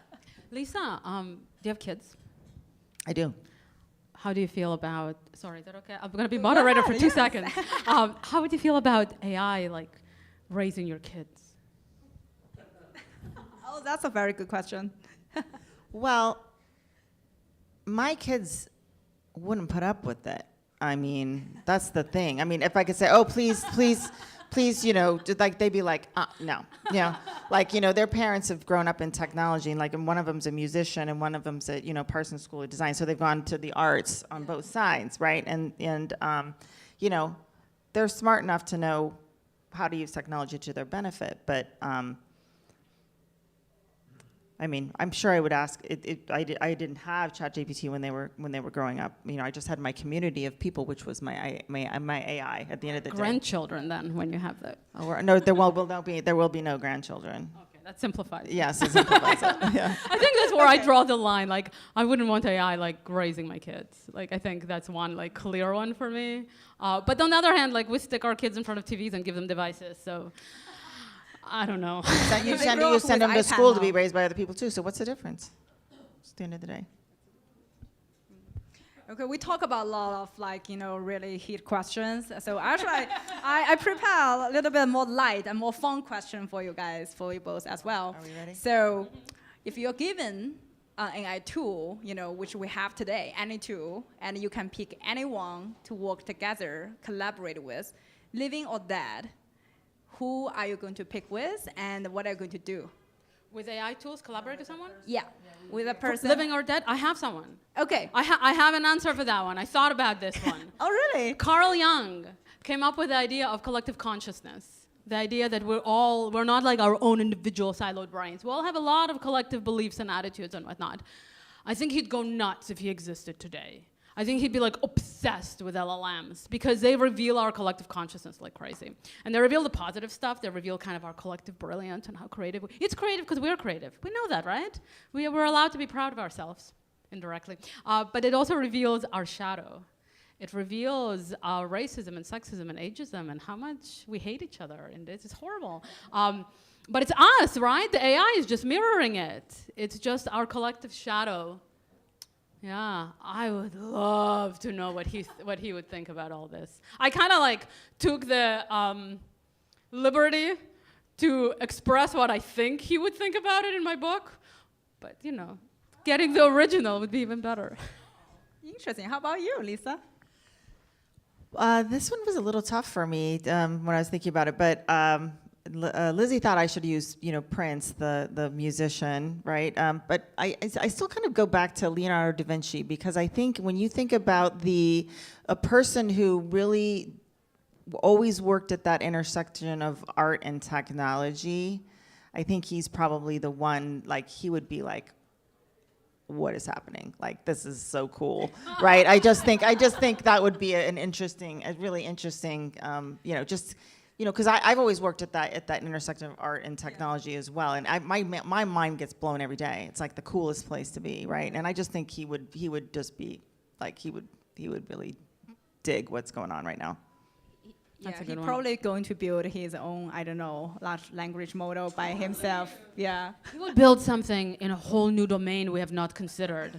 It puts up buildings by itself. Yeah. We would have those flying cars faster than, Yes. So you've convinced me. Yeah, I really enjoy our talk here. I feel like we can continue this like forever. But I do want to have some time for you guys to talk about your next big project. I mean, Maya has a book, and Lisa has a lot of great news with your company. Yeah, probably start with Maya. Sure. So last year, while my mother was dying, Wiley reaches out and says, "Do you want to write a book about AI?" I was just close to saying no. I'm so glad I eventually kind of pulled myself together and wrote it because usually, we come to these panels and we get to share a little bit, but now I have a way for those who are interested to share really most of my thinking in a kind of fairly concise book. I've worked very, very, very hard on it. It has a ton of personal stories. It has a lot of insider stories into what investors did and what academics had before. And I'm told it's extremely readable. And it also has a vision for the future, where I believe things should go rather than sort of passively accept it all lying down. So yeah, Creative Machines, I would really appreciate pre-orders. It's on Amazon. It's available right now for pre-order, and it's going to launch on October 14th. And if you have any feedback or thoughts, I'd really love to hear them. And I also have, on my website, I can show you where you can read an excerpt. Thank you so much. Yeah, Lisa? Yeah, and I kind of pre-announced our, our expansion into Create TV. We are very lucky to be able to provide a kind of end-to-end creative platform that really defies constraints. So that's to be able to bring that to the market, to bring that next level of power that is usually only available to big broadcasting companies, et cetera, right down to the hands of streamers and creators, and also mid to micro studios, mid to medium size sports teams, like all of these sorts of things. All these stories can be told, and there's plenty of platforms out there that are doing all these various things. But for us to be able to bring it together into one place and to make that available to everyone is really exciting. And then I need this audience to hold me accountable because I'm also writing a book. It's called Play Your Avatar. So it's a little bit of that confluence between game theory and life and career, and so I need everyone to hold me accountable to get it done, because otherwise I'll get too busy and I won't finish writing it. So Maya's going to be asking me for chapters, so that's the other thing. Yeah. Big shout out. Yeah. I definitely need to check both of your book. Like, very excited for it. I know we are running short of time, but I do want to ask our audience if you guys have any question. We have two amazing, panelists here. They have brilliant brain, and also very interesting souls. So, any questions from our audience? We answered all the questions already. Yeah, we cover everything, I suppose. Yeah. Otherwise, I'm gonna sing. I'm kidding. Any questions? Yeah. Okay. Yeah. Some contemplation happened. Oh, back in the back. Go ahead. Yes. Not really a comment, but I really want to connect with you after this. I'm building a reality TV show following women through the accelerator process. So I'd love, And do we have a platform for you, baby? yes, we're hoping to film this fall, but I've been learning more about the AI platforms that help with the editing and adding in all the music, and so I'm definitely really interested in what you're building. Awesome. What's the show called? Smart Her Ventures. Smart Her Ventures. And when's the pilot? The pilot is on YouTube. It's already on YouTube? Already on YouTube. Okay. Lizzie, write that down. We're going to be... Wonderful. So thanks again, for to our panelists, to Maya and Lisa, and thanks also for all the audience. Hopefully you enjoy this discussion, and welcome. Enjoy the rest of this conference. Thanks, everyone.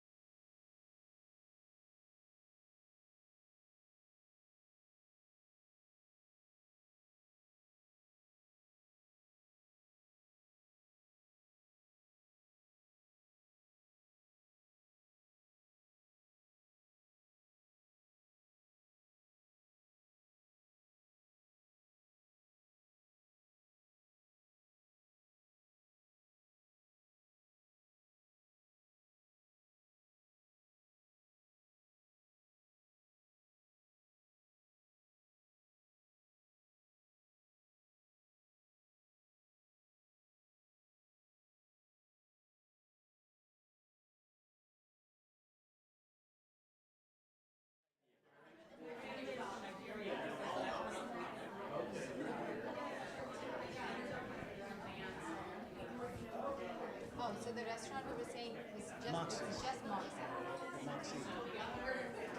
So the owner of that restaurant is a friend and a fellow Berkeley Internet member. Nice. And he has had a tech startup exit. Nice. And opened a restaurant. It's a steakhouse. Yeah. On Alameda Island. Amazing food. That's his hometown. Yeah. I don't even eat steak, and it's an amazing restaurant. That's when you know it's really good. Because all of the other things on the menu are amazing. Nice. And I think John mentioned, we just confirmed with Chris that we can host an event later this year. So. Yeah. She mentioned November 4th. I'm going to be out of town. Oh, no. Yeah. Okay. we were And then we come contemplating back, on the but first it's or China. second. Bring some gas to here. He seems very parochial about it. I think people will come in late. This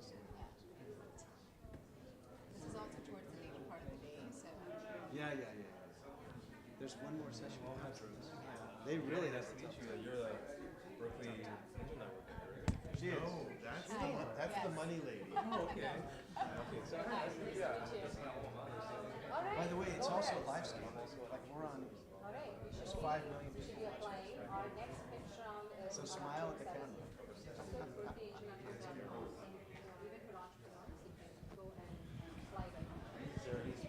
Hey, folks, move up front. Yeah, we're feeling very. Don't bite. Yeah, we're feeling very distant up here. Save room for the latecomers. They're gonna want to. Let's get cozy. Come on up.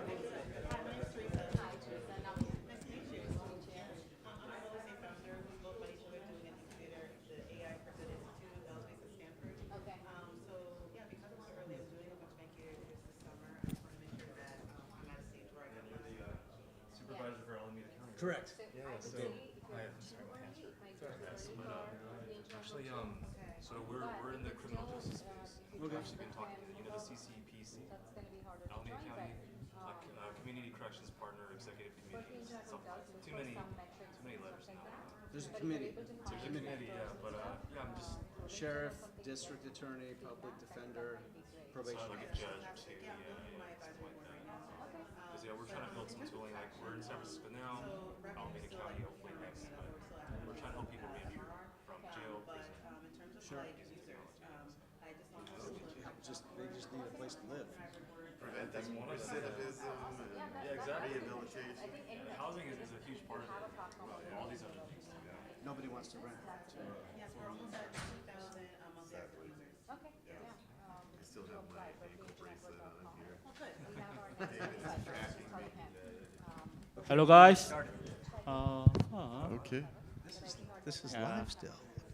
May I ask to have a seat? And so I'm waiting for somebody to change the display. Yeah. This one. Are you saying we're not those three? Yeah. We look exactly like that. Let's see. We can get started. It's up to you. But Really? I see. yeah, Got I know it. there's So- more people coming in. Yeah. Come Hi. up front, everybody. Come on up. Yeah, come on. Yeah. Okay. So good afternoon. It's a kind of some good panel sessions, you know. So I'm introducing myself. I'm Paul. It's the MC for this in the panel sessions. I'm editor in chief of Big City that Rocks magazine. I came from New York as to serve this great moderator as a two panelist. Yes. Yeah, this panel is the public-private partnerships, building sustainable innovation ecosystems. Today, as we explore case studies on successful collaboration between government and the private sectors. I will introduce the moderator first. And you're fortunate to have a Rod Hershey, so with more than 25 experience at the U.S. commercial services, right? And then Rod understands how government can bridge gaps and support the business needs on the local and global scales. With us, a moderator, at this session. I'm going to give you a mic as Rod. As a Rod will introduce yourself and then introduce two panelists. All right, thanks, Paul. Thank you very much. All right, we're up on the board now. So as Paul mentioned, this is public-private partnerships, building sustainable innovation ecosystems. This is actually a topic near and dear to my heart, so I don't know how this happened in terms of getting this topic to moderate and these panelists. So as Paul mentioned, I'm a former federal worker. So I worked for the U.S. Department of Commerce's U.S. Commercial Service. That was the trade promotion division of the federal government. So we're part of the Foreign Service. When you go to an embassy or a consulate, you go to the commercial section. That was my agency. And our role was to help businesses, US businesses, export their products and services. We also helped to attract foreign students to the United States and tourism, both of which are considered exports on the country's books. Now, Elon Musk took care of me back in February. I am no longer with the US Department of Commerce, but I am still working in a way to help businesses. I work for an entity called the East Bay SCORE. It's funded by the Small Business Administration, and I provide free business counseling to companies, well, people starting companies, starting businesses. And so that I'm continuing my public service career in this volunteer capacity. Now, so I'm going to start talking about the folks next to me, one of whom I've known for a very long time. I've known David here for over 10 years. David Halbert started off as an entrepreneur, and that's how I first came to know him, was an entrepreneur working on projects in China and advising companies in the East Bay. He then went on to become mayor of Dublin, and then on to becoming now the supervisor of one of the Alameda counties. And he's involved in a lot of different endeavors and projects. I know him as a person as well as a politician. He's been married for 29 years. He's got 3 girls. And one thing he didn't put on his bio here is he also is sponsoring a young man in Kenya. So he's a man of faith, and he has a lot of facets to him. So I wanted to just make mention of some of the personal aspects of this man beyond his resume here. Now, I've known him for a long time. Navia here, I've just come to meet. And that's why we're here at this event, right? To meet new people. And so Navia, Chitim E. Reddy. I had to do that because my former boss had a very similar multi-syllabic name that I had to just go through. So Navia is a tech innovation leader turned early stage investor with nearly 2 decades at the intersection of technology and business outcomes. And I had to question her about that when I met her in person. We've only seen each other, in conference calls. And I was like, 2 decades? You look like you're only 2 decades old. She's the founder at First Check Circle, a community for aspiring and early stage angel investors, and serves as the co-chair of Deal Flow and events for the Berkeley Angel Network. We also have somebody else from the Berkeley Angel Network up front here. Navia's Navia's portfolio spans cybersecurity, enterprise AI, so in case you fall into any of these categories, so cybersecurity, enterprise AI, health tech, and software as a service. And she's known for backing founders with clarity, care, and curiosity. I noted that the 3 C's. I don't know if that's a thing. Is that a thing? Anyway, so please join me in welcoming these panelists, David and Navia.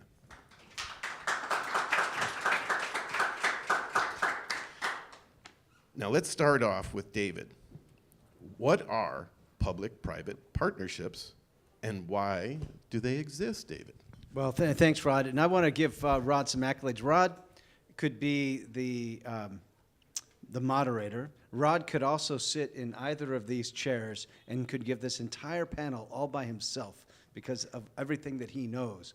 And Rod, it's just an honor. I'm older now, so I know. The brain cells. Plus, I like my wine, so I don't know. The Rolodex that you have, the connections that you have, the knowledge, and the life experience that you have is just amazing. And I say that knowing Rod for over 10 years, he really could give this entire presentation by himself. But you asked a great question, which is everybody knows kind of what public-private partnerships are. Why does government do them? What's in it for the government? And I just want to tell you, I'm an elected leader who understands the government cannot do everything that it needs to do by itself. We need good partners, period, to do our job. We also have our own goals and objectives. We want to accomplish missions, whether that's climate change or building infrastructure. We want to keep our residents employed. We want to keep them healthy. We want to keep our tax base and our economy growing. If we have a mission and we need help from a trusted partner, that means we're also a consumer of the needs that the private sector can provide, but we cannot do it by ourselves. And so I think the reason we do it is to find ways to accomplish our goals and objectives with people that have great talent that we maybe can't grow ourselves. Let's go buy it. Let's go partner with it. Let's go make it happen together. And so how public-private partnerships work the best is when you have a real clear need and a government entity that wants to act on that need and the right partner. So think of us as just another private enterprise looking for a solution. That's kind of what we are. All right, thanks, David. Now let's switch over to the private sector here. Navia, what is your perspective on public-private partnerships and their tangible or intangible impact from an investor standpoint? Thank you, Rod, for a very generous introduction, and nice to be on the panel.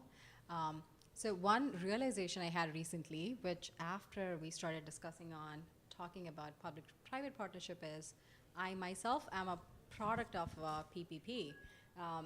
Back in India, where I did my undergrad, my institution was started as a PPP when the government realized after the 2000s on the technology needs and the need for incubation for startups and growing the resources and talent, to meet the needs of it, that the government started in collaboration with NASCOM, Google, Amazon that had come to India, Hyderabad, and they collaborated with the local university, which was a larger university, and created an autonomous body until it had its life of its own, which is my alma mater, IIIT Hyderabad. So I had that realization that PPPs can start with a vision and with a long-term vision, right? It's not a 2-year, 3-year, but a longer-term vision on filling gaps that are gonna be met 10, 20 years from now. And I'm a product of it. Once the partnership started, though, then it had a life of its own. So I'm a living example of a tangible benefit that comes through. And to do the intangible benefits of it is that, because of the institution now, we have a lot of incubators and companies that come through. And if I may say so, my institution is one of the top 10 in the country within 20 years of its 22 years of its She's an impressive character, and I also forgot her other alma maters. Berkeley Haas, proud graduate of the Berkeley Haas. Right. And you have an engineering degree, also a master's in engineering as well, right? Yes, so I'm a computer science graduate and master's, and since then have moved to the business side of it. So I am an investor and passionate about technology. An all-around impressive person. Thank you. Well, let's move on. We need some examples, right, of PPPs, or public-private partnerships. David is going to give us some examples that he'd like to point out. Did you hear me? I wasn't sure if my voice carried there. I've got a big voice, so I don't want to overdo it here. Sure, Rod, examples. So I'd like to start by saying there are various levels of government agencies that can provide public-private partnerships. And if you're familiar with some of them, I'll just kind of run through a few examples. At the most senior federal level, we have Select USA that is always trying to put together companies with government agencies who need help or promote companies. And so public-private partnerships through Select USA. Here in California, you should know GoBiz, right out of the governor's office, straight from, again, the governor has goals and objectives. He manifests those through GoBiz. Look at GoBiz. Here locally in the Bay Area, you have groups like the Bay Area Council, or you have other agencies that are able to provide grant funding or even write purchase orders, the various transportation agencies. And I want to talk about the Contra Costa Transportation Agency that started Gomentum Station. Gomentum Station is just across the bay in Concord at a former naval air base. So here you have a government entity putting their own skin in the game with space, a former military base. Space is critical, and you have the opportunity there, or in the case of Berkeley, with a lot of space from UC Berkeley. So, but they formed a partnership called Gomentum Station. They basically have what I call sort of a playground, if you will, for autonomous vehicle testing. So the companies that want to develop that technology have a little playground they can. They got UAVs that they test site out there as well. Right, UAVs. The Port of Oakland partnered with a company called Watt EV, W-A-T-T, Watt EV. They're working on the technology to provide all-electric, heavy-duty trucks. We know we have cars with electric capabilities, all-electric cars for a long time. Here we need heavy-duty trucks to go to the Port of Oakland. So they partnered with the Port of Oakland to develop the charging stations and the infrastructure. Here again, government has a goal and objective of reducing greenhouse gas emissions. They have regulatory authority over the Port of Oakland's air emissions. They require things like electric trucks, and that spawns a great partnership with Watt EV. Those are just a couple of very specific examples and the agencies that you can partner with. Great, thanks. Just to elaborate on that Select USA, so the federal government, as I mentioned, is involved in foreign direct investment attraction, but we have to be egalitarian about it. And so we work with local economic development organizations. One of the speakers here was the East Bay EDA that he referenced, Stephen Bader. So that EDO has the right to kind of represent the region at this federal foreign direct investment event called the Select USA Summit. So we can't, you know, the federal government, as they say, can't pick winners and losers, as they say. But you get every state, every county, every economic development organization vying for attention for that foreign direct investment. And then we just bring all the parties together and they have at it. I think some of the volunteers here are from Switzerland. And the biggest investor in the East Bay is Switzerland. So just thought I'd make that comment there, because the guys in the black t-shirts are all from Switzerland. Anyway, let me ask Navia here. Tell us, from an investor lens, how you see public-private partnerships and how you have engaged with them thus far. So one of the specific examples I will give is, as an investor, I want to find deal flow for good companies to invest in and support founders. And one of the ones that I support is Berkeley Skydeck. And Berkeley Skydeck is also a great example of a PPP in an educational setting, right? UC Berkeley works with a private fund, Skydeck, and runs an accelerator and funds the companies and the founders. And in the end, also shares the profits with UC Berkeley, which UC Berkeley can then use to support other programming. So the cyclical nature of how symbiotic this relationship is, and how I get deal flow on like some of the Skydeck companies to invest in. And the second part of it, concrete example, is what David was mentioning on some of the facilities around for autonomous cars and for large truck driving. So when I look at those, then I think about, hey, what are the companies that are working in those sectors that can benefit from some of the infrastructure and programming that the city and the government has already in place.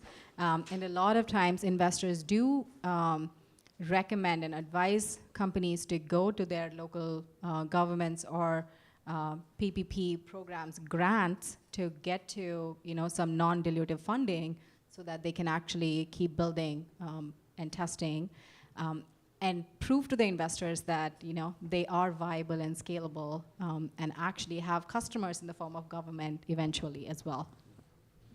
Yeah, we had kind of a philosophical discussion in preparation for this panel.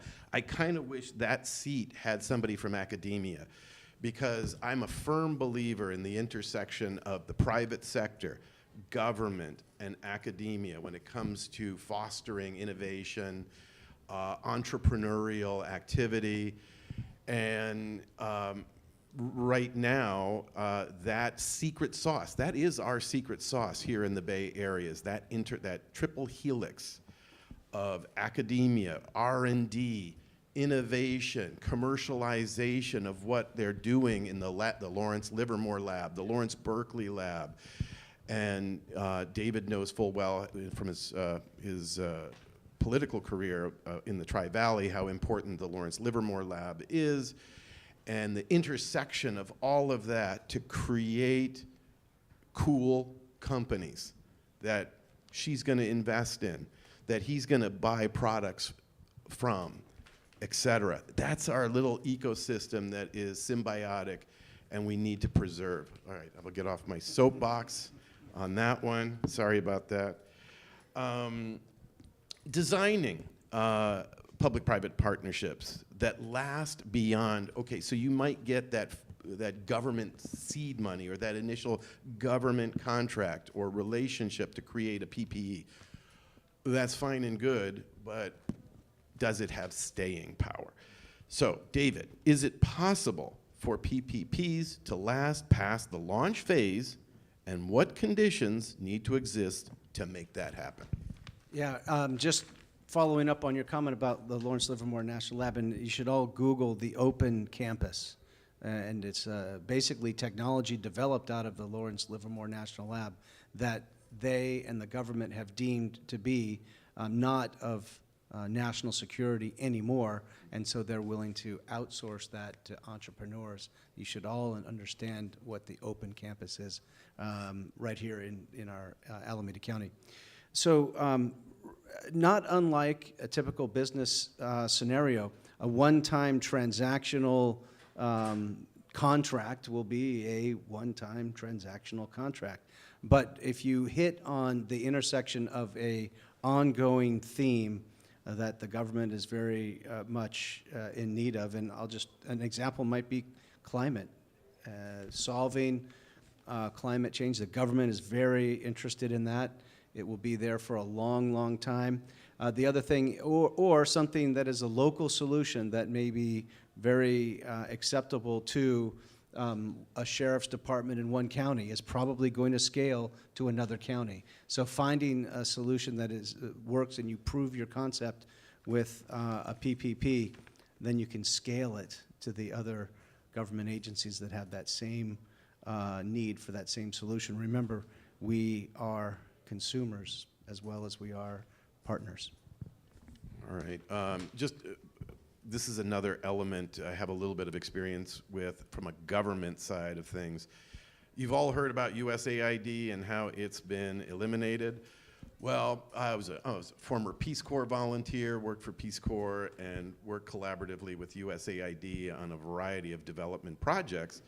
And this element of when you give countries money for a certain project, and will it last beyond that initial funding phase from like an entity like USAID? And a lot of them did not work. A lot of them weren't sustainable. So this is a big issue when it comes to that intersection of government, the private sector, and academia. These PPPs have to be really thought out well in order for them to live beyond that initial funding stage. That's just my Mr. Government perspective, but I'm going to ask Navia here. The current innovation cycle, what impact do you foresee PPPs have on the future? What might their impact be? So I'll actually add on to what you mentioned about PPPs failures, right? I think some of the tweaking we can do there is to not think of them as failures and rather Learning lessons? learn from entrepreneurs on saying how do you pivot, right? How do you I told you he pivot could give the and- entire presentation. he probably could. How do you pivot and go through? And one of the things I have learned is that as opposed to the startup cycle, which can be faster, right? You do MVPs and you have a fail faster mindset.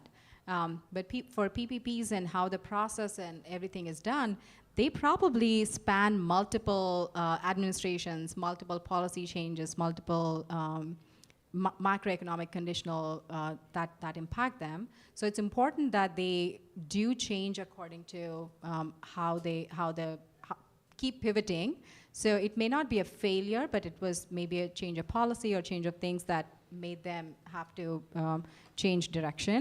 From an innovation point of view, right now, I see 3 challenges. One is for the public sector to be able to provide resources and the gaps in knowledge base. So government can provide the funding and the programming to do that, and the private sector can provide those resources and actual training, especially if we narrow it down to like the AI needs today. And the second thing being the infrastructure needs. And David mentioned about some of the energy needs that can be met, that needs to be thought about, right? From AI, if you follow the money on where we're going towards more of the AI infrastructure needs based on what the utility has been on. I think the statistics show something close to 2% increase in energy needs every year. That means by 2030, you're going to have almost 50% increase in the energy needs. But how does, and this problem cannot be solved in isolation, either by the public sector or by the private sector, and it has to be a partnership. It has to be a symbiotic partnership on how we develop that and think through that. And maybe new PPPs need to come across, just like how you have infrastructure for autonomous vehicle testing, infrastructure for big shipment deliveries and how they work. We need more on, maybe it's battery tech, maybe it's how do you set up data centers and things like that, or even supporting startups which are working on energy efficiencies so that they're not using the same amount of energy as needed. And the third thing I will add on is how do we make this all a little bit more global and not just think local? We can think about, we do think in microcosms, like how does a particular PPP impact my own county, my own state? But we got to realize that this is a little bit more global in terms of there's a balancing act of learning from where successful programs have been, but also innovation is where innovation by definition means something new that hasn't been done before also. So there will be failures on how you do, but the PPPs need to be a little bit more symbiotic on how we do and measure based on the success every few cycles. I'm loving this. So think global, act local. I know it's a cliche, but it's the real deal. And then just to expand, I loved all of her examples. I know there are a number of entrepreneurs here. I don't know if you're looking for venture capital, but depending on what you're involved in, if you listen carefully to some of those categories she enumerated, I worked with companies in all of those categories, whether it was battery tech, innovative data centers, to energy efficient data centers to keep our energy consumption low. I mean, there's so many different things that we need and that she's investing in. So after this is over, you definitely want to go up there and talk to her about some of these areas that she sees as the future of investment. Let's move on now to tomorrow's challenges, right? And we just touched on it a little bit, which is the AI, energy needs, tech, and beyond. Do you think you covered that, Navia, where you spoke a little bit about that topic in terms of general trends in innovation that you're seeing? Did you pretty much cover that? Yeah. All right, very good. All right, so I'll move on to David. David, do you foresee challenges or barriers in the future for public-private partnerships?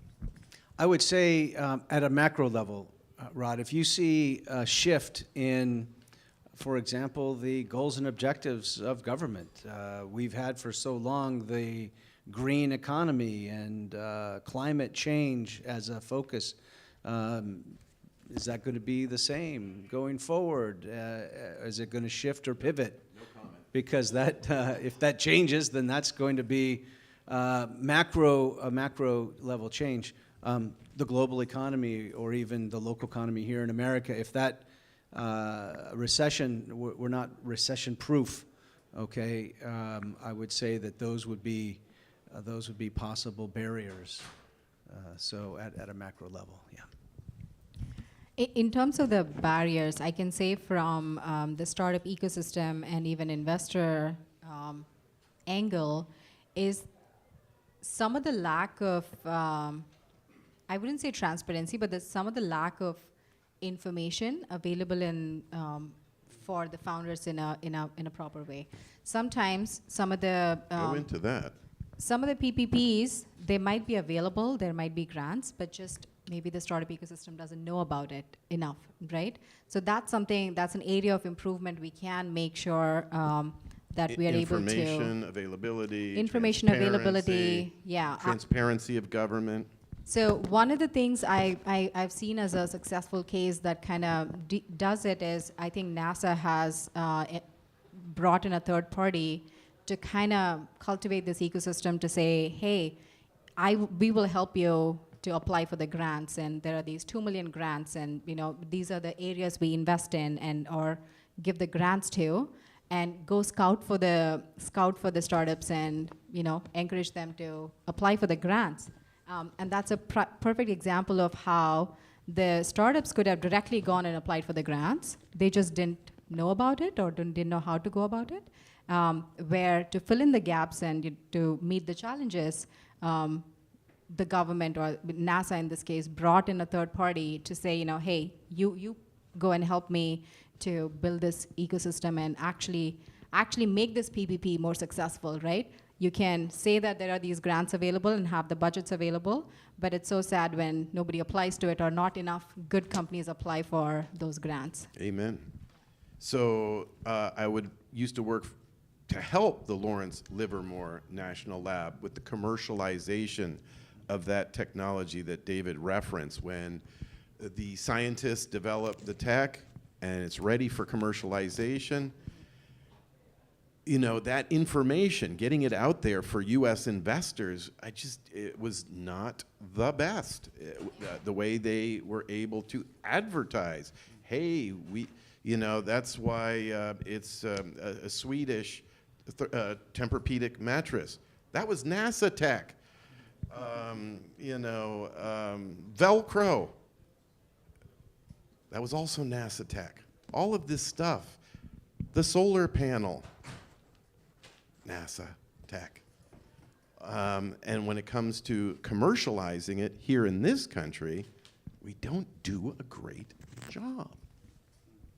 I can say that, I guess, now. Is this being recorded, by the way? You're live streamed all over the world. All right. Folks, speak into the camera. All right, let's talk about government as an innovator. Now, you would think that's a contradiction in terms. It's not. From regulator to facilitator. What was I in my federal prior job? I was a facilitator. I was not a regulator. I didn't carry a badge. I didn't carry a gun. I was there to help businesses succeed. And so when it comes to innovation, government has a role to play, believe it or not. So, David, do you ever see examples where the government is the is the innovator in a public-private partnership? You just mentioned it. Velcro is a good one. Solar panels. I would say, as I mentioned, the open campus earlier and the technology that's developed at the Lawrence Livermore Lab, and it spawned 10x Genomics, and it spawned a whole host of companies like that. Indeed, and it's not always for the thing they're innovating for, right? 3M was a failed government experiment that turned into 3M. Anyway, the point being, it's the core technology that that is innovated by the government that they then, and to your point, we do need to do a better job of it, and we need to be more transparent. We need to crack the code on truly making it commercially viable in order for it to take off. It doesn't happen by chance that an entrepreneur will come across a piece of technology and sort of look at it a little bit different way and find out a more commercially viable alternative for it. We have to make it more intentional about doing that. I think we need to be loud and proud when it comes to innovation, research and development, and the commercialization of that technology, that IP. I don't think we are loud and proud enough. I guess we can, that's where one of the ways you can take examples of it being done elsewhere on how commercialization is done of R&D, right? Some of the Berkeley Tech R&D commercialization, in any sector, I think even either public or private, it's always a challenge until you get an innovator. And I can't speak to saying how can government be an innovator, but I can say that government can be an active participant in the ecosystem. A catalyst. A catalyst. A facilitator. Right? And we talked about PPPs spanning multiple governments, multiple policy changes, multiple regulations. And one double-edged sword, at least US has, is we lag behind in regulation. And that's by design because US wants to give free rein to people to go and innovate and go do the unthinkable or go out of the boundaries and then start putting guardrails a little bit, which is slightly opposite to some of the other places like Korea or Europe in general, right? But that's also a double-edged sword on how far do you take it, how do you keep track of it, and how do you start the regulatory conversations sooner than later.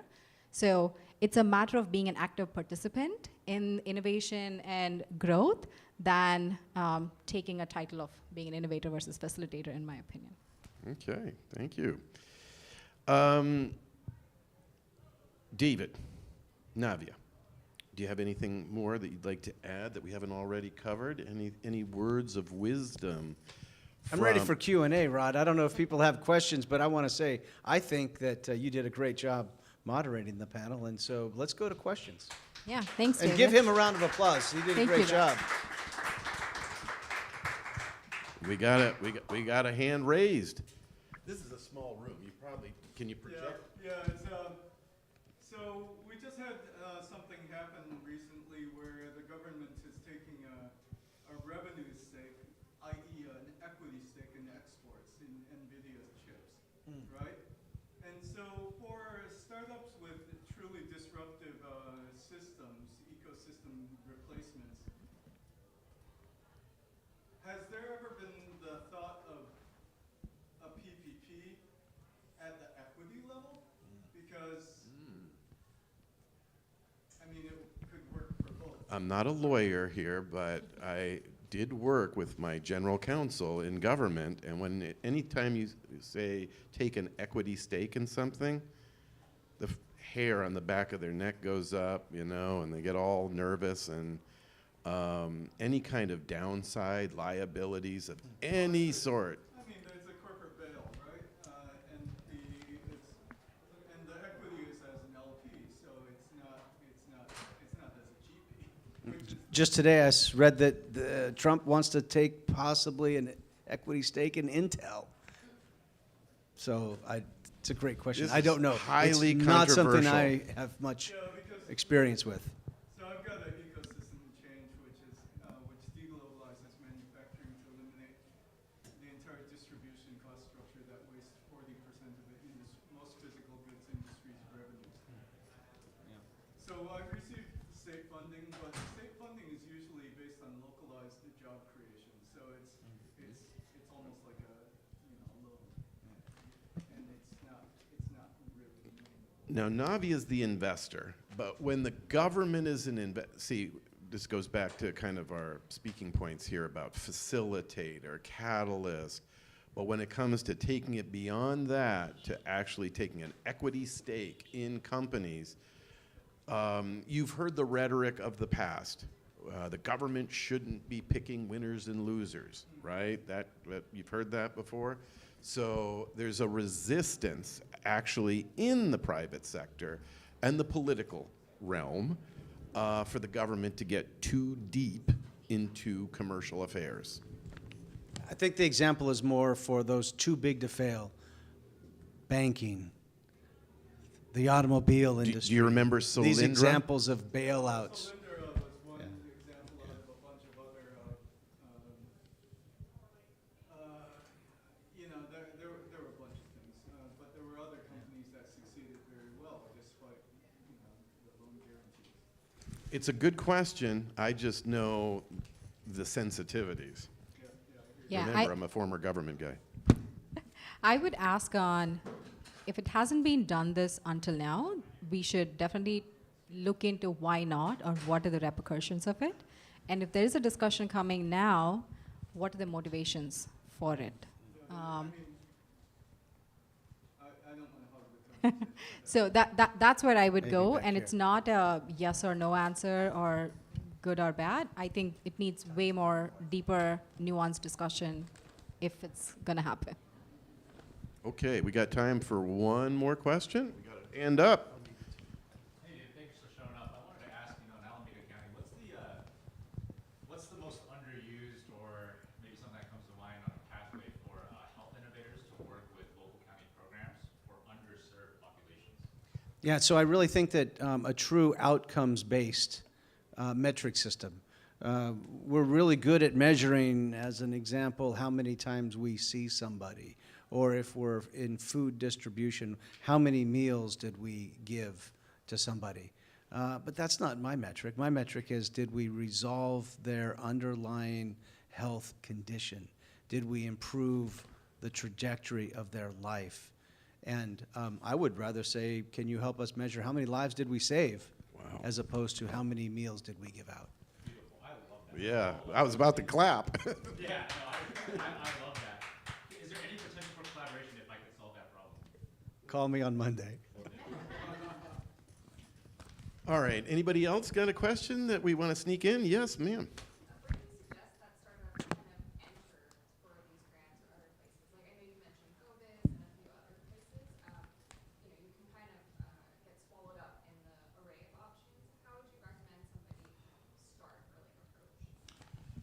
When it comes to grants, a lot of times government is synonymous with grants, handouts, right?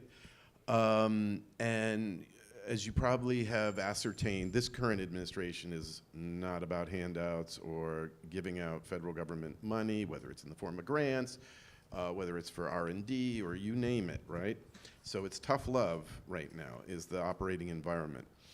That being said, when it comes to financial resources available to startups, you mentioned GoBiz. I wish they were actually here. GoBiz is the state of California's government entity that helps small businesses, right, and throughout the state.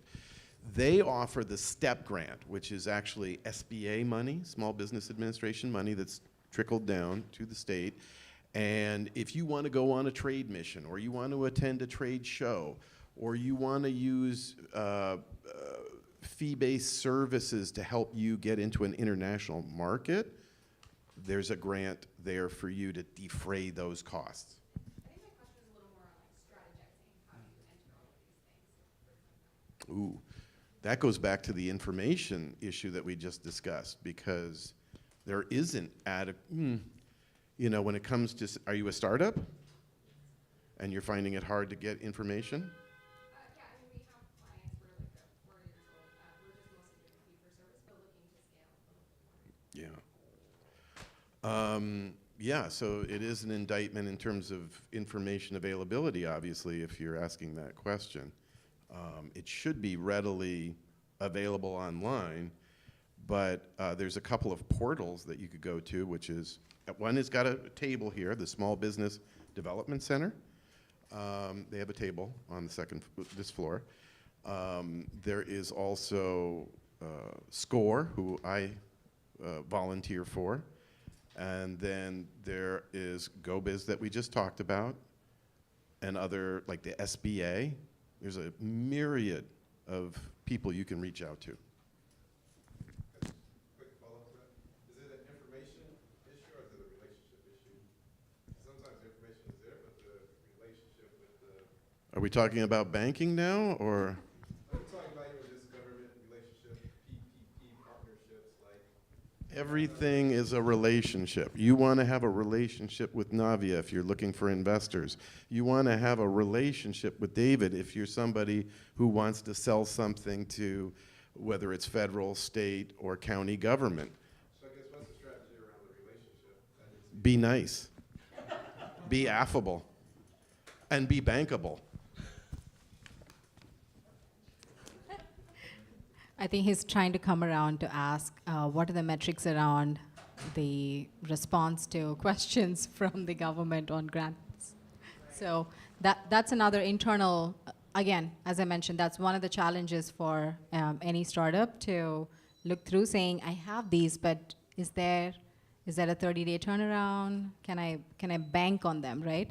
They're available, but what's the reliability or the, response rate? Not unlike any business that is looking for leads, you find, and it's not always apparent, find the decision maker who, who's there to make the decision, and there will be a series of gatekeepers in the way, whether it's issuing an RFP and a scoring panel and some intermediary, but ultimately there's a department head or above that is going to be making the decision. Find that decision maker, not unlike your work in the private sector. You need to sell to Boeing. You're going to find the decision maker in Boeing and find out who they are and how to get to them and form a relationship with them. It's going to be very, very similar. Again, we're consumers as much as anything.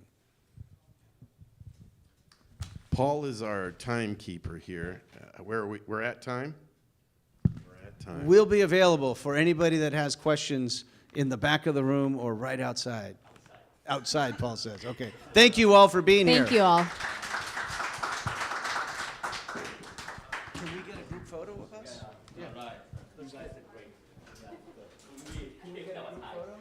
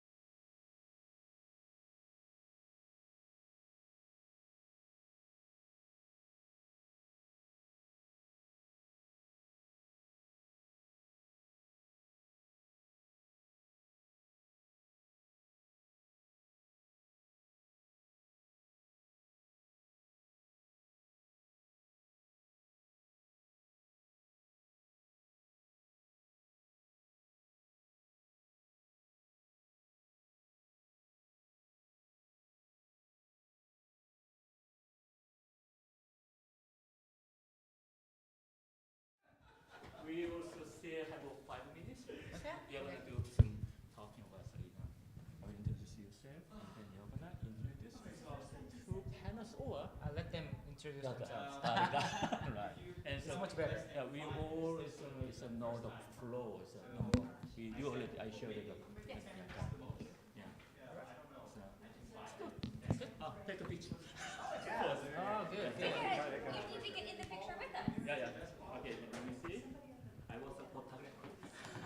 I did 2-3 exhibitions. Okay. One more time. Yes. And then. Oh, right. Thank you. Thank you so much. Yeah.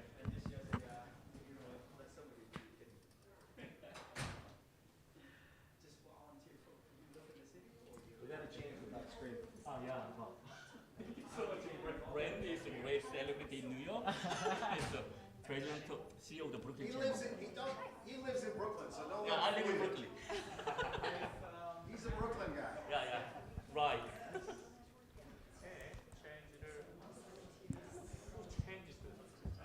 I can try and change it.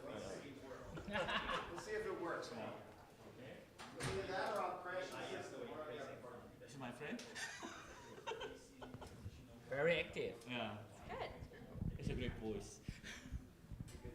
And also he visited our office in Seoul last time. Oh, cool. Yeah, so Yeah. that was very fun. Yeah, I hosted my event, 8-8 Table Seoul. I will host 8-8 Table New York on 15th of October. You guys can be the potential panelists. I wish I could be in New York in October. Sounds like a fun time. Yeah. New York in October is really lovely. Yeah, New yeah, York in it's the fall. yeah. And so I'm gonna introduce him as Professor Park. Sorry, Paul, we need an expert. I can't. Spring and fall. Very nice. October is great. Okay. Sydney. Are we gonna record? Okay. We could. Yeah. No, I So, hey, Sydney. and then This seat is saved it all to and then I listened to it on What? I'm in trouble now. I'm here to enjoy my show. So it's either that Your or a show. podcast. I'm like, let me try this out. Let me actually like. my show. It's this guy's show. This is All what right, you do sounds when good. you are Okay. like just We're here to last shift minute for me. person. I'm gonna- Because you like use AI to. Okay. 1 minute? 1 minute. Yeah. Yeah. Okay. Everyone have a seat. Right? I'm gonna start with our last session, and Create the Future Summit 2025. It's the last session.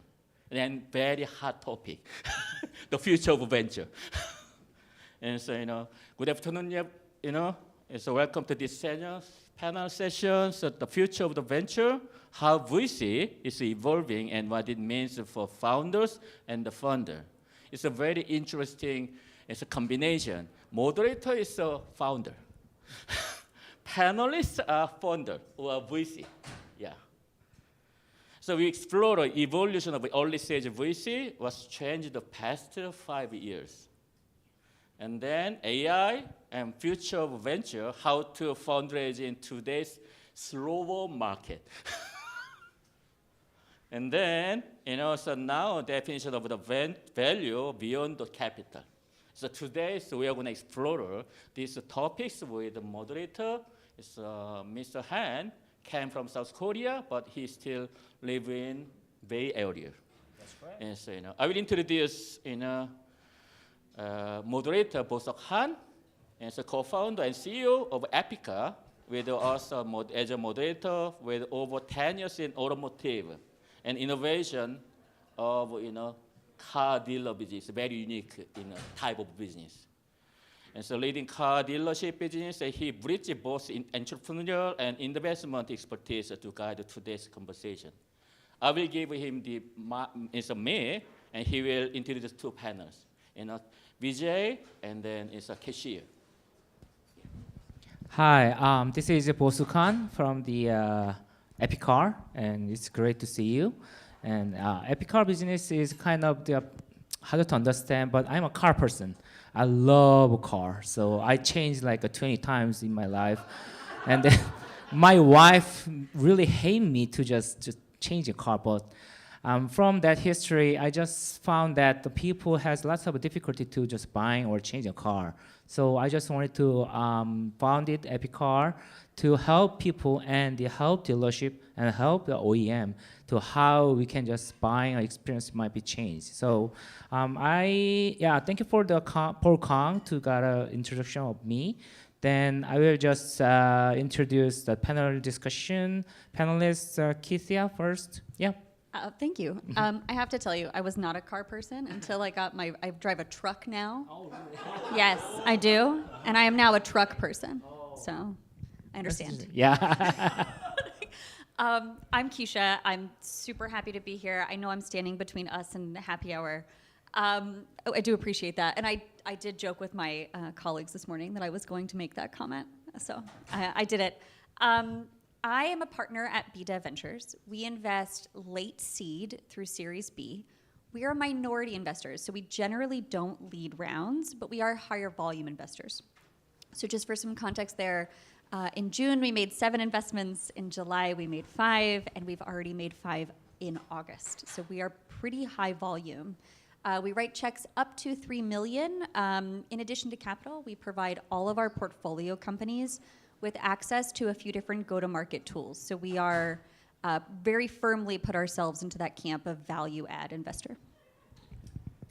So can you guys hear me okay? So as Keisha said, we are right in front of happy hour. So hopefully this conversation about fundraising and VC won't be too sobering that you'll need to hit the bar that hard. My name is Vijay Rajendran.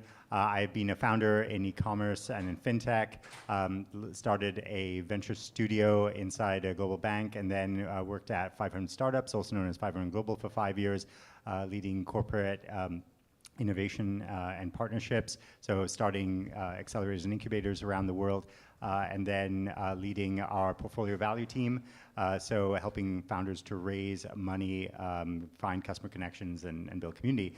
And then today, I am an executive coach to a number of founders and also work primarily with a venture builder, which is a startup that builds startups.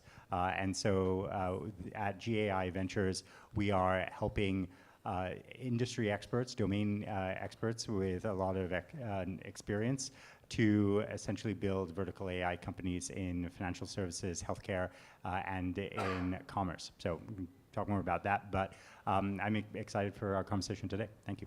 Thank you. Thank you for the introduction. So first topic is we just discussed is the evolution of the early stage VC. So actually, I am a founder, and then all of my job is looking for the investors and growing the money, and the increase the revenue. So it's quite tough, but yeah. So I would like to say this is not a tiresome, but it's kind of very challenging but very interesting to find the good investor. So I'd like to ask you about how is that evolution of the early stage VC wise, and how things changed in the last 5 years. Yeah.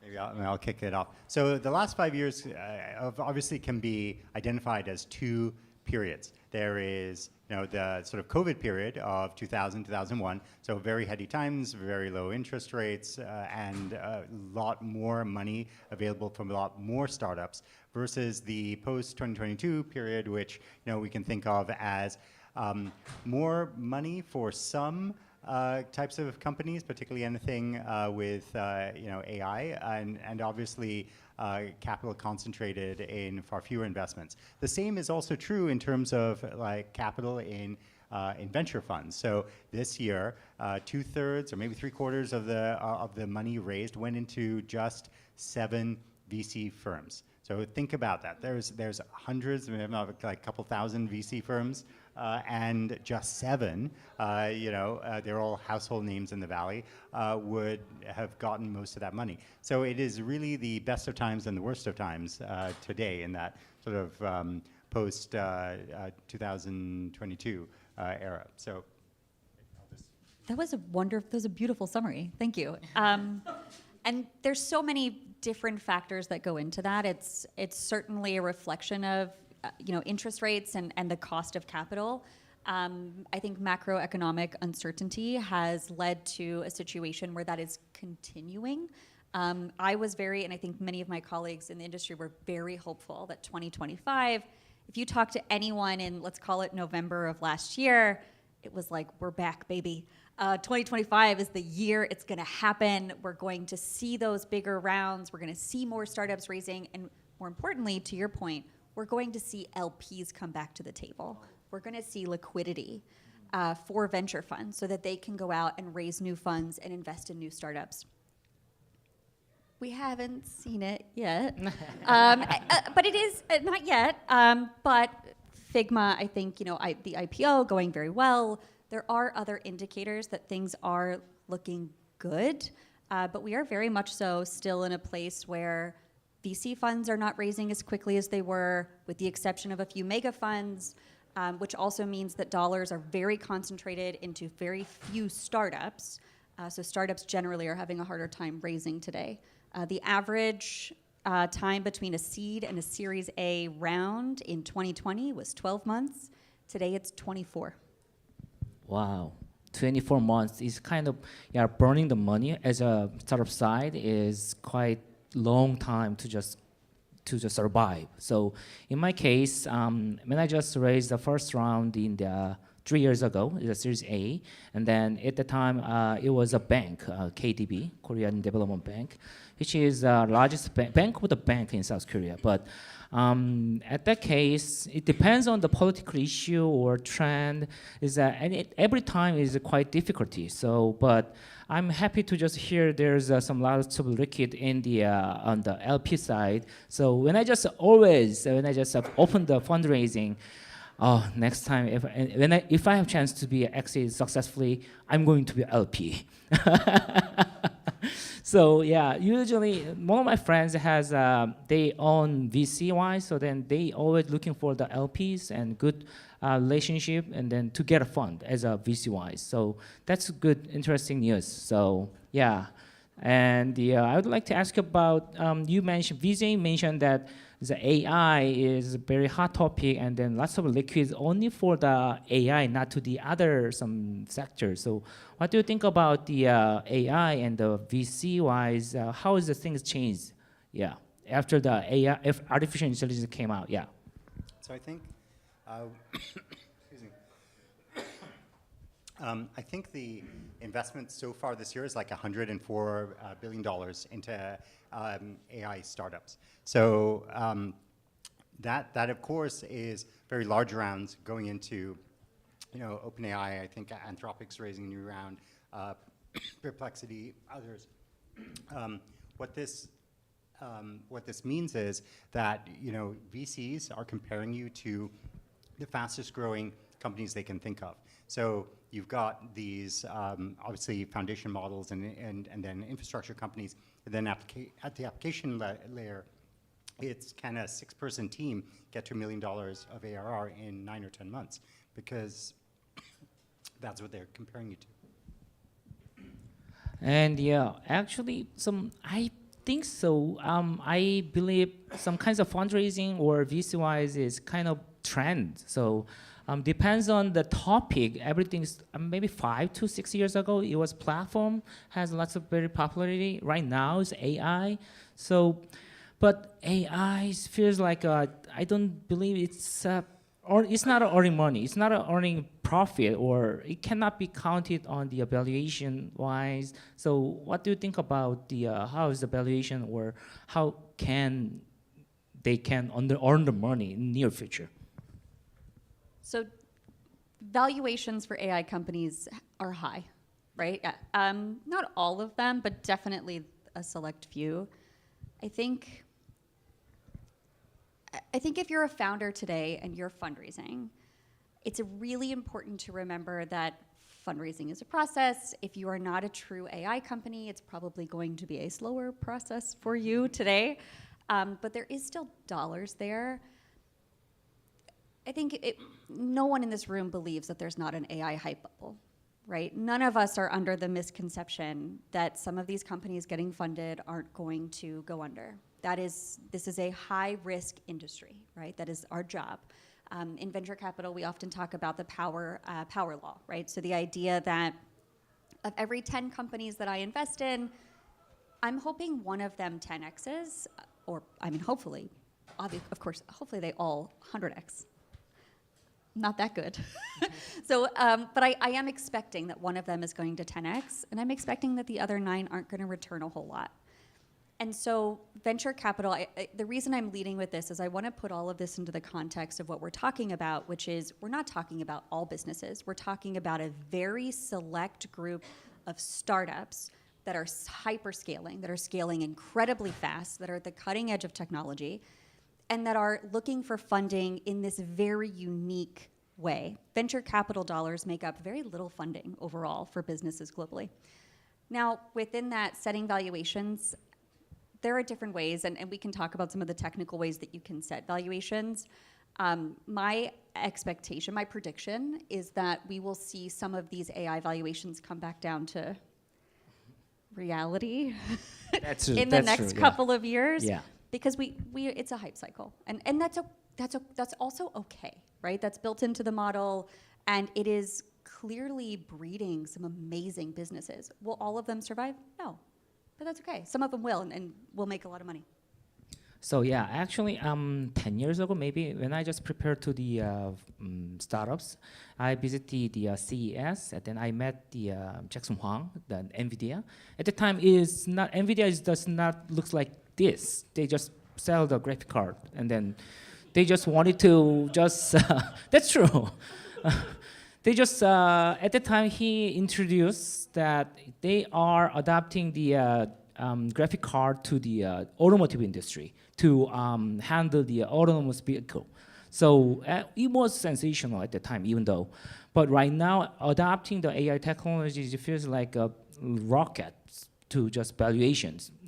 I never expected NVIDIA has that kind of valuation right now. So I think, yeah, this is quite interesting topic regarding the AI, because we are also having a fundamentally same business in the Epic car to help the dealership and OEM to the customer. But as a trendy-wise, we added on the AI agent for handling the customer's experience. So then it's kind of very interesting. So as a VC-wise, I think that I don't know exactly how they can just calculate the valuation or set it up, but it's too technical. But I just wanted to ask you a little bit more about how there are so many ways to set up a valuation, but AI is right now only for the technology in this stage. So what do you think about? Yeah, so when you're valuing a venture capital investment, it's a exercise in pricing real options as opposed to really valuing a known set of cash flows. So that's why we look at multiples, right? We look at multiples of revenue, or try and take a swag at what a total addressable market would be. And that, I think, is the key difference between venture investors versus other types of investors. We actually, according to valuation experts like Aswath Damodaran at NYU, we don't actually value companies. We price them. We look at what others are paying for a similar type of company, and we look at those comps, and then we come up with what today is a market price. And at any one time where you are in the hype bubble, that is going to be either really cheap or really high, or right on the nose. You never know until later. But the key is, with the benefit of hindsight and history, not investment advice, you are hopefully placing bets on something that is going to be valid in the future. AI is the biggest change that we've had since maybe not even the internet, maybe since the personal computer became a tool to enhance human productivity in a major way. And the investment that we're making in relative terms to GDP, some economists have compared to the building of the railroads in the late 19th century. And if you think about all the power that's going to, capacity that will have to be added on top of that, it may well exceed it. So there's a revolution happening. There are various ways to play it. You could, it could be NVIDIA, it could be building a foundation model, it could be something at the application layer, but it's what wins ultimately is something that creates value for customers and solves their deepest problems. I think one point that you hit on that maybe sometimes being here in Silicon Valley we forget, right? Because AI, I took a Waymo. Well, I didn't. I took an Uber to get here, if I'm honest. But I could have taken a Waymo. I didn't. But they're great, right? We get ahead of ourselves sometimes. We talk about how ubiquitous AI is. It feels like it's everywhere. We are just at the very tip top of the iceberg of the applications and how we're going to see AI, whether that's LLMs or machine learning. We're going to see these tools in everything that we do, and we're not beginning to see it yet. There are so many second, third order effects that are going to be taking place. And I just, for some context on that, one of my favorite statistics to think about is it took us 50 years for 1 million people to drive cars. It took us over 100 years for 1 million people to have a telephone. It took Twitter 2 years to get 1 million users. It took Pokemon Go, which held the record for a long time, 19 days. It took ChatGPT 1. And they're closing that gap. This technology is going to change fundamentally how all of us live our lives. And I think where change is happening at a speed today that we've never seen it before. Right. There are 700 million active users of ChatGPT a week, and that number is still like very small. And in the future, there will be many different like AI products that are all around us. It will be ubiquitous and invisible to us, just like electricity is in this room. And we will talk back about the time when, remember, less than 1 billion people like had ChatGPT, like as though we remember the days when less than 1 billion people had email addresses or phone numbers, right? Like that is like the scale of change we're talking about.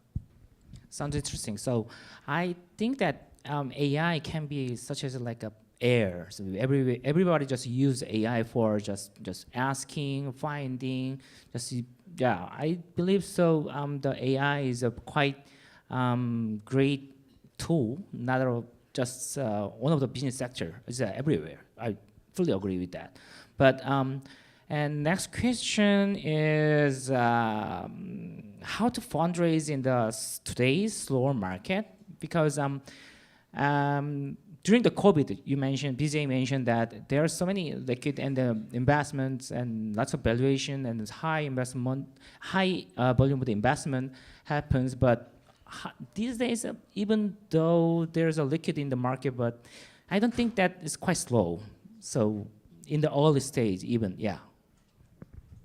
How many people in this room are founders? A good chunk. Fundraising, I'm guessing? If you're a founder, your hand should just stay up, right? You're always fundraising, including yourself. Yeah, yes. Me too. My number, and this advice has not changed. I do actually think that the rate of innovation today, and we're talking about these astronomical valuations, but one of the things that I talk to my team a lot about is still thinking about business fundamentals. Fundraising is fundamentally a sales process. Fundraising is not about going to the coolest party and hopefully meeting that high net worth individual unicorn in the corner. It's a fundraising, it's a process, it's sales.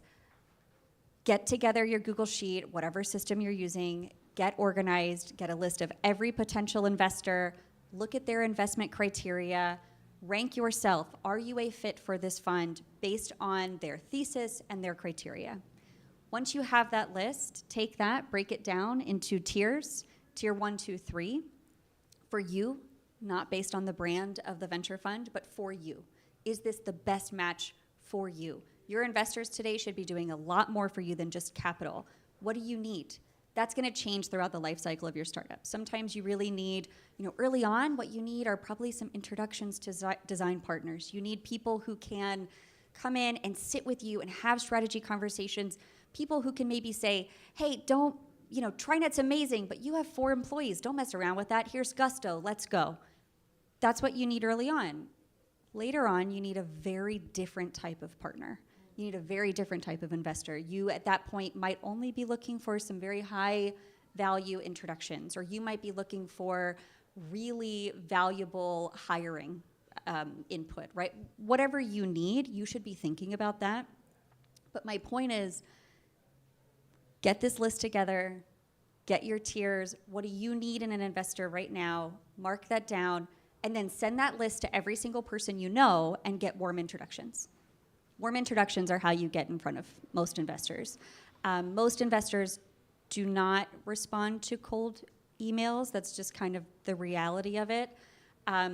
For context, and this is not, I'm not that cool, but I get legitimately hundreds of messages on LinkedIn and email a week. It is difficult. I cannot respond to everyone. I try, make an effort, but it's difficult. If someone introduces you, I will at least look at your deck. I will see you. You will get in front of me or someone on my team, and I think that's really valuable. That is very tactical advice. Fundraising is slower today than it's ever been, right? It's harder. We're focused on, when I am talking to a founder today that's not raising a mega round, I want them to be talking to me about how they're building a business. What does differentiation look like for them? That's become more and more important in the age of AI. And also, how are they building it sustainably, right? How are you getting to revenue? We're not in the age anymore, and this was true 5 years ago, where it was about hyperscale at all costs, right? Blitzscaling was the playbook. That's not true today. It is fundamentally different. Yeah, blitzscaling seems to be replaced with seed strapping now. Like that's a new phrase, and there may be something to that you're building a business where you own more of it, and you need less capital, and you can build it to a scale where you're benefiting, and you don't need to just stay on this fundraising hamster wheel. So I would actually disagree a little bit with you should always be raising. No, you should be maniacally focused on making your customers delighted. You should be building an amazing culture where people want to come and work with you. You should be creating products that you're proud of and delight. And capital is a tool. Capital is an input that provides you with leverage to do those things with some costs.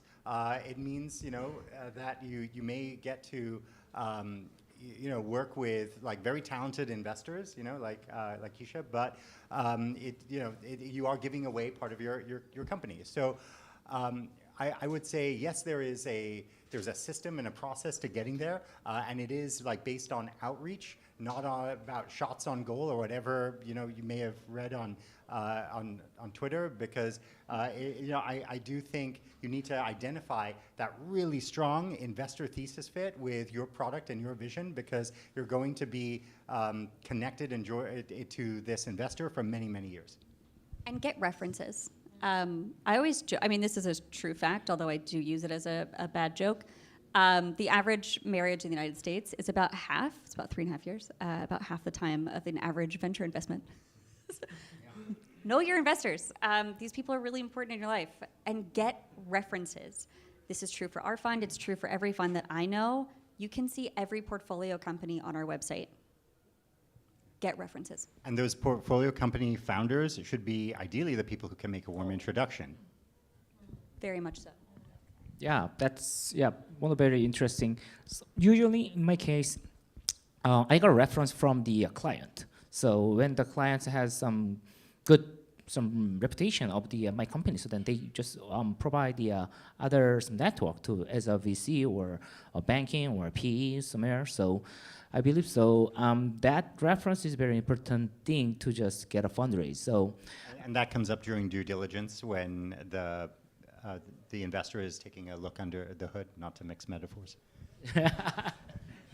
That's kind of, it is a due diligence-wise, we have to show everything for what we have as financially or legally and HR and product, sales, forecast, everything. So, but in my case, reference from the VC, rather than the reference from the VC or the other investors, the client is quite important for me because they are using our service, they're spending money, and then they satisfied, and then they can just introduce the other clients or the investors. So, but in this case, I saw that there are so many founders and then business owners here. So I would like to ask you, what is the most important thing or criteria to, as an investor, to invest to the company? Yeah, even in slower or fast, or it doesn't matter. I think things not change for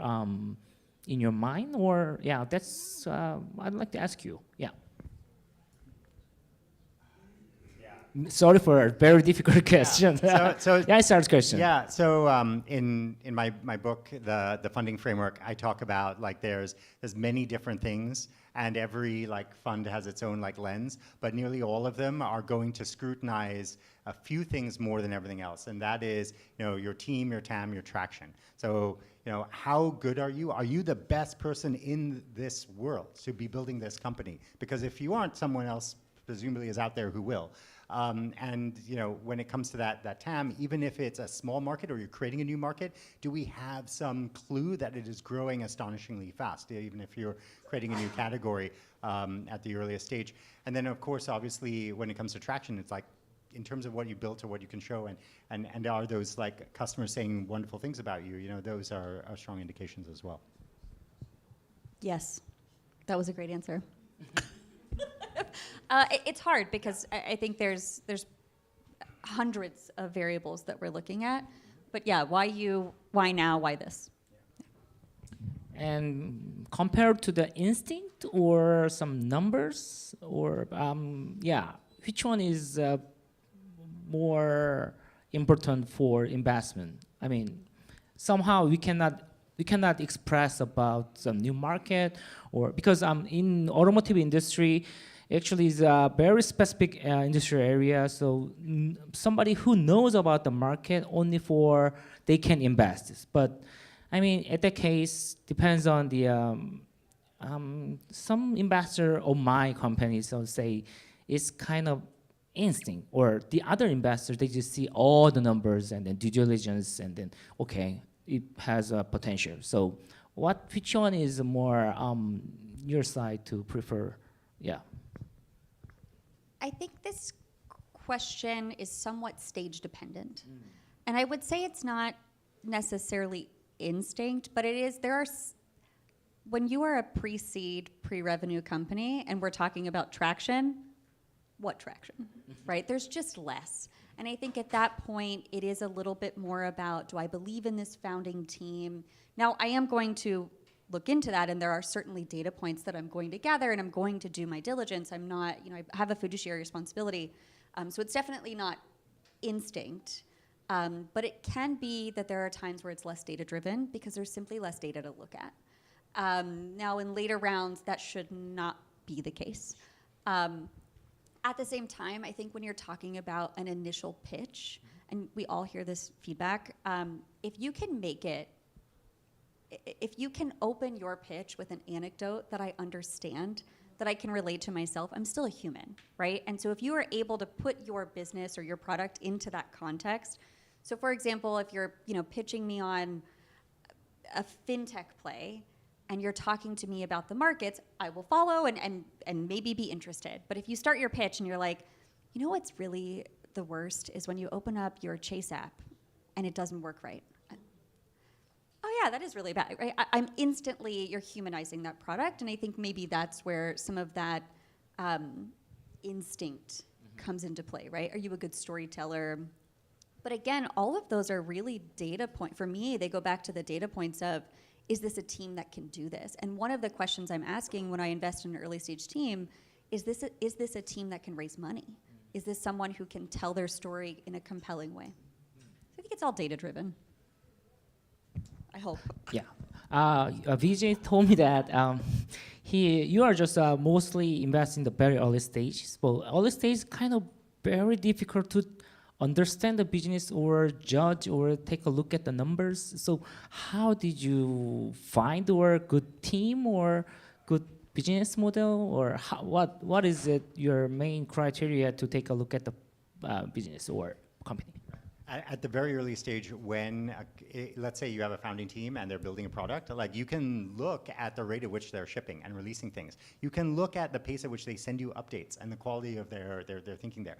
These are, because basically you're a team at the start that is trying to accelerate your rate of learning, and like, is that like clear? And the indication of how frequently you will ship, like, see, you know, it can help us see how you're going to take that feedback from the market, from your customers, you know, or others, and put into practice. So there are some signals, if not like clear data always of indication of traction.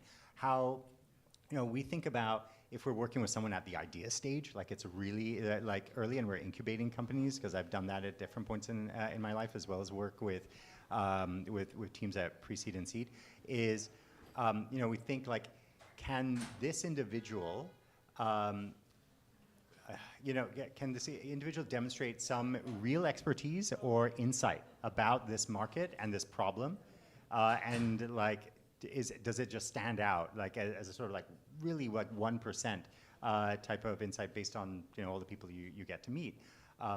And secondly, like, do they have an ability to sell? Why? Because in a B2B context, founder-led sales is essential. There are a lot of people operating under a notion that they will just like find someone who knows how to sell. But just like fundraising, it is a skill that you will learn and you will master, just like hiring people and other things, and you can do it. So someone on the founding team needs to be able to drive founder-led sales.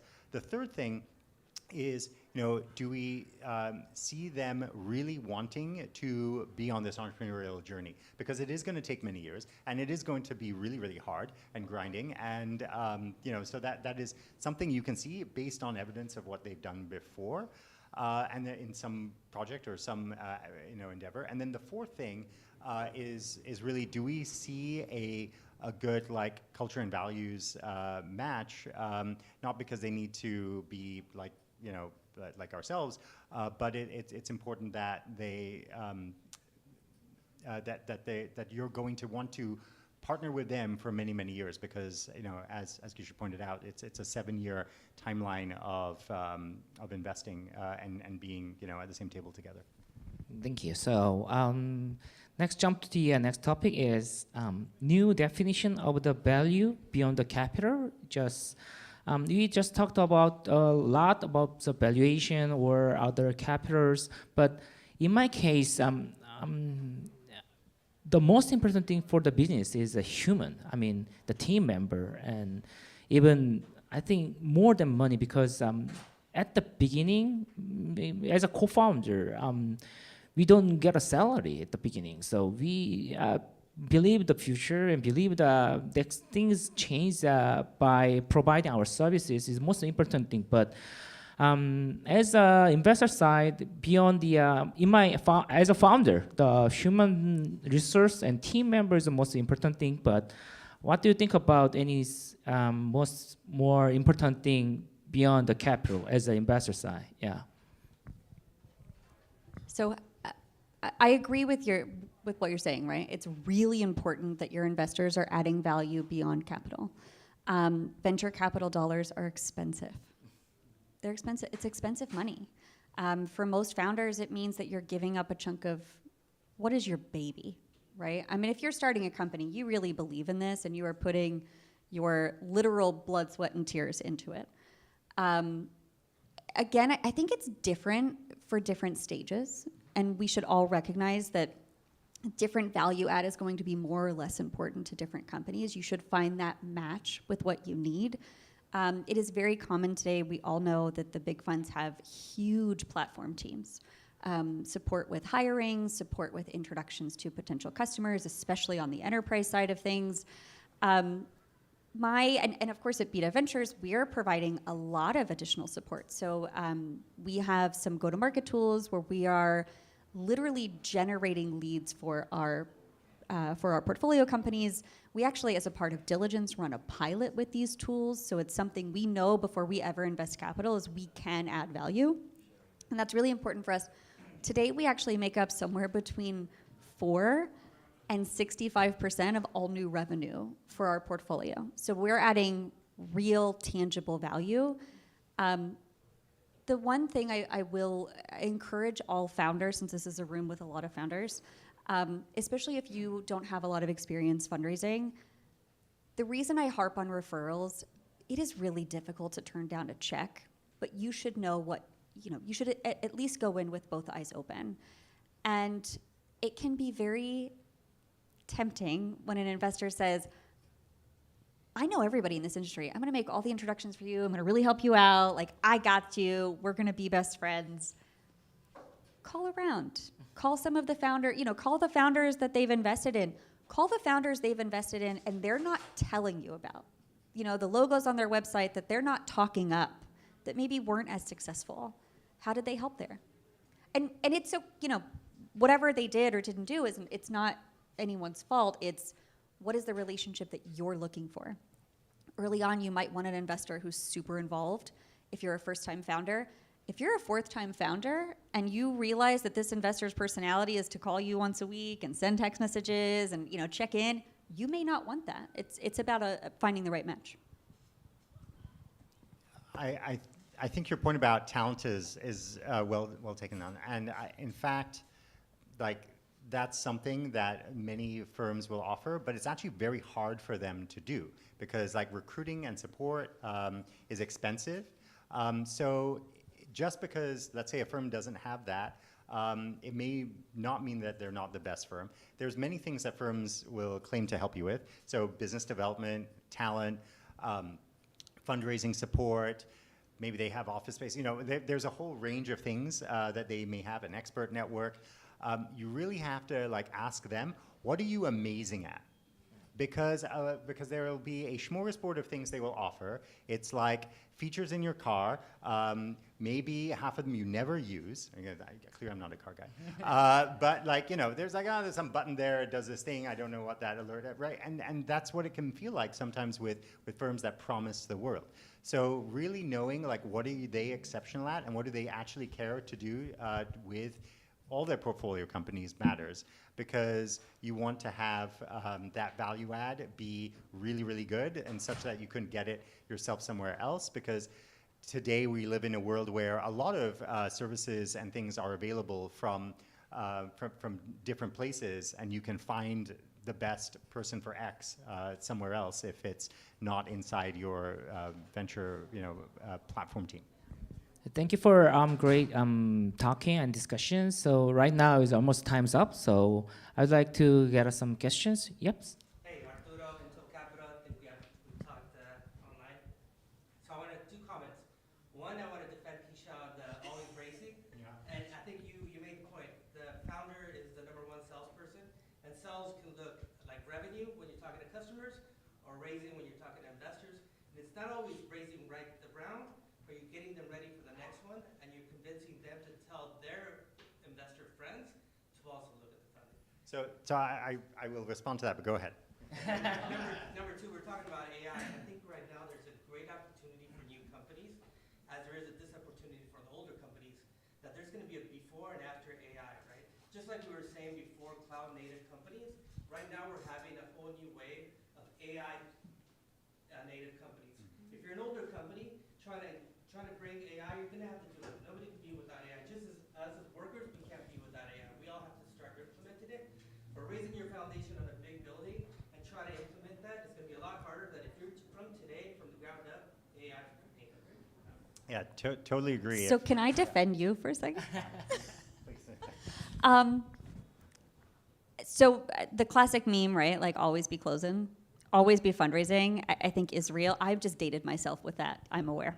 I do think it's real, and I think I've been a founder, that was my experience, right? Was that there's always this element of fundraising.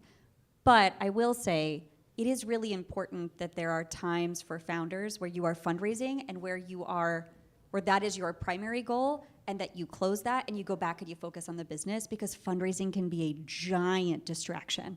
It is very time consuming, it can be very expensive. So I think we actually agreed before this panel to disagree with each other, and here I am no, actually you're right. I What she said.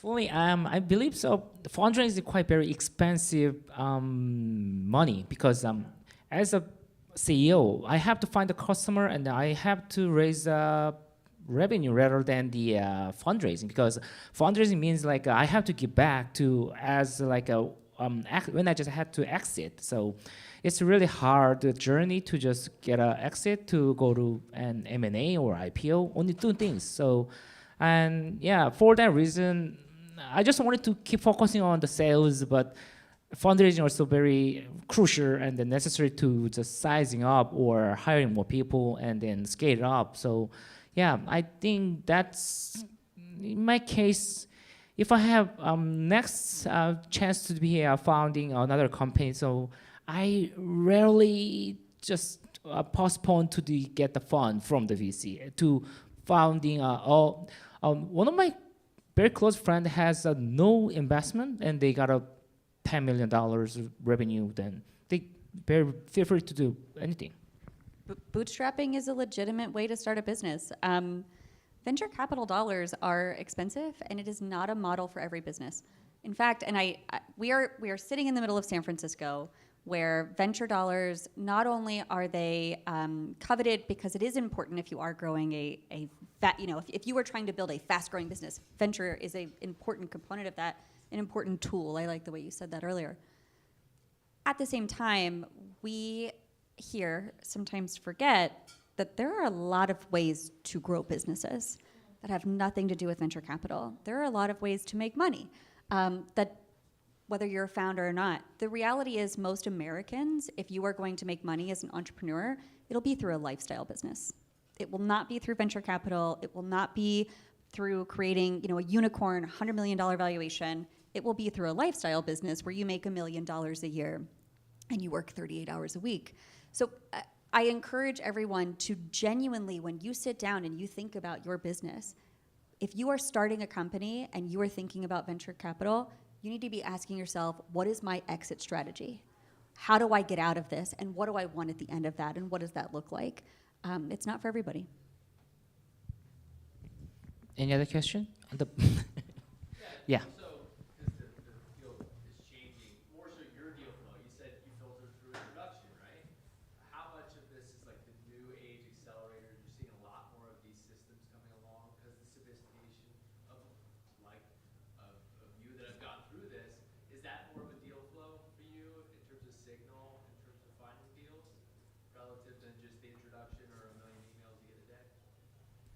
Yeah, I'd say accelerators are a very good signal if they have a very strong reputation in a particular area. So if you are a sector specialist as an investor and let's say you invest in climate and there's a particular climate accelerator that does a good job picking for you or sourcing for you, then you're really inclined to go for it. But I'd say there's a top echelon of accelerators, and we all probably know who they are, that do an exceptional job picking great companies. And those, demo days are a feeding frenzy, and some of the other ones, it's just like crickets because, you can't get people to show up. They're not because those companies aren't good, but, they'll say like, okay, to whoever runs that accelerator, send me your insurtech company, send me your AI startups focusing on healthcare, because that's my thesis. I know because I've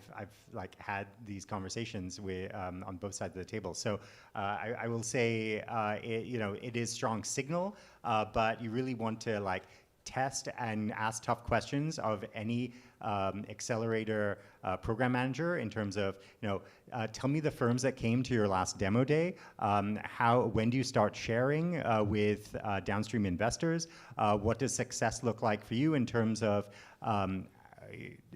the graduation rates, and compare those graduation rates to other programs. You can see it in PitchBook.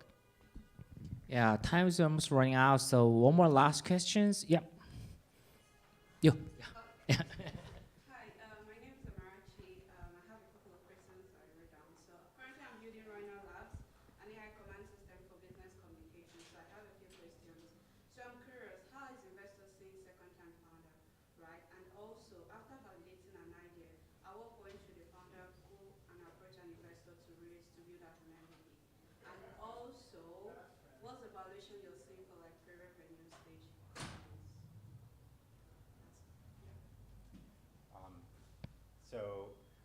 second-time founders. Okay, yeah, very good. Yeah, very good signal because you've like lived this experience and you're bringing something to now starting a company where someone else has already funded your education as a startup leader. So I think that's very good. I think like pre-revenue companies, it's very hard to really put a point on that because it really depends on the sector. I mean, obviously in AI, you can see that a lot of companies are raising a pre-seed round of like $1 million, $2 million, very common at the median on let's say an 8 to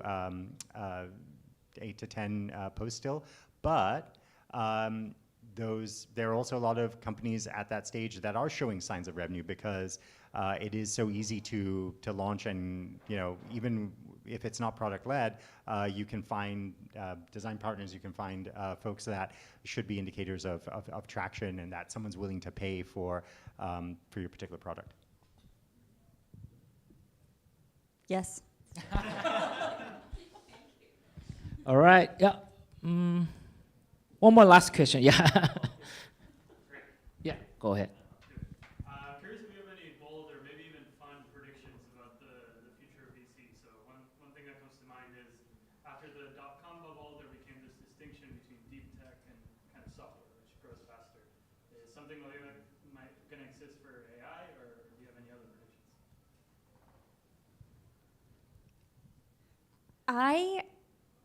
Recently, a very famous venture capitalist made the comment that the early stage VC, the early stage investor, would be the last job to ever be automated through AI. Maybe you know who I'm talking about. I fundamentally disagree. I do think that AI is going to affect, so this isn't quite your question, but when we think about what is the future of venture capital, this is a very white-collar job. And it is something that we're going to see a lot of automation. We're already seeing quant funds, and their returns are interesting. I do think that the future will change. I don't think it'll go away. It's an interesting question. I think it will continue to shrink. Actually, I think as an industry, venture capital exploded in 2020 and 2021. We saw literally, I want to say 10,000 new funds in a 2-year period. It just really ballooned. Some of that is still kind of playing out.